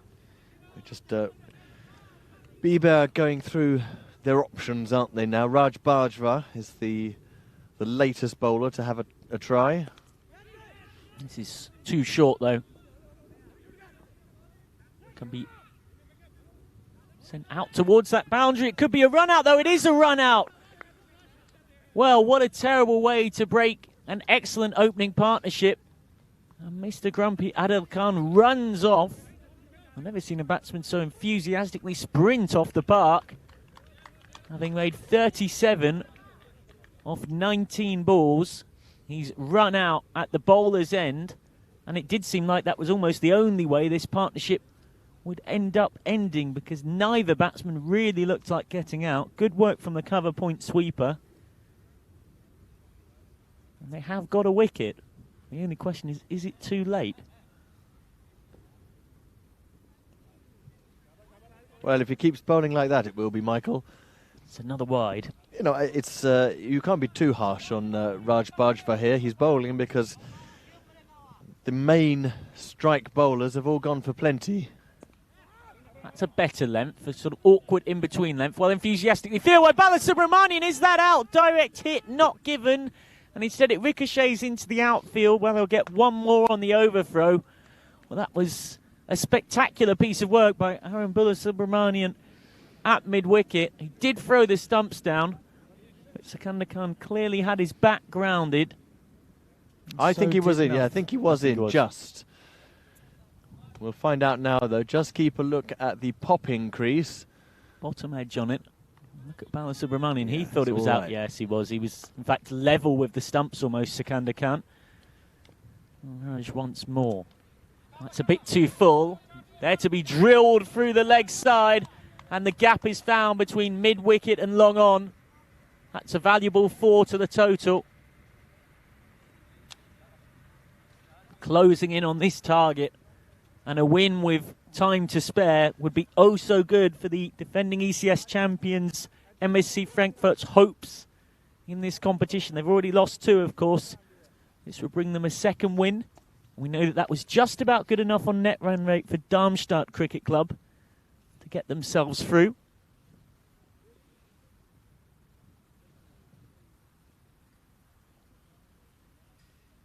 Target coming heavily into view.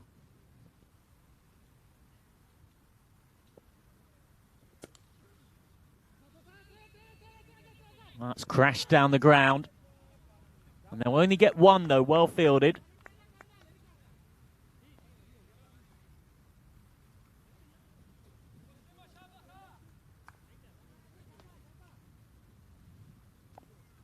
.93 for one. Muslim Ashraf through the leg side. That's a single to the total. They only really need singles now, and it's pretty handy to have a good hitter in like him. Has once scored a double ton in a 50-over German Bundesliga game. Also got 36 not out off just 14 in the ECS semi-final. That's a play and a miss. Well, that's useful. It's a rare dot ball.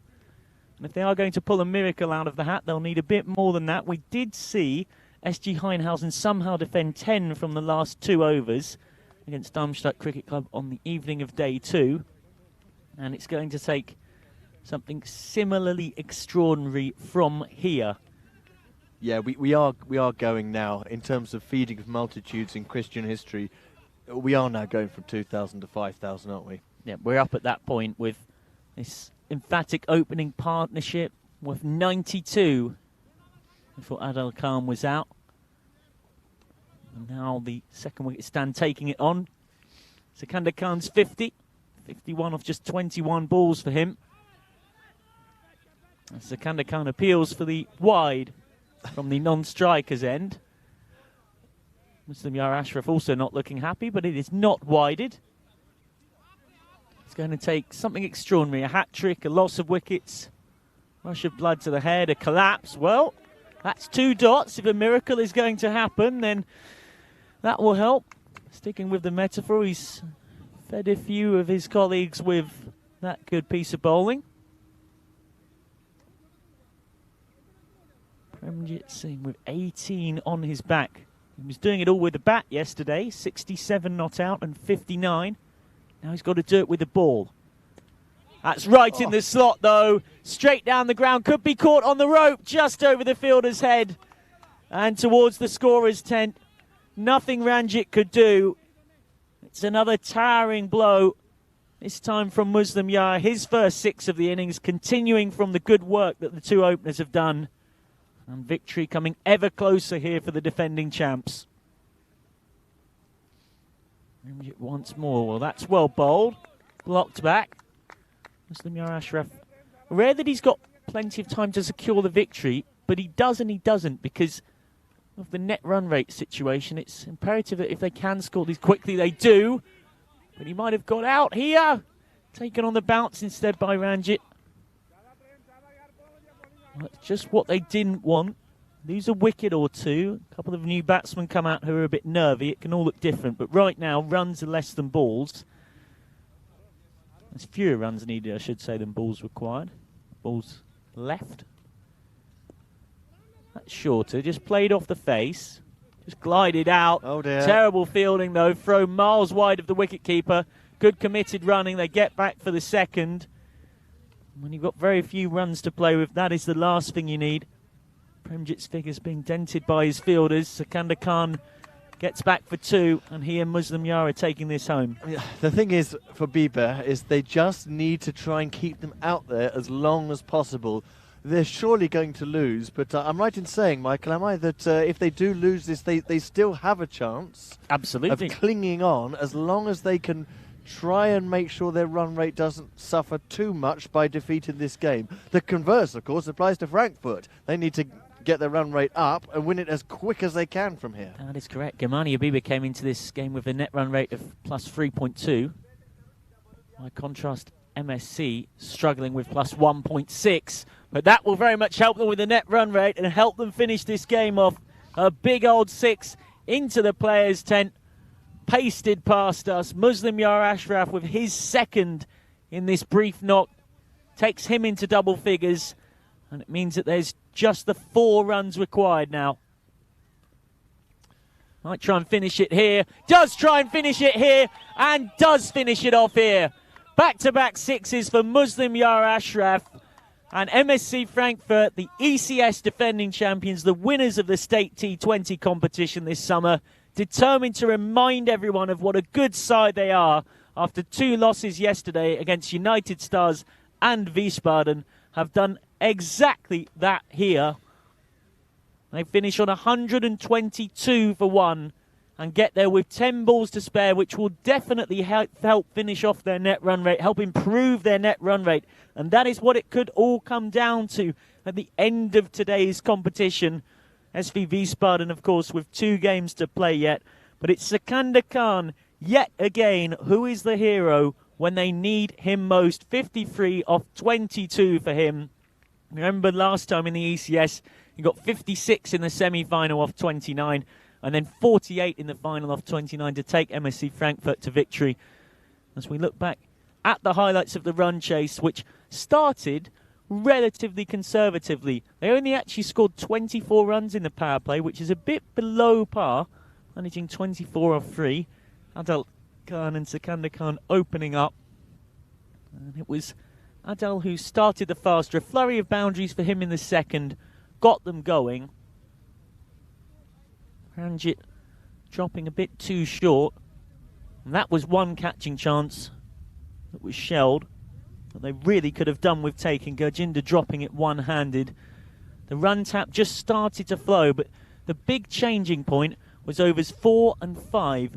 49 runs scored off those 2 overs. That was where the game really turned, from Bieber being favourites to MSC Frankfurt being in control. They went from 24 without loss to 73 without loss at the end of the 5th, and this was why some Really poor bowling, it must be said. Lovedeep Gotra went for 23 off his over, and Aaron Balasubramanian went for 26 off his 1 over. And by the time that had happened, it was a long, long way back for Gamania Biba. Bowling figures largely not making pretty reading. This was Balasubramanian being positively taken apart by Adil Khan. 6 into the nettles. There was a point where there was 9 deliveries in a row, legitimate balls that is, that had boundaries off them.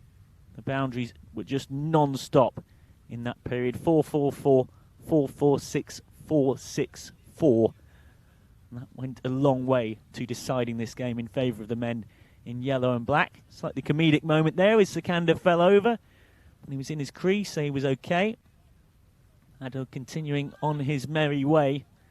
This was the only wicket of the innings. Adil Khan, Mr. Grumpy, run out. Ended up running to the keeper's end. Good work by the wicketkeeper Harjinder Singh to get it back to the bowler. Three-way run out between Gotra, Harjinder and the bowler Rajinder. So Adil Khan went for 38 off 20. Direct hit run out from Alan Balasubramanian there, but not given because the batsman had slid his bat in, as you should. And then it was up to Muslim Yar and Adil Khan to finish it off. And finishing off they did in style. Muslim Yar with 20 off 8, including 3 sixes. Sikandar Khan with 53 off 22, including 9 fours and 1 6. So a very pretty looking batting card from the MSC Frankfurt point of view. Adil Khan at the top with 38, and then Sikandar and Muslim Yar finishing it off. They put on 92 for the first wicket before Adil was run out on the first ball of the 7th over. Helped along by 11 extras. Gamania Biba not at their best with the ball, apart from in the power play at the top. Yoga Kumaraja Kumaresan, who didn't bowl yesterday due to injury, or didn't play due to injury, conceding just 9 runs off his 2 overs. Ranjit Singh only conceded 12 from his 1, but didn't come back. And then the carnage started. Lovedeep Gotra going for 23, and as if it couldn't get much worse from that, it did. Balasubramanian conceding 26 from his 1 over. Gajinder came on and had a go. He went for 17. Premjit pulled it back slightly, going for 9, but by then it was basically mission impossible. And Rajinder Singh Bajwa bowled the 8 balls in which the winning hit was dispatched, conceding 23 and 3 sixes. So that's that then. MSC Frankfurt very much restoring pride in the shirt after a couple of defeats yesterday, significantly helping their net run rate by winning that game with 10 balls to spare and with 9 wickets in hand. That will help them in the equation against FC Germania Biber and SV Wiesbaden. FCA United Stars Darmstadt with 3 wins from 3, all but home and hosed, it would seem, in the finals day Friday race. We'll get to see which 2 teams from these 4 will be making it through shortly. And I say 4, not 5, because Oberursel have been simply dreadful in truth across much of the 4 games. Their batting in particular letting them down despite some promising bowling and fielding.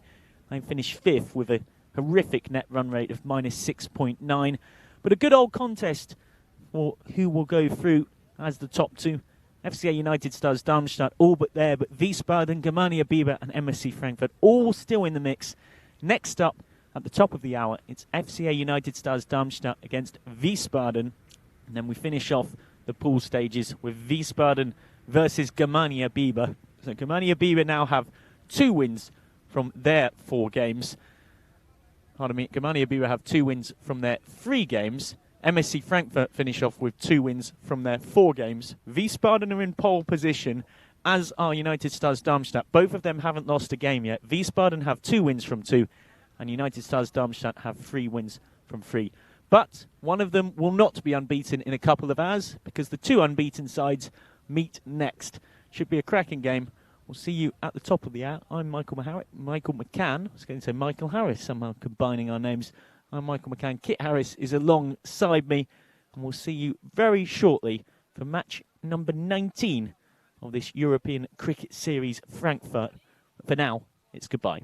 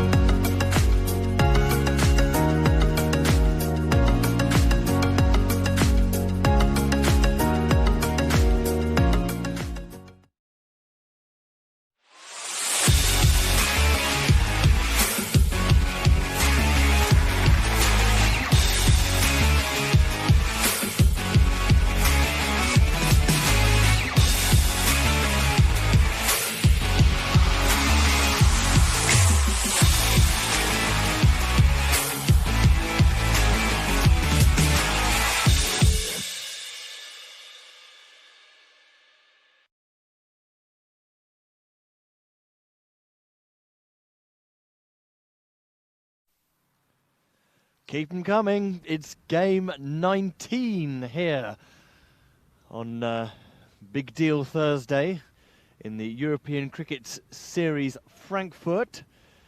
We're halfway down Group B now, and we're getting towards the sharp end of things. This match pitches United Stars, the team from Darmstadt, better known as FCA, who are through to the final, the semi-final, I should say, on finals day tomorrow, with Wiesbaden, who have an opportunity to seal the deal and get into finals day if they win this game. And Wiesbaden it is, in the dark blue. They've elected to bowl upon winning the toss. And the bowler who you can see at the beginning of his run is Enamula Zadran. And, he's going to have his work cut out, bowling to two very accomplished batsmen who've already scored runs in the competition. On strike, Mohamed Mudassar with the red helmet, and at the other end, the spinning all-rounder, Mohamed Tayyab with the green helmet. 10 overs aside, and your broadcaster, European Cricket Network. My name's Kit Harris, and calling the game with me is Michael McCann. So here is Enamula for his first ball around the wicket, and immediately it's a big swing from Mudassar. He gets himself up and running with a single from the first ball. And, although FCA with the bat are guaranteed of an appearance tomorrow in the semi-final, it still remains to be seen whether they finish top of the group or second in the group. That will likely as not come down to run rate, so they don't know who they're playing yet. They'll be keen to maintain their winning momentum. It's a tricky angle there from Enamula. He's angled it across the batsman well. It's quite easy to bowl a wide outside the off stump when you're bowling right arm round. Enamula has done well to keep that inside the tram lines. And, again, just that angle proving difficult. Tayyab getting in a bit of a tangle on the back foot, trying to cut, but the ball just was a little bit too close to him. It's not easy in this current conditions. It was a little bit sunny an hour ago, but cloud has lowered and the coolness has returned. It feels distinctly autumn again. That's down the ground, and he's going to get away with 4 and get his account open. In the power play, you're allowed 2 fielders outside the fielding circle. And while there's one straight fielder out, he is on the leg side. So Tayyab has got himself going with that 4. 5 without loss. And, this is another big one. It's going to go all the way this time, so it didn't take Tayyab long to find his range. A 4 and a 6.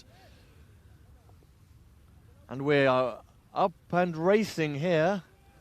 So FCA have made a confident start, as well they might, because they are a very good batting side. They bat really all the way down.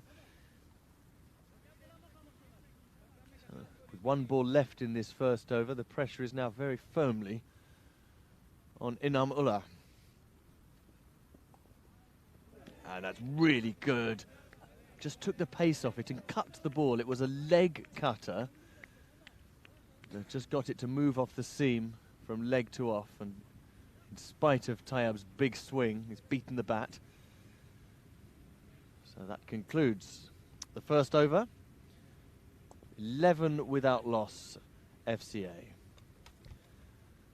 Now, we're used to seeing the second over being bowled by this man, Fayed Khan. He's got this huge number on his back. It's a bit unusual for this competition. I'm told that 228 represents his career best score in Germany, and it's Michael McCann who's told me that.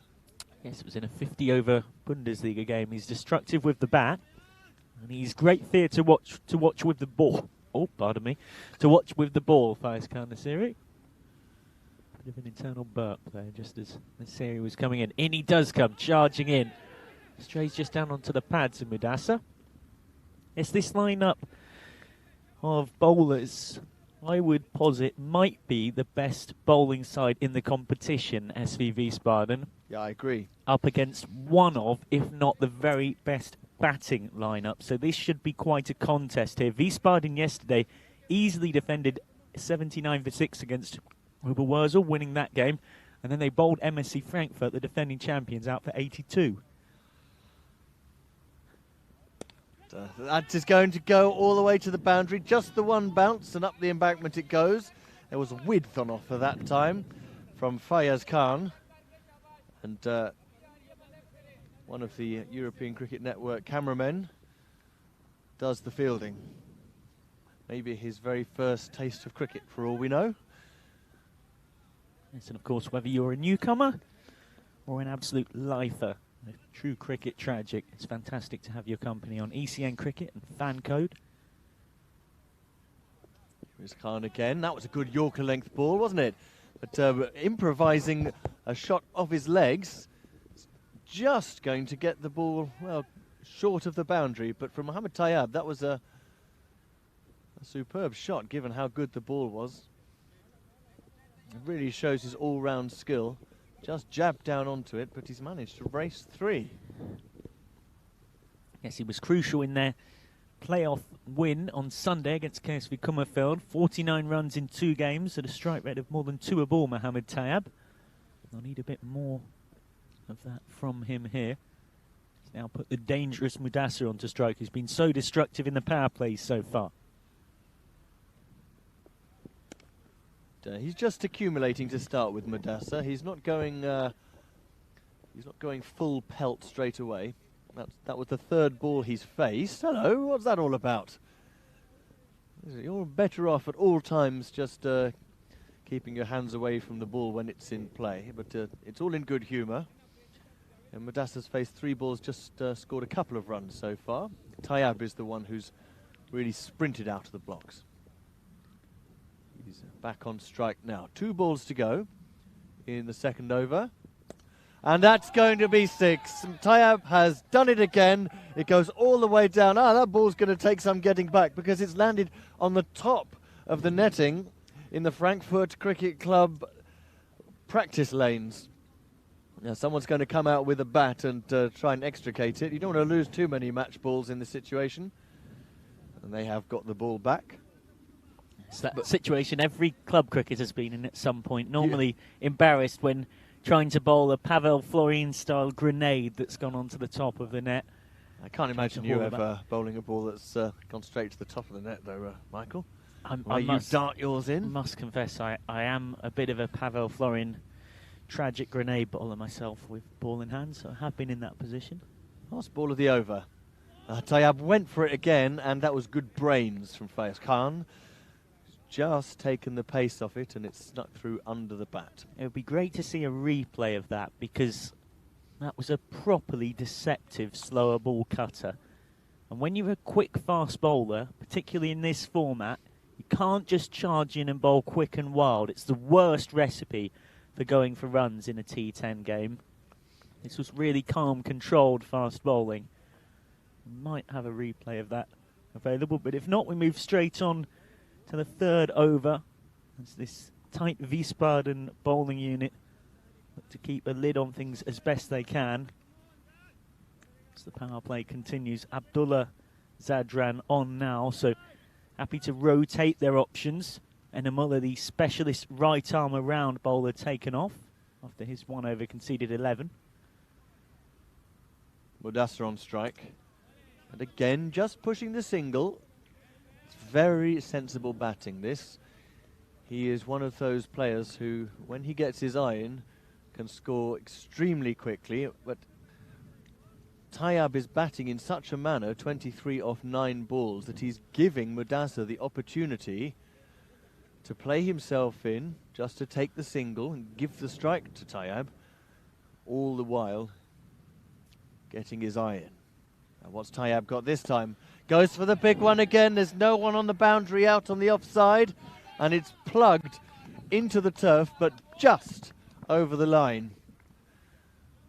This is outstanding tactical batting. But Tayyab's the one who is going for the big shots. Cleared his front leg and just sworded it away with a big flourish and a follow through. He's raced now to 29 from a mere 10 balls. The third over of the power play. And that's what does the trick. We saw Fayez Khan do it at the end of his last over. Just take the pace off the ball and bowl a slow little cutter. Abdullah Zadran has beaten Tayyab with that exact same sort of ball. Yes, he's only 21. It's a very young side, this Wiesbaden lineup. Most of them in their 20s. This side with a lot of experience and know-how in terms of white ball bowling. Tayyab goes for a bit of a swashbuckling hit down the ground. It just hit the bat quite high up the blade, so he didn't really middle it. Managed at least to get the ball back past Abdullah so that he can rotate the strike. 34 without loss, now with 2 balls left in the power play. Michael McCann likes his batting teams to get at least 40 in the power play to say they're in a truly dominant position. And a little bit more punch to that shot from Mudassar. Fayez Khan is a good fielder and he's managed to restrict them just to the single. I would say that if you think of the power play as something of an auction, 40 is the guide price, but depending on the context of wickets lost and who's batting well, what's on offer at that auction, that price might change a touch, but so far definitely going the way of FCA. So Abdullah, one last bid, and he's lost his deposit there. It's gone high over the leg side, couple of bounces, 4 runs, and a fine finish to the over with that superb flick across the line. That concludes the power play then. 35 without loss, and Tayyab is absolutely on fire. 34 from just 13 balls. And you add in that final 4, that last bid in the power play, thanks to that awful leg stump full toss, but it needs putting away, and it takes FCA to 39 without loss. And when you add in the fact that they've got 2 set batsmen out there, Mohamed Mudassar has had a chance to have a look because the pressure's been taken off him by Mohamed Tayyab. And it's definitely a better start for them. And this is not what Wiesbaden will have wanted. Their classic formula, in an opposite way to what we saw from Gamani Abiba, who loved to win the toss and bat using their strength. Wiesbaden love to win the toss, bowl, restrict, and then their batsmen do just enough to get them over the line. But haven't done much restricting off Tayyab so far. Mudassar on strike now. He was stumped off a wide in a pretty ugly shot in game 1, but we know what he can do yesterday. 69 against Bieber. Fayez Khan is going to bowl his other over off the reel. Just a little bit of in-swing there, and nicely fielded in the offside. Mudassar is still playing himself in and looking for the single. Will just get him another sighter and put Tayyab back on strike. Well, yesterday, of all of the bowlers that have bowled at least 4 overs so far in this competition, Fayez Khan Nasiri was the most economical. Conceded just 3 runs in his first spell, 8 in his second. But that represents something of a loose ball. And, well, initially I thought I was going to say that was a bit of an awkward bit of fielding. But to be honest, with the first part of that little act was to get the hand out to the ball and stop it going for 4. So the fact that he didn't grab it, then had to pull it back with his foot, although it allowed Mudassar to come back for 2, I think really that ball had 4 written on it. So the net result, good bit of fielding. Fayez Khan's next ball is the first really big hit from Mudassar, and he's dropped it safely. He tried to aim it squarer rather than straighter because he felt that he could get it over the head of the fielder in the ring, and that's exactly how it turned out. Well, Mudassar is just starting to increase his tempo now. Still not quite seeing the ball as well as he wants to. Yes, he's not looked at his very best yet. 7 from 8 for him. Same cannot be said of Tayyab, who's been absolutely flying. And that's not the only thing that's flying. The ball, too, if it goes any higher than that, it's going to have a little bit of snow on it. It's absolutely massacred, that ball. Yet another 6. He's raced, has Tayyab, to 40 from 14 balls. And it's all very well the fielder backpedaling and looking for it, but he may as well, for the way that Tayyab is batting, not be standing there. He is absolutely flying. Oh, now Gert's gone over the top again. Superbly done. Outrageous. He just walked across the runway and paddled it over his shoulder as though he was directing the traffic. Made it to 44 of 15. Just this is a batsman in form. Look at it, straight into the position for the scoop. That would be completely consistent with a top-class professional, that kind of shot. Yep, and the plane definitely got off the runway, didn't it? Off the runway, absolutely. Just, it's well, he's really showing his wings here. He has been, as we say, absolutely flying. He's only one clean hit over the line, away from a 16-ball 50. Here we go again. Oh, swing and a miss. There we go. The problem was there, he just made room and opened up his front leg, and then he found himself a little bit too far away from the ball to make contact. But Tayyab is making all the running so far. Of the 52 runs you see on the board for FCA, of 4 overs, would you believe that Tayyab has scored 44 of them?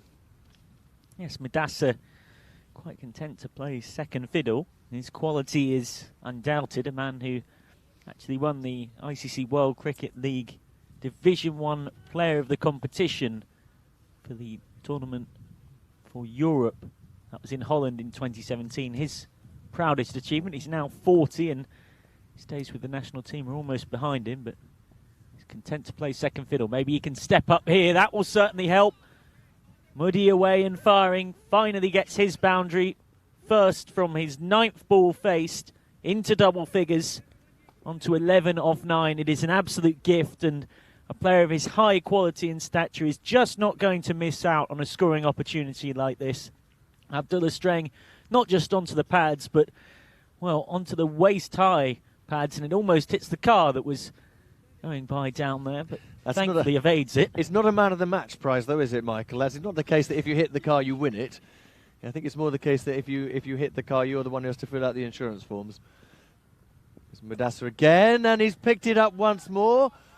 Few bounces down towards that car, but he's done well to get to the ball there. Ibrahim Zadran overran it a little, but he's managed to cut off any thought of a third. But Madassa, having played himself in and then started to try and hit and been a bit sketchy, is now starting to look a lot more threatening. And hasn't he got cold?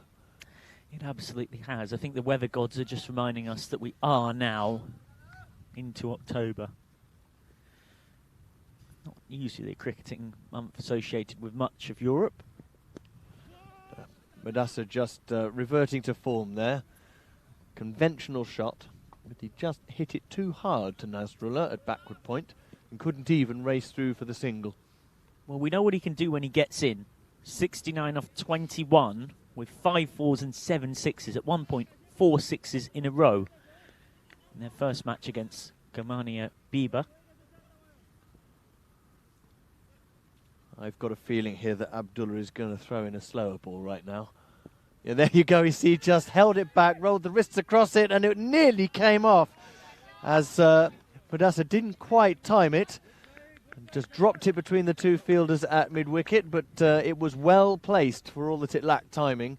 And they have collected another 4 there. Madassa moving to 17. It's 62 without loss. That's his second boundary, and most worryingly for Wiesbaden, the opening partnership's worth 62, and we still haven't seen Madassa at his destructive best. The way things are going, it won't be too long until we do. It's just gone a bit quicker this time. Abdullah is mixing it up a bit, but Mudassar, I think, probably intuited it was going to be the pacier one.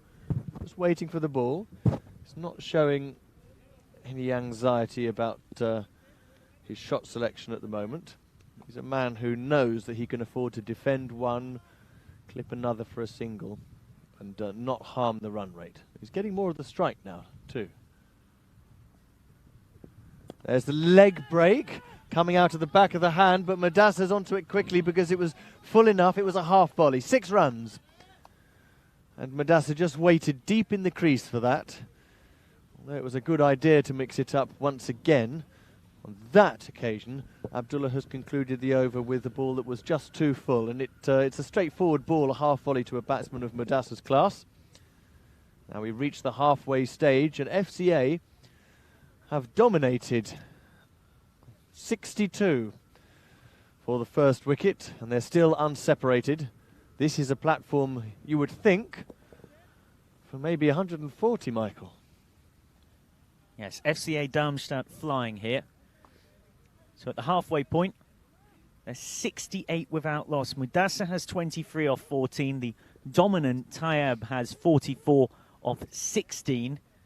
He's been making it rain boundaries. He's on the brink of what would be a quite brilliant 50 against arguably the best bowling attack in this 10-team T10 competition in Frankfurt. 4 fours and 4 sixes so far for Tayyab. As the 6th over starts. Ibrahim has bowled well. On those rare occasions he's brought himself on to bowl, he's been pretty economical. That's not a good start, though. Not living up to my co-commentator's billing or what was advertised in the brochure. Ibrahim Zadran strays onto the pads, and Tayyab's not going to miss out in this form. He's now just 2 away from one of the quickest half-centuries that we've seen this week. And we've seen a few of them. Of all the looseners you could have bowled, that was just about the worst. That was the loosener's loosener. Such a thing exists. The way the field is set, if you can hit square, you're more likely to find a boundary. Whereas there is quite a lot of cover in the deep, straight. Tayyab on the brink of his 50. It's Ibrahim. Out of the back of the hand, it's a slower ball, but he's got hold of this easily. Picks up the leg break and goes to 50 in style. A 5th 6 of the innings for Mohammad Tayyab. Brings up his half-century off just 18 balls, 5 fours and a 5th 6. He's going at almost 3 runs per ball here. Utterly destructive batting. Ibrahim yet again. Goes again, could perish this time. What a good low catch that is. And the fist pump to celebrate. They know what that means. It's the wicket they were utterly desperate to get. Amin Khan running in 10 yards from long on. Check this diving catch out. Held back the leg break, trying the exact same shot as the previous ball. And that might be the best catch we've seen this week across 19 of these T10 matches. A quite magnificent piece of fielding. And they finally get the breakthrough from an opening partnership dominated by Mohammad Tayyab. He's gone 78 for 1. Yeah, it is for me, Michael. A lot of catches have gone to hand, and an awful lot of them have been dropped as well. But the difference there was it not only went to hand, but he got the dive in as well. He wouldn't have taken it had he not gone forward. And to hold it in these conditions on this outfield without a firm footing is an impressive effort. So, yeah, that is my #1 catch. Hopefully we can maybe just have a look at one more replay of it, because it was a quite superb piece of work to take it. Mohammad Mudassar, with 23 off 14, will now need to step up into the senior role in this batting partnership for the second wicket. He's been joined by Husnain Kabir, who does often open in the T10 format, but today they decided to prefer Mohammad Tayyab, and why not? As FCA Darmstadt look to finish off as they've started in this competition, dominating the league table as things stand. A win in this match would leave them 4 from 4, unbeaten, and into the semi-finals against the side who finished second in Group B, which is Darmstadt Cricket Club. They only won 2 of their 4 games, but net run rate was enough. Changing the bowling, it's more spin, but once again straying onto the pads, and you just can't afford to do that in this format. Ibrahim Zadran flicked away for 4. It's not where he'd have wanted to be. And the lines of his bowling about as good as the colour clash on that attire of the different shades of blue on the shirt and then the orange on the cap. There's some slightly interesting fashion going on out there. The fashion police might be interested. Wicketkeeper with the red helmet, Shaheen Aga. Not really in keeping with the Wiesbaden Hawks general colour scheme. There's Ibrahim again. Oh, he's chopped on! Big moment in this game. It can change so quickly in T10. Tayyab caught on the long on fence. And now Mohamed Mudassar out too. 27 of 16. But Ibrahim Zadran gets a second breakthrough. It's 2 wickets in 3 balls. You could see it turn. Mohamed Mudassar trying to make room, force it through the offside. Can only bottom edge it onto the base of that leg stump. And all of a sudden it is SV Wiesbaden Hawks, arguably the best bowling side in this competition, showing why, in the face of a destructive blitz of an opening partnership, have found a route back. Now comes Mohamed Ahmed at number 4, who was superb in the playoff to reach the 2021 European Cricket League. 3-match T10 playoff on Sunday. They didn't even need a third game, winning it 2-0 FCA. Victory in both of the first couple of matches. And Mohamed Ahmed was a big reason why. He scored 56 runs across that playoff and was only dismissed once. In the process of those 56 runs, hit more than half of those runs in 6s, and that would be pretty handy now. Well, he's a big fella, isn't he? I should think when he does hit 6s, they are usually big ones. But what a strange over it's been so far. 4-6, wicket, 4 wicket. 14 runs, 2 wickets from Ibrahim. And it makes the mouth water to think what could possibly be coming from the 6th ball, doesn't it? How's he going to finish it off? Boundary or wicket? Oh, it will be neither. A dot to finish off. An over where it's all been going on. 14 runs. But most importantly for the Wiesbaden Hawks, starting to find a way to get off the ground with 2 wickets. Both openers gone. So Mohamed Ahmed avoids the golden duck. Husnain Kabir is yet to face yet. So far, he has 0 of 0. And this is how T10 can go. You get a partnership, it's all going your way. Firecrackers, 6s and 4s all over the place. 2 wickets, 2 new batsmen yet to face. No time to set themselves. Batting collapse becomes a possibility. And all kinds of chaos can ensue. And Wiesbaden, I think, Michael, have chosen the right man for the situation here, because more often than not in Group B so far, he's proven pretty difficult to get away. Khalid Khan, he has a very strange angle of approach. Right arm around the wicket. And the reason for that is that he likes to try and bowl wide of the crease, a little bit back of a length, and angle it right across the right-handed batsman to make it very difficult to get the ball away. 5-4 field, cover point, long off, long on, mid-wicket and a square leg. 4 in the ring as well. Here comes, oh, that's a wild and wide start. Rightly given by umpire Yannick Bischoff. Khalid Khan didn't seem to agree, did he? Look back at umpire The bowler Bischoff rarely does. as if to say, well, that's harsh. Why have you done that, umpire? Well, Yannick Bischoff, once upon a time, was himself a fast bowler for the German national team, so if he'd have any disposition either way, it would be towards the bowler, but that one is just inside the tramlines, and now it's the batsman's turn to look at the umpire. Well, the umpires across this 4 days of T10 action have been put under plenty of pressure both ways round, and have done a very good job of just blocking it out and calling what they see. Crazy. Here's Khalid Khan. That's full. That's definitely not a wide, but it definitely is out. Well, it's a 3rd wicket. They really are falling like flies now. That's a 3rd wicket in 5 balls. Husnain Kabir gone for a 2nd ball duck. And from a very good position, all of a sudden FCA are starting to collapse. Khalid Khan, you miss, I hit is generally his tactic. It was in the slot to go. There was 3 sweepers out there. One of them was Abdullah Zadran, who was calm as you like and known for being so good with the ball and in the field. And Wiesbaden, after a bad start to the innings, with destructive Mohamed Tayyab wreaking chaos, have really pulled this back. Yeah, well judged that catch. Just for a moment I wondered whether Abdullah had slightly overrun it. He ran in very quickly 5 meters from the boundary, but it was almost as though he had a GPS stuck to him, like some kind of earthbound drone. Just got him straight into position and the ball went directly into his hands. Comfortable catch. First ball for the new man, Umar Farouz. Can only chip this up to point, but fortunately for him it was coming up off that bottom edge. So a dot ball, and it can all turn around so far. 78 for 1 when Mohamed Tayyab went in the middle of the 6th. And now it all looks and feels a bit different. The momentum swung. 83 for 3 off 3. Can Farouz get off the mark this time?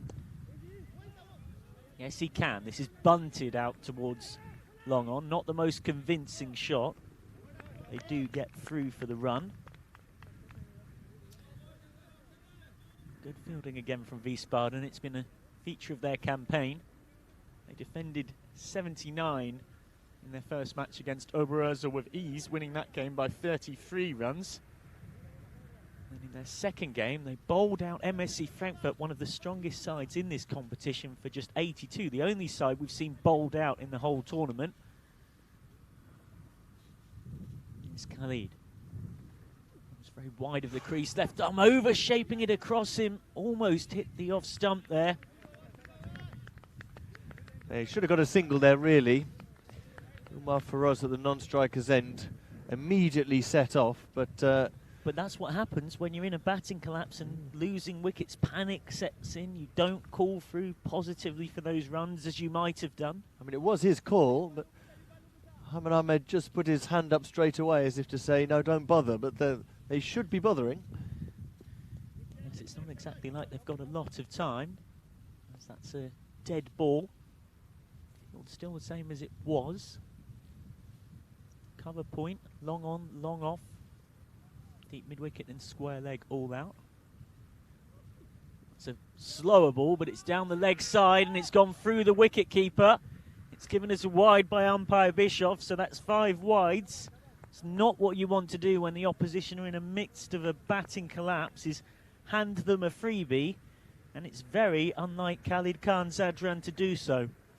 These runs have come gift-wrapped, haven't they? Went for the slower ball, the leg cutter down the leg side, but not only did it go out of reach of the batsman, but it fooled the wicketkeeper too. Yes, well, you have to feel for Shahanaga as the keeper. He's starting so far away in the offside. He's got a long way to come to get to that. Well, that's gone out to square leg. Well stopped by the sweeper. Keeps it to 1. So Mohamed Ahmed does get off strike. Gets off the mark on his 3rd ball faced. He has 1 off 3. Joining Umar Farouz on 1. A message from Carl on our YouTube channel, watching this match between FCA and Wiesbaden. He wants to know whether this is a drop-in pitch. Well, no, it's not a drop-in pitch. It's just the artificial turf laid down over concrete, so the most straightforward type of artificial. That's a wide, despite the bowler's best appeals to try and ensure it's not given. Ibrahim Zadran trying to keep things tight as best he can, but that really is not what the doctor ordered. Goes for the slightly quicker ball, and that is mown away to the leg side. Fielder was out there, but there was no way he was catching it. Abdullah Zadran has to head into the stinging nettles behind him to fetch it. And he's actually had a bit of help from the Germania Biber manager, Rocky Kumar Werner, who is just scouting out his opponents ahead of their next game. Was happy to go into the nettles on behalf of the fielder, get it out. Of course, Germania Biber have got to play Wiesbaden in the final match of the day. That is a leg break that's a long way down leg. So again, a needless wide. Great take, though. Wicketkeeper made his way across the leg very quickly. He does start so wide of off stump as well. 8 wides in the innings, and they've all come in the last 2 overs. Needless giveaway of runs as Mohamed Ahmed trots through for 1. Oh, he actually fancied a chance of a run out there because of him running so slowly. Ibrahim Zadran coming around, collecting it, trying for the direct hit. You don't sense that this pair, by how they've been, would be the most eager to run the overthrows compared to some of the competitive and quick running we've seen throughout this competition. Ibrahim, that's a really poor ball, and he cannot believe it. He's got his arms out in fury. The match referee might be a touch interested in that behaviour, and he does now seem to be turning to the umpire and offering an apology, which is probably no bad thing on his part. Up to the 3-figure mark now, and up to the 3-figure mark in style. That is a huge 6. Shoveled over the mid-wicket boundary. There was 2 sweepers out there, but all they're doing is trying to fetch it.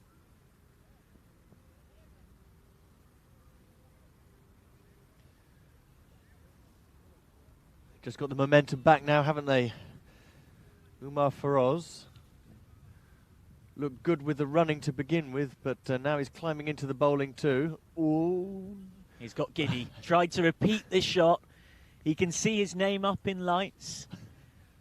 ECN.cricket and on fan code in the subcontinent. Yes, he was watching his own replay there, wasn't he, before he hit the ball. I think he was already dreaming of putting that clip of that first 6 out across social media. Can he repeat it now? Well, that's a quicker, flatter ball, and that's a really poor misfield in the covers. Should have never have got through, and yet somehow it did. Not a moment Khalid Khan Zadran will want to be replayed on social media, that is for sure. And it's 6.4 for Umar Feroz, who moves into double figures with that one. Total climbing and growing, it's definitely above par. We'll see how far it can get. It's decently fielded out at long on, the beneficiary of a good bounce, which you've got to be thankful for the little things in life. And when this outfield gives you a good bounce, you really do have to be thankful because it's undulating, rabbit hold, very unpleasant. We're getting lots of questions, Michael, on our various social media channels, not least YouTube, about the nature of the pitch, asking what European pitches are like. Well, of course, in the professional outfits, Scotland, Ireland and England, you've got normal grass turf pitches. This is an artificial pitch that's permanently laid down. Most mainland Europe countries have that artificial pitch. It's certainly the most common amongst the associate nations. And Amullah Zadran back on the opening bowler, conceded 11 from his first, and that won't help the figures from his second. Flicked away, it's a nice freebie. Then probably the newest countries, Iceland for example, who can't even afford yet to have a permanent artificial pitch. They have rolled down plastic pitches called flicks pitches, but the drop-in pitch in Europe, it's unheard of. Oh, Enamula this time is hooked away. That's a big old 6. It's just about avoided denting the car out there. Not missing out on that one, and Umar Feroz gets his second maximum of the innings. A really good, clean pull shot. It was a bouncer, but it was nowhere near quick enough to really trouble him, and he just wasn't going to miss out. FCA Darmstadt powering on towards a very big, imposing total here. Yeah, whatever the state of the pitch is, one thing we can agree upon, which is that it's this kind of artificial pitch that is probably most unforgiving for the bowler if he drops short. Animal again, that's maybe too full. He's missed that out, he's clothed that a bit high on the bat. Only get a single out to long on. Managed to end up mistiming it, but at least hitting it down rather than chipping a catch up. They are so flat, these artificial pitches. There is a more expensive one which has been developed more recently, which has more gravel underneath it and is supposed to give the bowler a bit more seam movement, but this one is like a runway. And it's Enamula, the specialist right arm around bowler. That is nailed straight at the sweeper from Mohamed Ahmed. He takes a single and is quite content to give Feroz the strike. And why not with the form that Feroz is in? He's got 22 off just 8. Enamula trying to contain. Did have the 4th best economy rate in the state T20 competition this summer. Here he comes. That's a slow ball. That's gone straight up. It's gone higher, then it's gone longer. This is going to take some catching, and it is very well caught. Fayez Khan Nasiri moving 15 yards around from wide long off to take it in a straighter position. Does so very nicely indeed. It's a really important wicket. The man who was motoring, Umar Feroz, has to depart for 23 off 10, 2 4s and 2 6s. He was looking for a 3rd 6, and instead scooped up a catch that was gobbled up. Is Enamula, can he make it 2 from 2? LBW appeal. Well, it's always very unlikely from right arm around you're going to get one given, but he went up anyway, and Mohamed Ahmed lives to fight another day at the end of that over. I think what happened here is it pitched outside the leg stump. It probably would have gone on just a clip-off stump for my money. But, on the replay there you see, if the ball pitches outside the line of the leg stump, you simply can't be out. And that's the great risk, of course, of bowling right arm around the wicket, is that more than half the time the ball will bounce outside leg. And as someone who bowls right arm around the wicket far more often than he actually bowls right arm over, which is quite odd, Enamula Zadran will know all too well how unlikely it is he get a decision given. Here's Khalid Khan, left arm over, so a slightly different angle. But it does get the treatment nonetheless, down to the straight boundary. Good flick from Fayez Khan Nasiri to keep it in. And then Adil completes the work by getting the throw in. It's a good positive shot, and it's very well fielded too. Good cricket all round there. Ball maybe a touch over pitched. Well driven down that straight boundary. We're in the final over of the innings, trying to gobble up as many runs as they possibly can. Mohamed Ahmed on strike. That's a huge swipe across the line. Pretty ugly one. No disrespect to farmers, but the word agricultural does come to mind.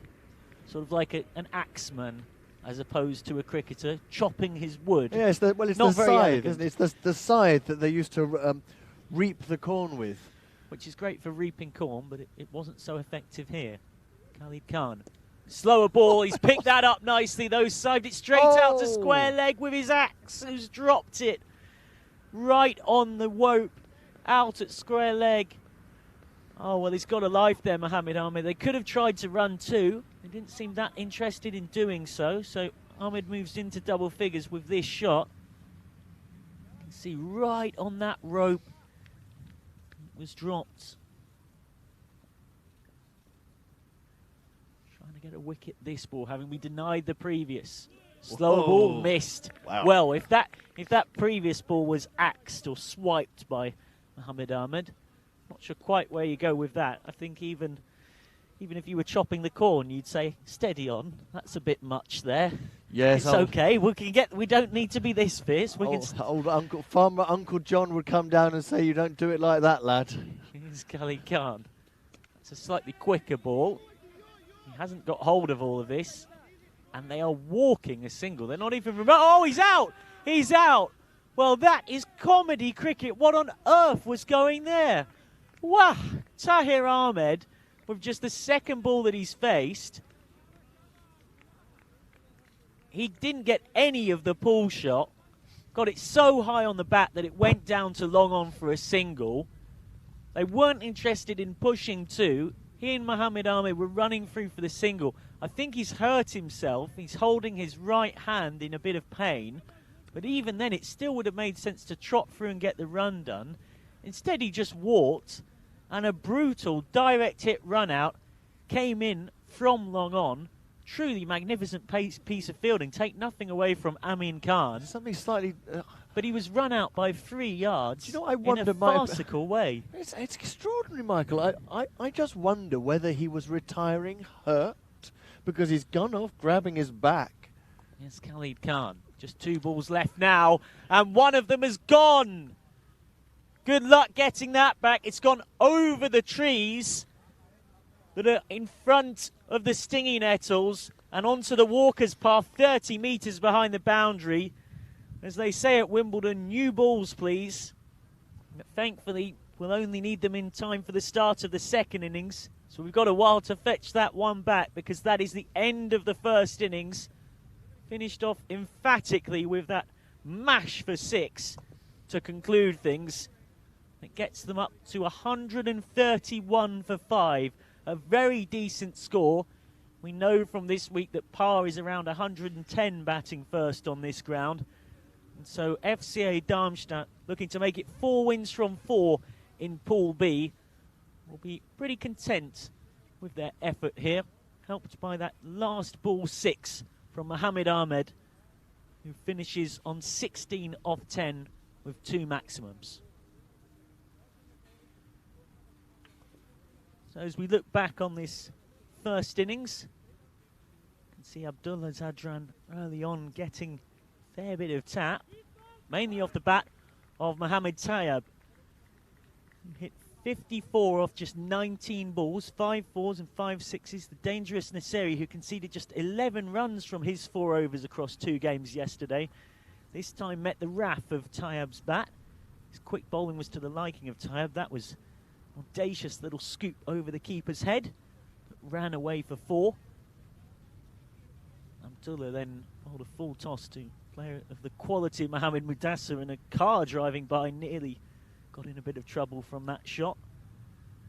That's again at it, chancing his arm. Didn't quite get all of it, but got enough. Then went inside out over extra cover for his only 6. Tayyab was the dominant man, though, in a first wicket partnership that added 78 from the first 5.5 overs. Brought up his 50 with a huge 6 of Ibrahim Zadran, and then fell to his demise there. What a catch by Amin Khan, coming in 15 yards from the long-on boundary to take it. So Tayyab went for 54 off 19. Mudassar progressed on there. That nice little freebie that he flicked round the corner for 4. And then looking for a reply, he chopped on. Very good piece of bowling from Ibrahim Zadran, dismissing both openers in the same over. Mohamed Mudassar, such a prolific run scorer for this FCA lineup, was gone. And then out stepped Mohamed Ahmed. He tried to continue the good work. Husnain Kabir went for a second ball duck there, caught by Abdullah of Khalid on the rope. 5 wide certainly didn't help, trying to keep a lid on things from the Wiesbaden point of view. They are probably one of the strongest bowling sides in this tournament, but they were up against arguably the best batting side. It's a really good Hiver and Tiver T10 contest. Mohamed Tayyab's innings, the one that's probably taken FCA to an above par score. No one else really got going, but they did just enough to keep the boundaries and the run tap flowing. Skied straight in the air there by Umar Feroz after a good cameo 23 off just 10 balls. Caught by Fires off Enamullah. And Khaled Khan was met by the ferocious bat of Mohamed Ahmed, who got a life there, dropped on the square leg rope. He ended up with 16 off 10 balls. So the batting card, one of starts and useful contributions, aside from the shining, glittering light that was Mohamed Tayyab, promoted to open the batting, and goodness me did he take the chance. 54 off 19 balls, 5 fours and just as many sixes. Mohamed Mudassar with a useful 27 at the top, and then cameos from Mohamed Ahmed and Umar Feroz down the bottom. You add in the useful extras, 9 wides bowled, as well as a leg bite, and that got them up to 131 for 5. A total they'd have definitely taken when Wiesbaden won the toss and elected to bowl. As for the Hawks, well, Enamullah Zadran at the top went for 23 off his 2 overs, did pick up 1 wicket, but it wasn't a great day for a side who are normally so reliable and economical with the ball. They really struggled to contain this power-packed FCA lineup. Faiz Khan going for 27 off 2, Abdullah Zadran conceding 29, and Ibrahim did pick up the 2 wickets of the opening batsman, but conceded 35. Everybody went for double figures in terms of economy rate, apart from Khalid Khan, who pulled this innings back really well, conceding just 16 from his 2 overs and picking up a wicket to boot.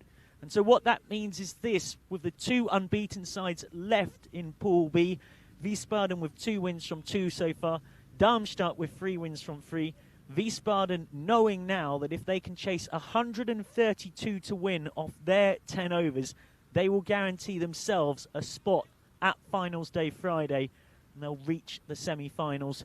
Darmstadt already there by courtesy of having won 3 from 3. To wait and see who will join them in the semi-finals. You'll have to join us for the run chase, which gets going in about 5 minutes or so's time. I'm Michael McCann. It's Kit Harris alongside me here at the ECS in Frankfurt at the FCC Oval. FCA Darmstadt have posted 131 for 5. Join us shortly to see if the Hawks can chase it down and secure their place in the semi-finals.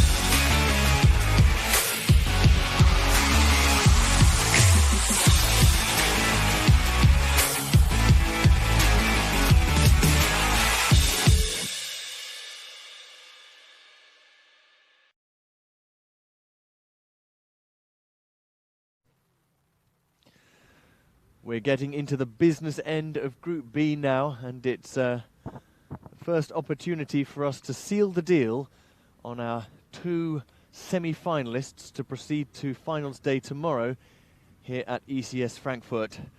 The team that is taking the field now is FCA, the so-called United Stars team from the town of Darmstadt, and they are through to the semi-finals. And if they can win this game, they'll top the group. But Wiesbaden, just going out to bat there with their blue chevrons on their jerseys, they have a target of 132. And if they chase down that target and win the game, then they will join FCA in the semi-final. Should they lose, they still technically have a chance of making it through anyway, but it will come down to arithmetic and net run rate and so forth. So, European Cricket Network commentators, my name's Kit Harris, with me Michael McCann. The first ball of that chase is just nudged away into the leg side. The bowler, as always, opening for FCA is Akhlaq Ahmed, with his bustling round-armed action. The opening batsman for Wiesbaden getting off the mark there, Sean Arger, wicket-keeper. He's played some big shots so far in this tournament, but not always from the opener's position, to which he is relatively unaccustomed. He has had a dab at it every now and then, and with him is one of the Khans, Khalid, just marking out his guard right now. Akhlaq is ready to bowl to him. A positive shot there, and Misfield is just salvaged. Good recovery there from the square leg fielder. It's not actually Khalid Khan at all. I've sold you a kipper there. It's Nasrullah Zadran.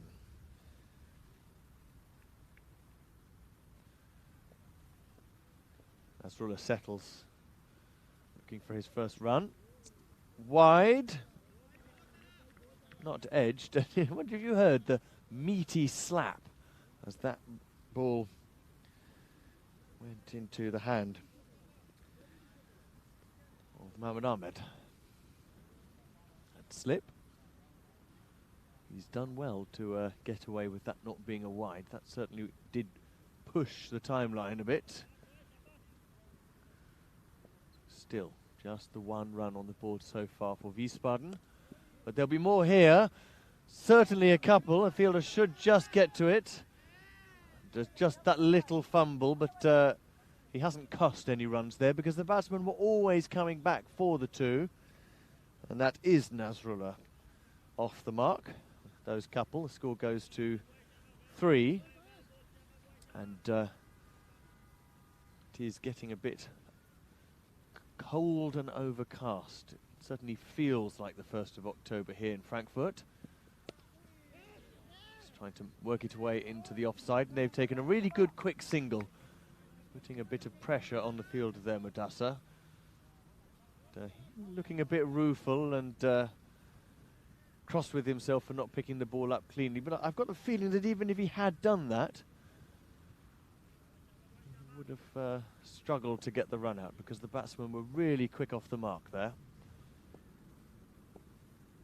Here's the last ball of the first over, and he's gone for the big hit this time. It's coming down, 2 fielders underneath it, but it's too much for them. 6 runs, and that's the first one that's cleared the boundary in the first over. So what was quite a good and economical first set has now gone for 10. So really going for it there, Sean Arger. That's the first boundary. First over of the power play done, and it's 10 without loss. Michael McCann. Dented by that 6 at the end, but when you put in context the score on the board, 131 for 5, it doesn't take a mathematician to work out that it's 13.1 needed per over, carry the decimal point and all that jazz. Getting through an over for 10 in the power play in that context is fine. And it's still an over in favour of FCA Darmstadt. as we've seen so many times in the tournament so far, the opening partnership with the ball, same as it ever was. Tahir Ahmed with that strange hieroglyphic on his back. Right arm over. And that is a massive six! My word, he hit that! It's hit one of the portable toilets right beyond the boundary. And that wasn't just high and long, but that was seriously hard. He's butchered it. What a massive shot. Well, tell you what, Nasrullah Zadran has made his intentions clear. And that's going to have woken up Tahir. It's going to have woken up anyone in that portable toilet as well. It's a good job it didn't knock it over, Michael. Well, it hit quite low on the portable loo, thankfully. But we do wait to see if someone emerges from that slightly confused as to what on earth has just happened. So successive sixes, one to end the first over, one to start the second. Well, that's a good ball. He pitched it up. And really, he had the guts there to just fire it in. And Nasrullah, instead of staying still and trying to hit through the line of the ball like he did before, just kind of jumped away and thought he might steer it wide of the slip fielder. I'm not sure that's such a smart plan, really. Not only has he hit the straight ball so well, but he's got a slip and a third man. So it's quite a high-risk shot, the glide, for what could be scant reward. Now he's gone aerially down towards third man. It's nowhere near him, though. Just one bounce, 4 runs. He had a little bit of width to play with. In fact, umpire Gooch corrects me. It's gone for 6 and the fielder complies. Well, now, this chase of 132 to win has gained some early impetus.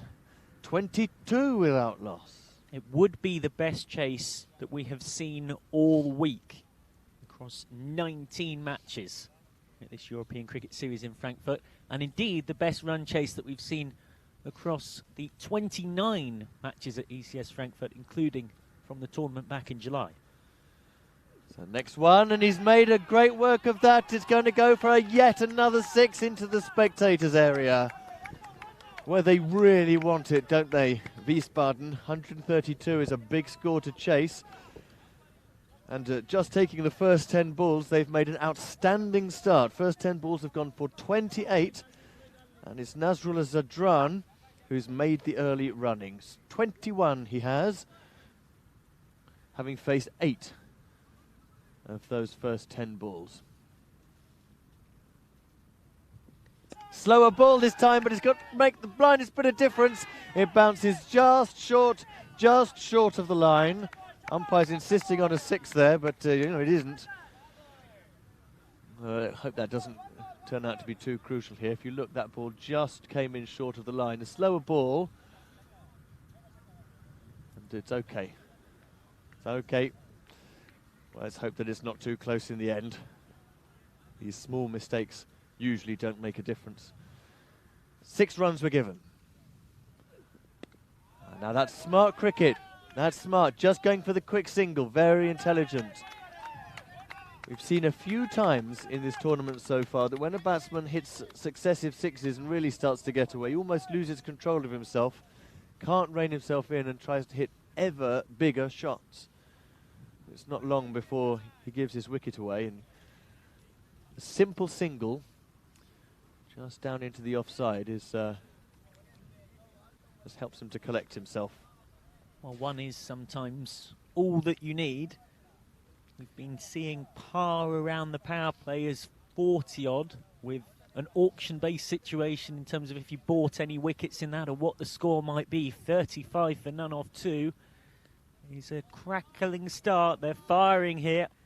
Would be one heck of a run chase, but they've made it a perfect way to go about it. You've got to break the back of a target like this in the power play, get yourself at least level with, if not ahead of the required run rate. And the Hawks are so far doing it very nicely. Their batting hasn't been as strong as their bowling and fielding across white ball cricket in T20 and T10 formats this summer.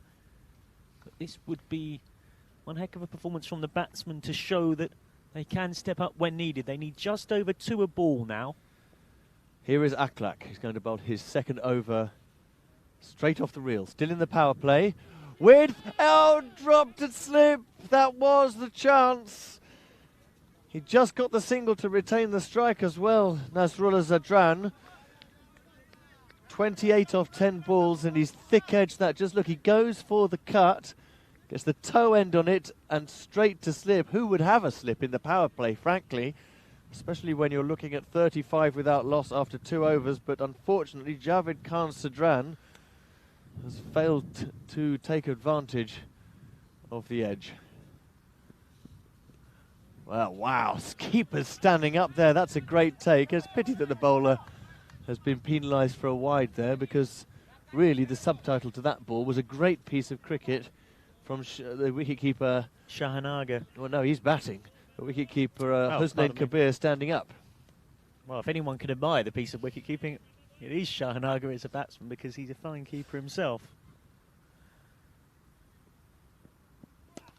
And that's straight down the ground. A good stop on the boundary. Lucky he got a good bounce there, wasn't it, from Mohammed Tayyab. I don't know what's going to happen to him when he comes on to bowl his spinners. The spin when FCA have bowled has often gone for a few runs, but he did bowl a very good over in the last game they played. FCA will be pleased just for the moment to have some respite as Nasrullah goes down to the non-striker's end. They get to bowl to Shan for a while. Oh, well, it's not respite now, is it? He's got width on offer as well, and he's managed to get under the ball and just uppercut it down off the face of the bat to third man for 4. Well, you rather hope that one of the batsmen would show you some mercy, but that's not the case. Shahan moves into double figures. 11 he has now, and Wiesbaden, on and on they go. 2.3 overs, 41 on the board. Well, it really is one-way traffic situation at the moment. Wiesbaden will not want this game, and their qualification hopes to come down to the death and come down to also needing match number 4 against Gamani Habib. A win here, and they've got that semi-final spot. Another lovely hit, and it's put down a cover. Oh, that was another opportunity. Now, there might be a run out here. He's coming back for 2. If he direct hits at the non-striker's end, but wicketkeeper decides, because there's no one right behind the wicket, that he's not going to risk the overthrow. And Ismail Zadran is the guilty party at cover point. Actually quite a bit more squarer of the wicket than cover. And those are 2 chances that have gone begging now. An opportunity to dismiss Nasrullah, shelled at slip, and now Shahan has survived as well at point. And there's another big one high over the outfield on the offside, and that's landed a good 15 metres beyond the extra cover rope. And Nasrullah at the moment seems to be imperious and unstoppable. 35 already at more than 2 runs a ball. He's faced 13 of them with 1 ball left to go in the power play. Wiesbaden have 48. Well, if they can get there in the next few balls, this will be comfortably the quickest 50 partnership that Wiesbaden have ever had in European Cricket Series history across 7 matches. Last ball of the over. Oh, big swing there. Now just needs to have a word with himself at the end of the over, because he's just getting a little bit overexcited. The adrenaline must be pumping like anything. But, you don't need to keep on playing shots. You've got a great opportunity here, Wiesbaden. 3 overs gone, 48 for none. Or maybe he just got a bit giddy from hearing me mentioning that record and thinking, well, let's get it finished off now. They've had 250 partnerships before in ECS history, but none anywhere near as quick as this. They won the plate to finish 3rd in the ECS in Frankfurt in July.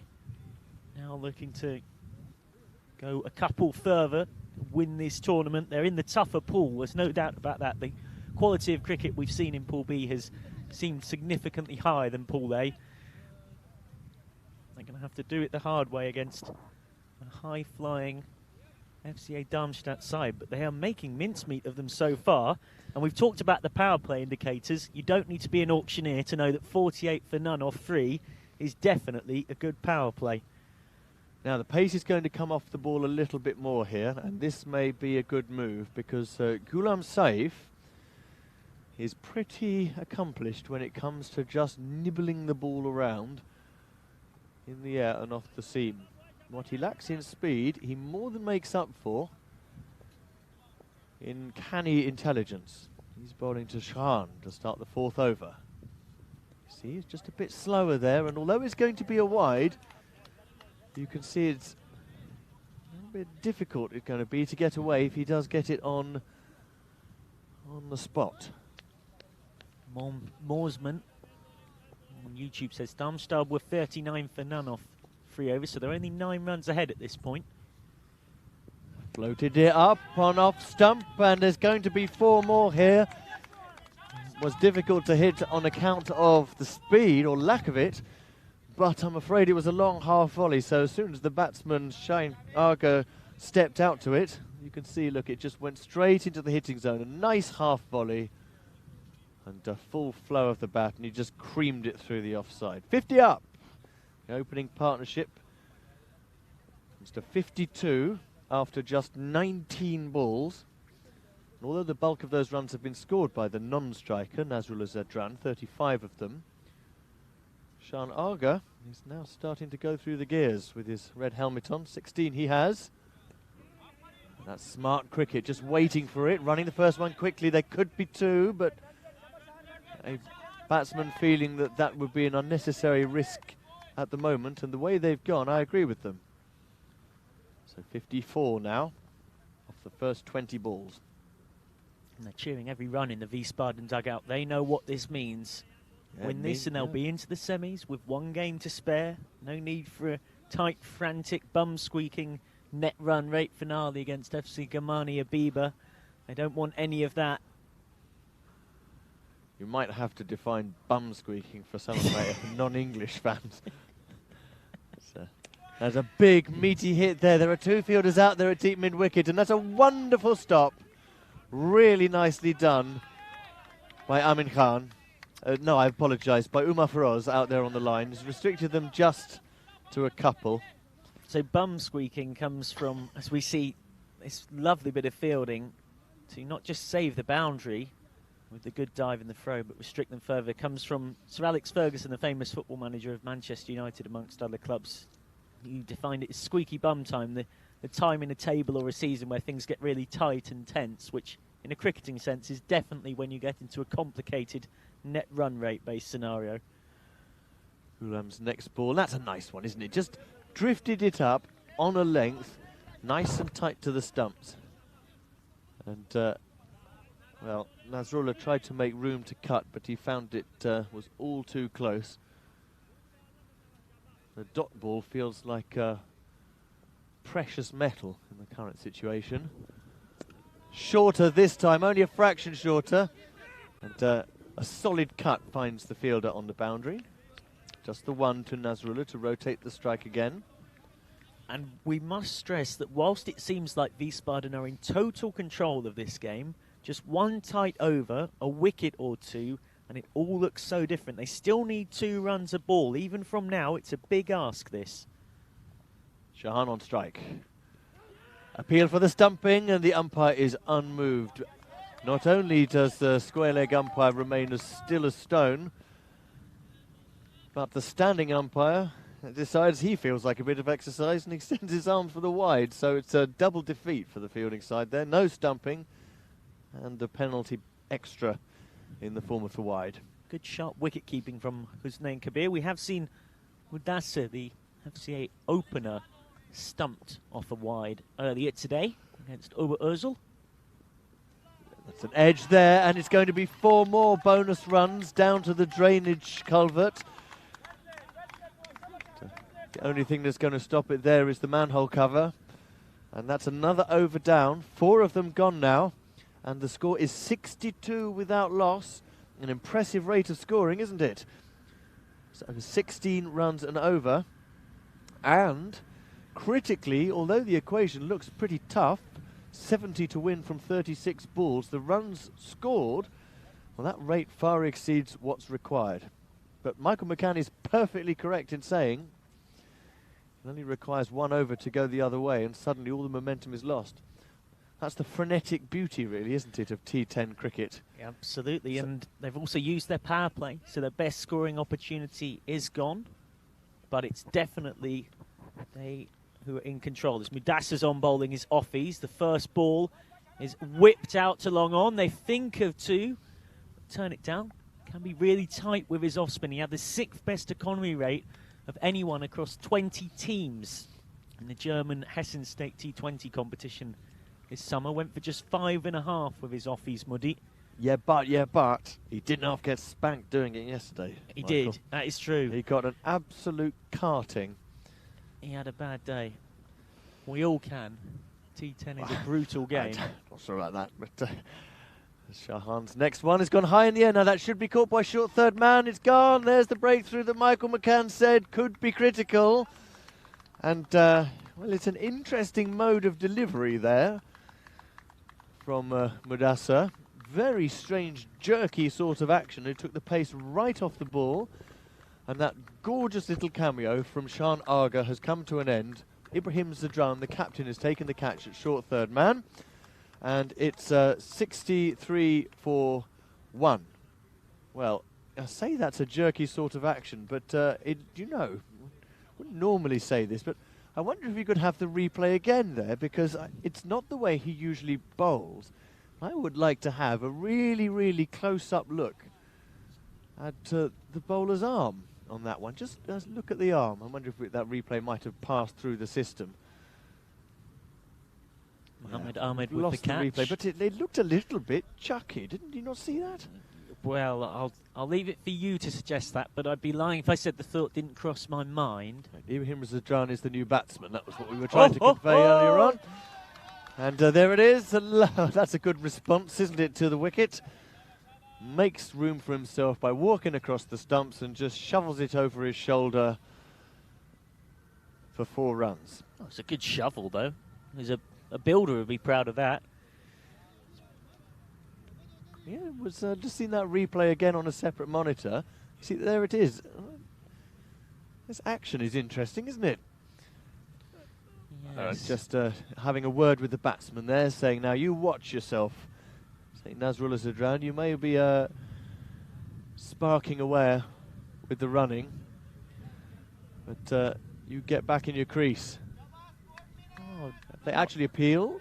I'm not entirely sure what's going on here. Have they appealed for the run out? Yes, he has appealed for the run out.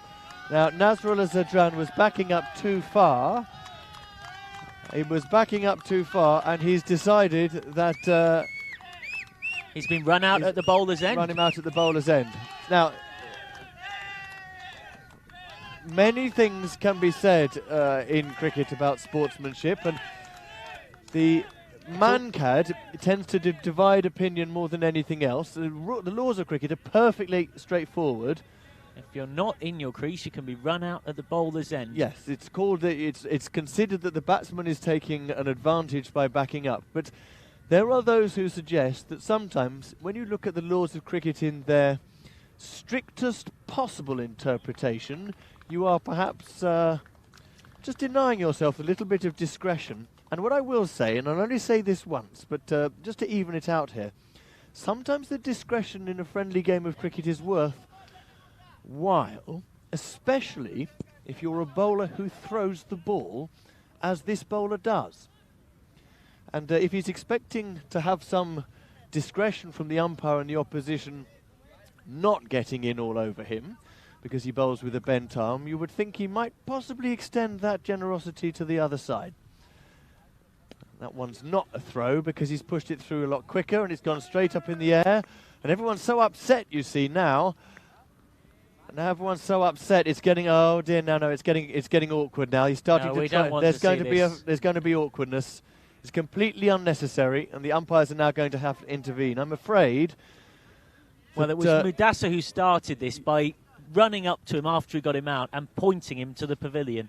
Yes, that was the dismissal Oh dear, this has got a bit awkward now. That was the dismissal of Sean Arger. When he'd man-catted him, he sent him back to the pavilion and pointed him back there with a finger, and it's just a question of which finger it was. And now Ibrahim Zadran has gone, and he's been given a send-off as well. And it's all got very feisty out here. He has that, unnecessarily so, and Ibrahim's walking off but still pointing his bat as he does. The new Wiesbaden man has come to the crease, which is a man who you're not going to miss with 228 on his back, Fayez Khan Nasiri, who himself can be quite a fiery, aggressive batsman, even on the calmest of days. This is not what we want to see at all. Nothing wrong with feisty competitive spirit, but definitely going beyond that, and I'm sure the match referee will be having a very close look at what's just gone on. And there's the next one. It's gone straight through the batsman. Now, what's happened here really is that Wiesbaden have collectively lost their heads, and if they don't just take a deep breath and refocus, they are going to lose the game as well. Now, that concludes the 5th over. The score is 67 for 3.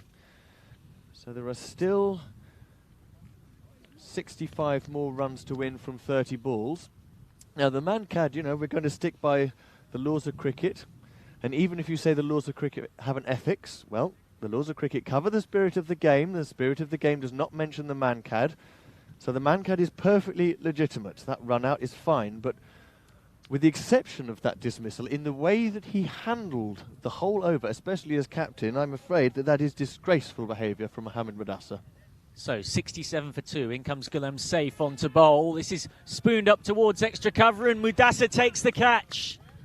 Another wicket goes down. The Wiesbaden collapse continues. They were 63 without loss, but now they find themselves 67 for 4. 4 wickets going down for the addition of just 4 runs. This time it's Mudassar with the catch off the skied shot. Ghulam Saif picks up a wicket off his first ball, and Wiesbaden, who needed to win this game to secure their semi-final spot with a match to spare, having put themselves in such a great position in this run chase, are making an absolute meal of it. Yeah, they've got themselves thoroughly rattled, haven't they, Wiesbaden? They focused so hard on the injustice, as they saw it, of the man-cad dismissal, that they've really lost the plot. He's safe once more. This is straight up again. It's gone higher than it's gone longer. This will need some catching from Husnain Kabir, the keeper. Oh, he's managed to take it. Swirling in the wind. Excellent fielding, even with the gloves, with those mitts. This is really not easy. Kabir took the catch. He's injured himself in the process, though. And yet another one bites the dust. So many wickets, our scoreboard can barely keep up with it. That's 5 gone now. Kabir has some blood coming from his nose, I believe. It's maybe grazed it in the process of taking the catch.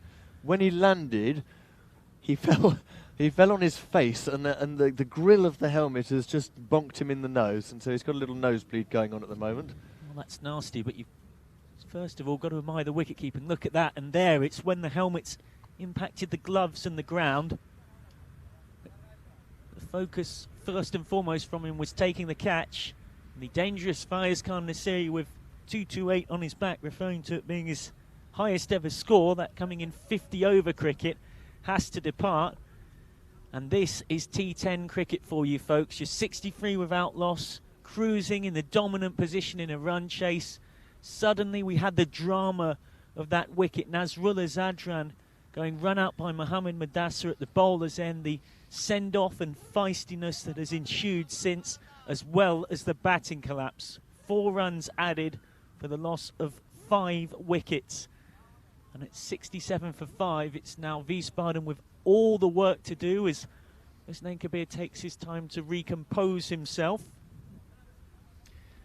Wiesbaden have definitely got to recompose themselves, and it's up to the middle and lower order now to take them home in this difficult run chase. It will be comfortably the best run chase we've seen across 25 games of cricket here at the FCC Oval in the 2 European Cricket Series tournaments. And now they've got to do it with all of their top order routed. Up to numbers 6 and 7. Here's Gulem safe with a 5-4 offside field. It's a full toss, and he's completely got away with that.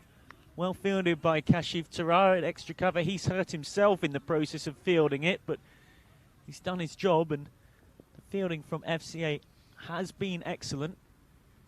We're getting this question again from a number of our fans on social media. Is the man-cad in the spirit of the game? There is a definitive answer as far as I'm concerned. Here he's safe. This is just guided away down to the vacant third man boundary. And it has gone. The fielder can't cut it off. Well, if they are to find a way to chase this, that's what they'll need. Yeah, the spirit of the game is covered by the laws of cricket. It's actually called the preamble. The opening comment in the laws of cricket is about the spirit of the game. So the laws cover that as an ethic. But then later in the laws of cricket, they refer to man-cad being a legitimate way of being out. So you can't have one and not the other. He's safe into Khalid Khan Zadran, who whips this away towards the square leg fence, over his head and onto the lower part of the embankment. 4 in a 6. That's a way to arrest a batting collapse. And they can't afford to dot around with such a high required run rate, more than 2 a ball needed. To add to the chaos, Michael, it is now out of pouring nowhere, with rain. absolutely teeming down. Feisty game, semi-final qualification on the line, and we're hiding under our umbrella in the commentary position at long on because the rain is teeming down. He's safe, bowling. A 2 behind the Duckworth Lewis, apparently. I didn't think it would be as close as that. As they try and come back for the second at the bowler's end, they get there. They think about the second. It's fielded out on the long on rope by Mohammed Tayyab, who we saw with that very impressive half-century earlier on. Umpires are going to bring him off here. And I think they are going to have to come off with that batting collapse. Could well prove to be the game. They're behind on the Duckworth Lewis as things stand. They're carrying on. They're carrying on. They're carrying on for now. The call is coming in from the Wiesbaden batting team on the boundary that they're 2 behind Duckworth Lewis. Now, I should think that means that if they can get a big 6 in here, if they can hit this ball for 6, it might, Michael, might just be enough to take them into the lead. But if the umpires haven't taken them off yet, when will they take them off? 79 for 5 off 6. They need 53 from the last 4 at just over 13 and over. Here's Mudassar. It's very full outside off stump, missed, and it will run down to the boundary. It goes away for 4 byes. Huge cheers and shouts. This has become a very feisty game because of that run out at the bowler's end and a couple of the send-offs that have happened since. I can hear the sound of that. That is lightning. Yeah, we're surely going to have to come off soon. That's once you hear the thunder, you've got to come off. Really, Michael. Well, we've just heard it, and yet we're still out there for now. This is extraordinary stuff. Mudassar in his second over. He only conceded 5 from his first and picked up 2 wickets. Inside out, caught by cover, taken by Ghulam Saif, and that is not what they needed. And the 6th wicket goes down, 83 for 6. And I must say, there is a certain amount of comedy by the way the Wiesbaden players, aware that they were 2 behind Duckworth Lewis, were keen for their side to stay out there. Then the 4 byes happened, and they were imploring the match referee to bring them off, thinking they might be ahead of the Duckworth Lewis. And now the 6th wicket has fallen, which will only see them fall further behind the Duckworth Lewis. They're keen to get their number 8 batsman, Enamullah Zadran, out there as quickly as possible to have a go at it. Frustration for the Wiesbaden Hawks, and that 6th wicket is really not what they needed. Remember, folks, it wasn't so long ago, in the blink of an eye, that Kit Harris was dreamily thinking that this game was heading in one direction, as was my good self, but did cautiously posit that even when you're 63 without loss in a T10 game, it can all change so fast. As this goes into the gap between mid-wicket and long on, the fielder sliding around out there in the pouring rain. But they don't come back for 2, which, given the circumstances, is slightly surprising. But Enamullah Zadran is off the mark. Singles aren't enough, though, given the way the scoreboard looks here. And now Mudassar bowling right arm around to the left-handed Khalid Khan, who has 12 off just 4. Here is Mudassar. Short, 6. Outside off, fetched away down to deep mid-wicket. Could be caught on the rope, just over his head. And you can hear the cheers from the Wiesbaden dugout. It is really feisty here. They're desperate to secure their semi-final spot without needing the final game against Germania Biber, whose players are out at the deep mid-wicket boundary, huddled around the two marquees. Everybody's undercover here because of the rain, but we're still playing on incredibly. Back foot cut. They don't take a single to Mohammed Ahmed, who isn't one of FCA's best fielders.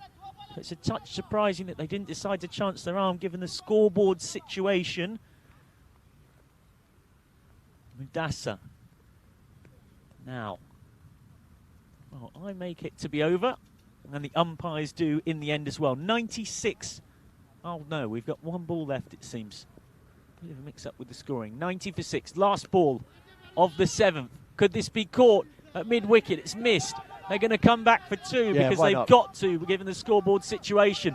And they get there, and they're being implored to keep running, just keep running as fast as they can. But the backing up was very good, so a 3rd run would have been completely disastrous, and it's a good thing they didn't listen to the advice coming from the boundary.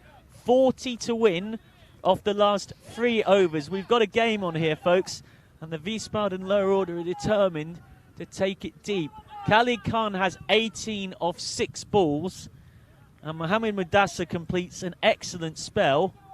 3 for 14 for Mudasa off his 2 overs. Of course, as Kit Harris, my commentary colleague, pointed out, the slightly questionable situation from Mudasa, though, didn't come from his bowling. It was the behaviour after it when taking 2 of his wickets, the send-off that resulted.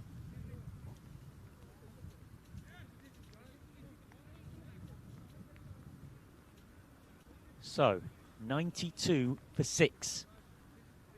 We're off investigating Duckworth Lewis par scores as best we can. The rain is absolutely bucketing down, but there's kind of been a precedent set now that if we're going to stay out here, then we've got to stay out here until it gets significantly worse, which does seem a bit ridiculous. I cannot emphasise enough, it is raining really, really heavily.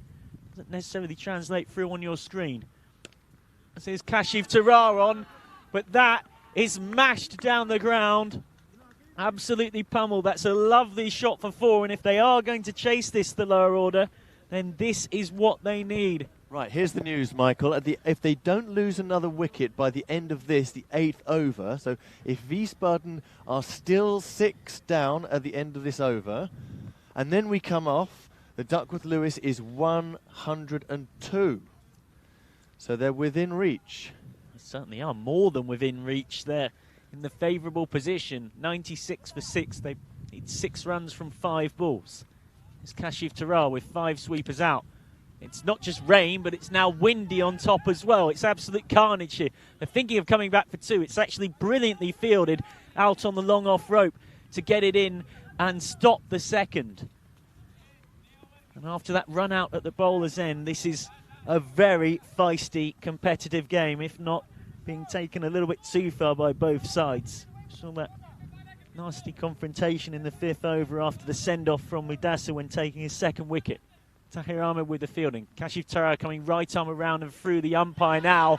And that is a ridiculous shot out to mid-wicket and an even better catch. But he's over the rope. He's over the rope and it's 6. And on such moments, matches turn. The fielder takes the catch, but his foot was over the mid-wicket rope. And in the pouring heavy rain, the match could swing on such a moment. Khalid Khan heads on to 26 off 7, his 3rd 6. Hundreds up in style. Tarar once more, full flighted, big LBW appeal, not given. Going for the sweep shot. And they turn down the leg by, so it's a dot ball. Well, every ball at the moment feels like a big moment. Tarar coming right arm around, but by the look of that replay, probably drifting down the leg side. Good decision by the umpire. He wasn't pressured by the appeal. Here's Tarar once more. That's well bowled and just blocked into the offside for a single. 104 for 6. They think of 2. And in the the end don't take it. Well, this is an excellent knock by Khalid Khan, coming in with utter chaos and destruction going on around him. Wickets falling left, right and centre. The rain pouring down. He's the only person keeping his head here. He has 26 off 9 balls. But now it's Enamul Azadran on strike. Tara holds his quicker ball. Blocked away for a dot. And that's not really what they needed. They can't afford to be doing that. They're trying to get clever with the Duckworth-Lewis here.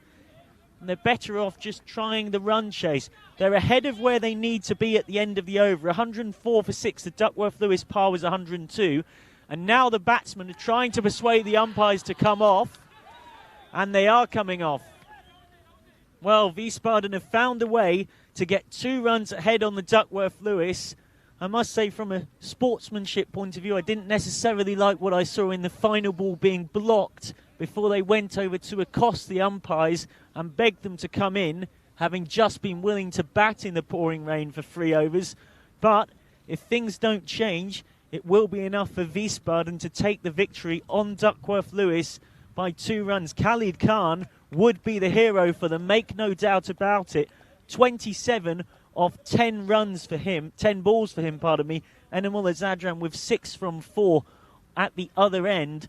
But Khalid Khan will be the person that's got them ahead of where they need to be. FCA Darmstadt are not particularly happy because having conceded a first wicket partnership of 63, that collapse they'd managed to bring from 63 without loss to 67 for 5 looked like it was going to get them victory until this late surge of a partnership. And now we await to see what umpires Yannick Bischoff and umpire Gooch do next. Well, my understanding, Michael, is that the close is... The schedule closes 16:40. No, let's start at 16:45 minutes. They're supposed to start at 55 on the hour, so 40. Yeah, they got 4 more minutes by my calculation for the rain to stop and get out there. If the rain stops, they would lose 1 over. That's where I think we are. If the rain continues for another 4 minutes, then the Wiesbaden win is sealed. Now, where you stand on this whole game, ethically, morally, and in terms of behaviour, one thing we can all agree on is that it was all perfectly thrilling until the Mankad, and then it went horribly wrong. Well, yes, Morseman says suddenly, now that they're ahead of the Duckworth-Lewis, the rain is too bad for the batsmen to continue. And yes, I would say I had the exact same thought as I expressed when they came off. Darmstadt had a good 8th over, getting 21s, which is why Wiesbaden are behind the rate. Well, yes, that's also a good point, Morseman. As the confusion and carnage is being worked out, covers are coming onto the field. Umpires Bischoff and Gooch are debating what to do.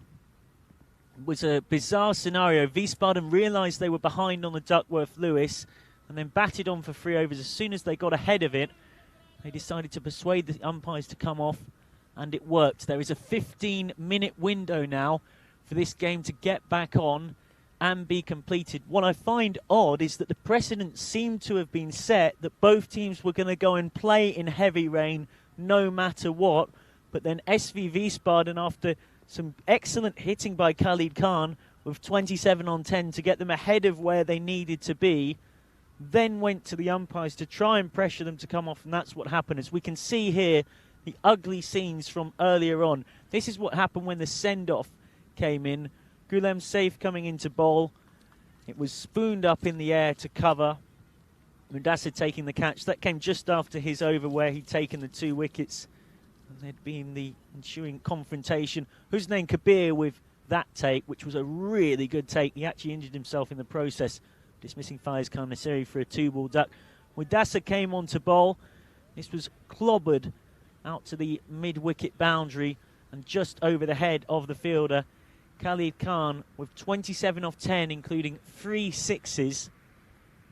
This one pumped down the ground for 4 as well. And if they do win this game by 2 runs off Duckworth-Lewis, it will be Khalid Khan as the reason why. Kashif Tarar coming right arm around. And that was another big, big moment. The catch taken, but then dropped over the rope by Akhlaq Ahmed. LBW appeal by Kashif Tarar against Khalid Khan not given. And so that leaves us here. So Wiesbaden needing 132 to win against Darmstadt and secure their semi-final spot. We're 104 for 6 when we came off for rain. Remember, they were in complete control of this game without needing any Duckworth-Lewis chaos or rain or anything else. They were 63 for 1 early on in the 5th over when Schachenauer fell to Mudasa for 21 off 8. And then the wickets started falling. Nasrullah went for 39 off 18. Given out, run out at the bowler's end. Some might know it as the Mankad dismissal. Not a name I would necessarily use, but another way of colloquially describing it. And then the collapse came. Kashif Zadran and Faiz Khan both making ducks against the bowling of Ghulam Saif. Ibrahim Zadran made just 4 out to Mudasa, and it took Khalid Khan's magnificent recovery to try and get Wiesbaden back into it. A strange situation where we stayed out there in the pouring rain for 3 overs or so of play. Wiesbaden aware that they were behind the DLS required run rate, and then the moment that they got ahead of that, they implored the umpires to come off the heavy rain. Umpires Gooch and Bischoff took the players off with that 8-over point reached, with them 2 runs ahead on the Duckworth-Lewis system. So we've got a 15-minute window for this match to get back on. Wiesbaden would win the game by the narrowest of margins. We're just in the process of finding out the final cut-off time for this game. Enamul Zadran was with him at the other end with 6 off 4 balls. The covers have come onto the field. Rain has stopped play for now. And as soon as we've got a further update, we will bring it to you. I'm Michael McCann. Kit Harris is alongside me here for this drama at the FCC Oval in Frankfurt. The most important thing I can confirm in this small passage of time we've got for the play to resume is that it's still raining pretty heavily. And I would presume the precedent will be that if it is still raining heavily, we cannot get back out there to play further.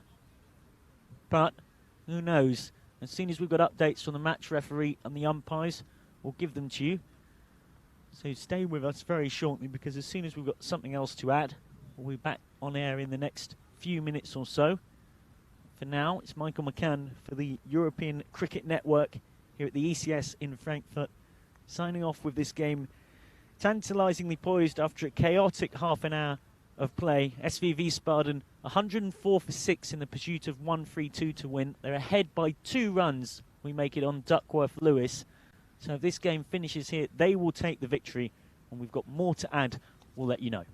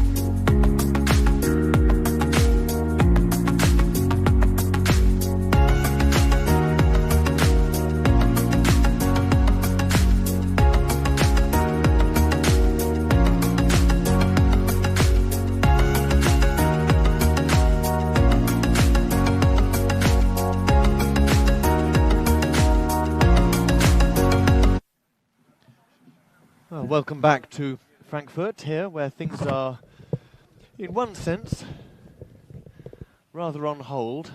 In one sense, they're hotting up. In one sense, they're colding up. The weather's getting very cold and chilly and rainy, but the qualifications and permutations and semi-final situations and the general temperature of match number 19 between Darmstadt and Wiesbaden has very much been hotting up. And the rain delay we've had has left us in this scenario where there is 3 minutes until the cut-off time where we can't get back. And if we can't get back on, which, given it's still raining, seems incredibly likely to be the case, it means... Well, it means that Wiesbaden would win on DLS. Consequently, they would join Darmstadt on 6 points at the head of Group B, and consequently, both of them would go through to the semi-final. Now, the one separate question there would be, which one of them would top the group? But given the fact that FCA Darmstadt came into this match with a far better net run rate, it would probably still be FCA Darmstadt leading the group.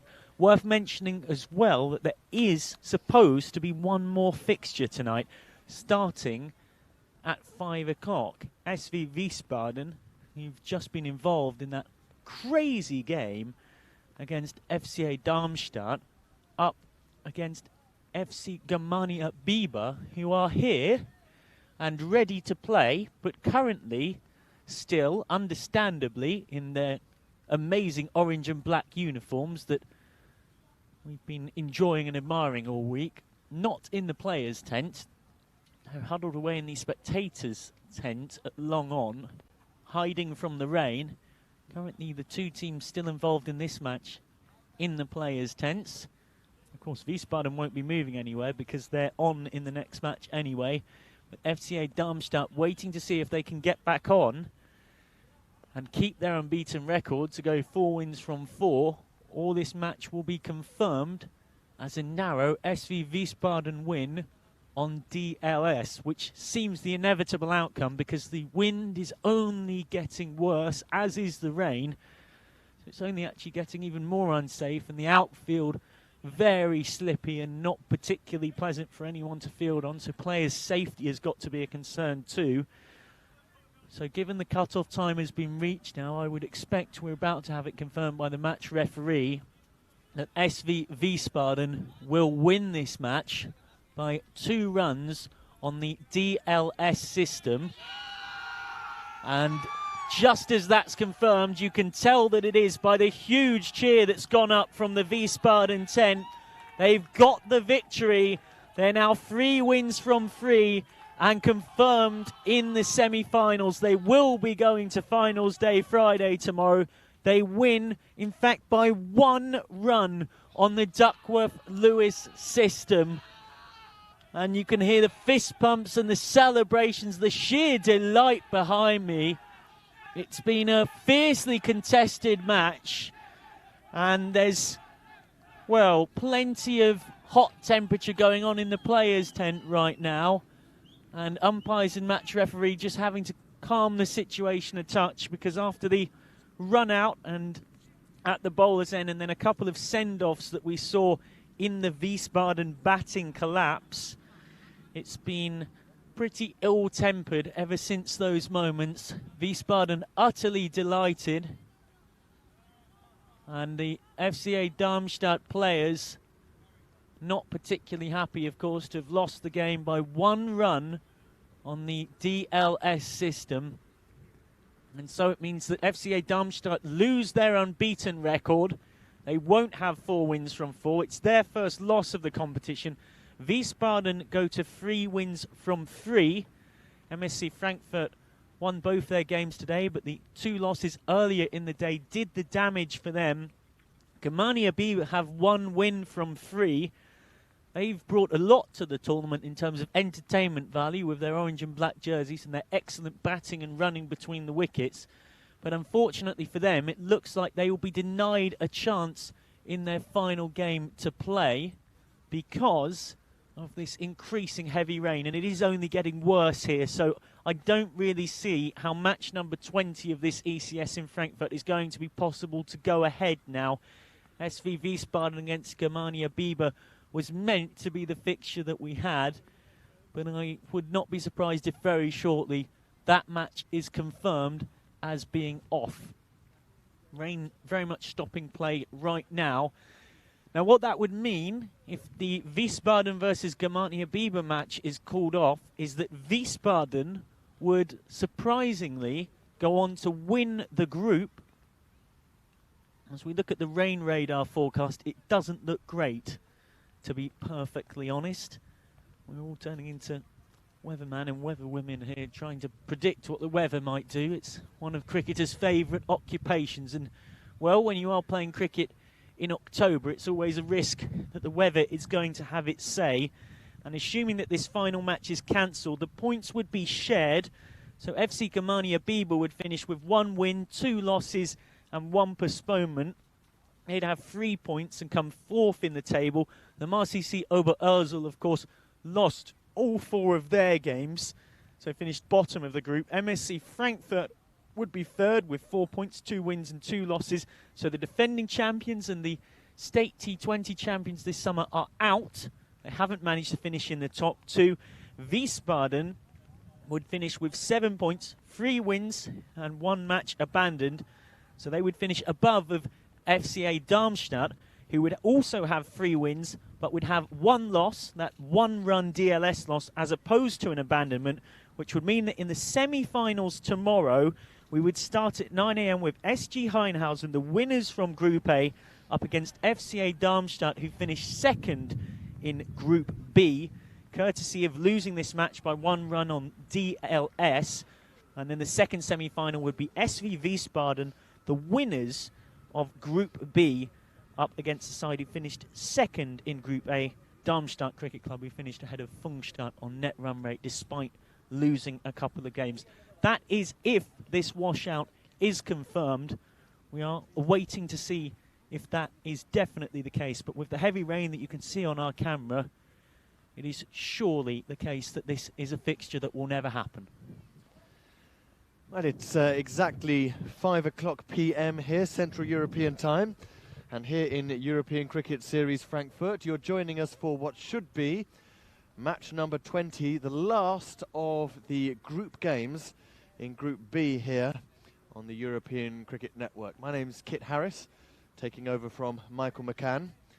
And unfortunately, the picture you can see is a pretty bleak one. We've been very fortunate to get through 18 complete games and all but 2 overs of match number 19, as Michael McCann has explained to you. That result decided in favour of Wiesbaden by Duckworth-Lewis method. So they, along with FCA, will proceed out of Group B into finals day tomorrow. So it just leaves the important entertainment, which we hope not to be denied, between Bieber and Wiesbaden for the remaining match in match 20. Now, this is the way it works. For every 9 minutes that are lost, 2 overs are taken off. So at 5:45, we could start. And if we did start at 5:45, so in 45 minutes from now, it would be a 5 overs a side game. 2 bits of bad news are, first of all, we can't go any shorter than 5 minutes a side. That's the limit for a competitive match in the European Cricket Series. So 5:45 really is the cut-off time. And the other piece of bad news is that it's still raining. So what we'll be hoping for is that the rain will ease off, the covers can come off, the umpires can inspect the ground, and that sometime around about maybe 5:15 or 5:30, we can have a look at a situation where we have a game with reduced overs. So it's not going to start on time. And what we'll do is we will take a break of 15 minutes and we will come back at 1/4 the hour, Germany time, 5:15, and then we will give you an update regarding the weather and the chances of play. But just keep that 5:45 cut-off in mind. That's all for now. Please don't go away. And hopefully we'll have some highlights for you in the interim. But, at the moment, from this rather damp and drenched Frankfurt Cricket Club, it's goodbye for the time being.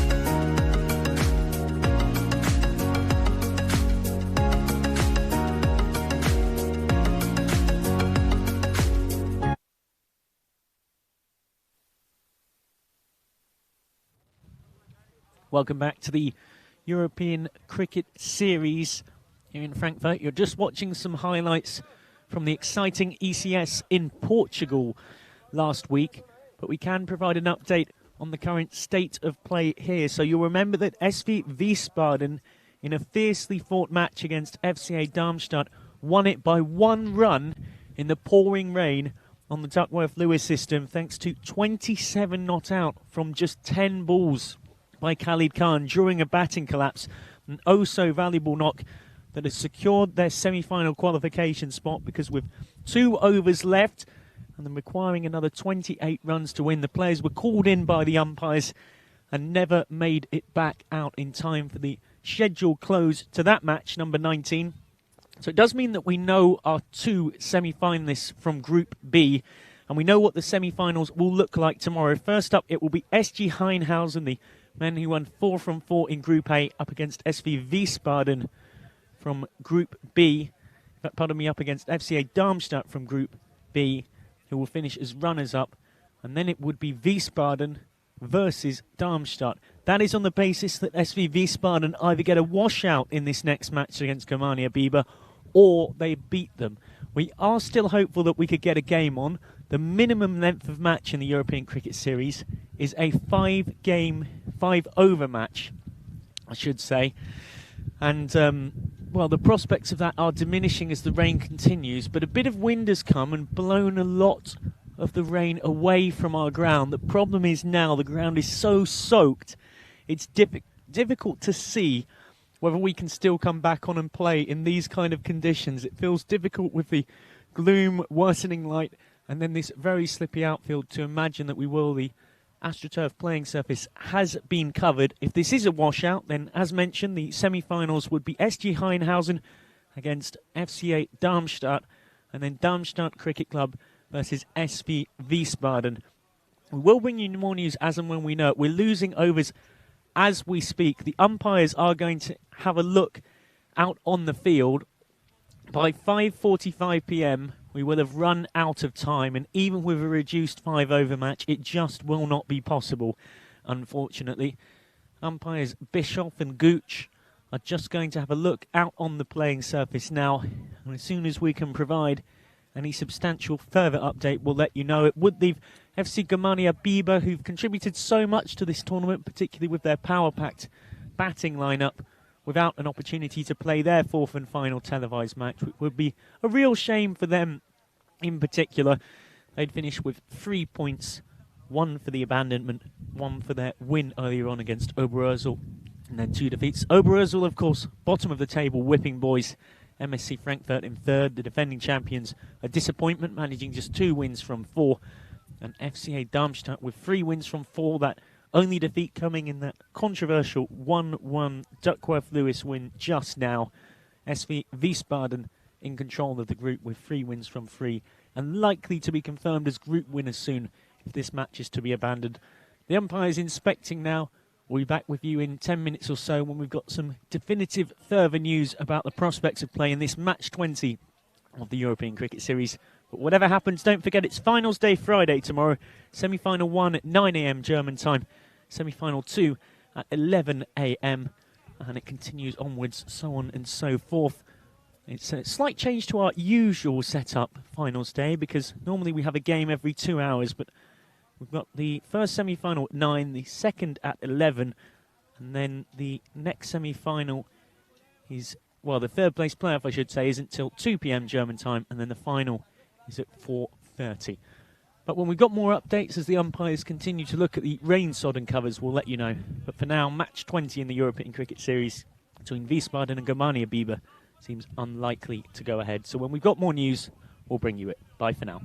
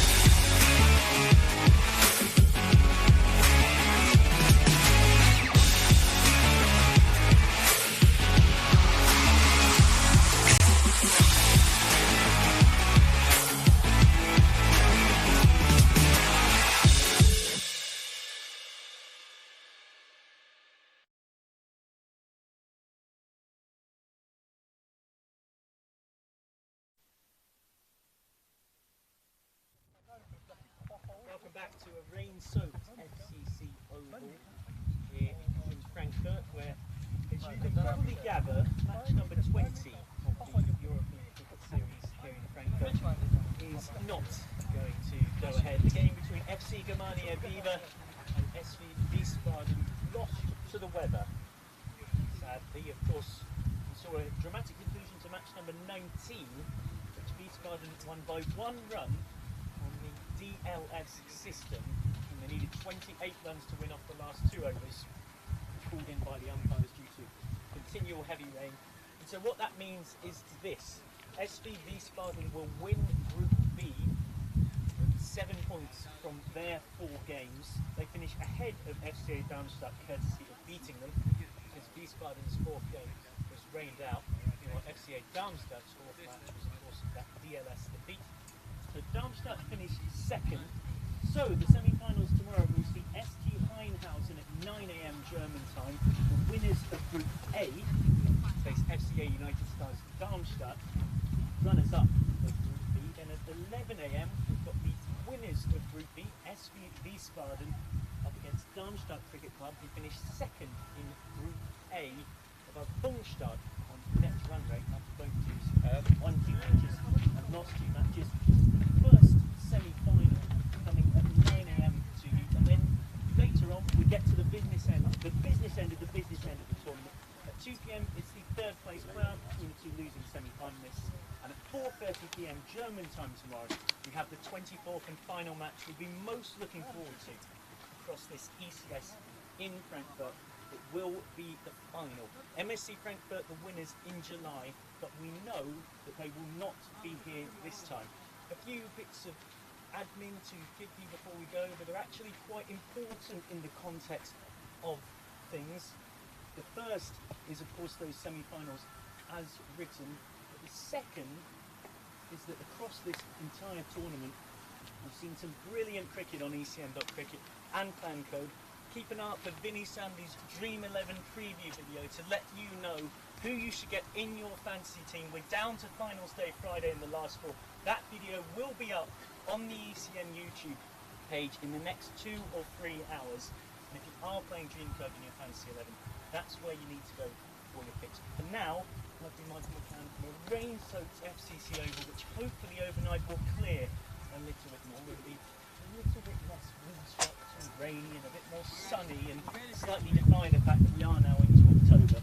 We'll see you tomorrow for Finals Day Friday. It all kicks off at 9 AM at SG Heinhausen and FCA United Stars Darmstadt. Should be a cracker. Pitt Harris has been alongside me. We'll see you tomorrow.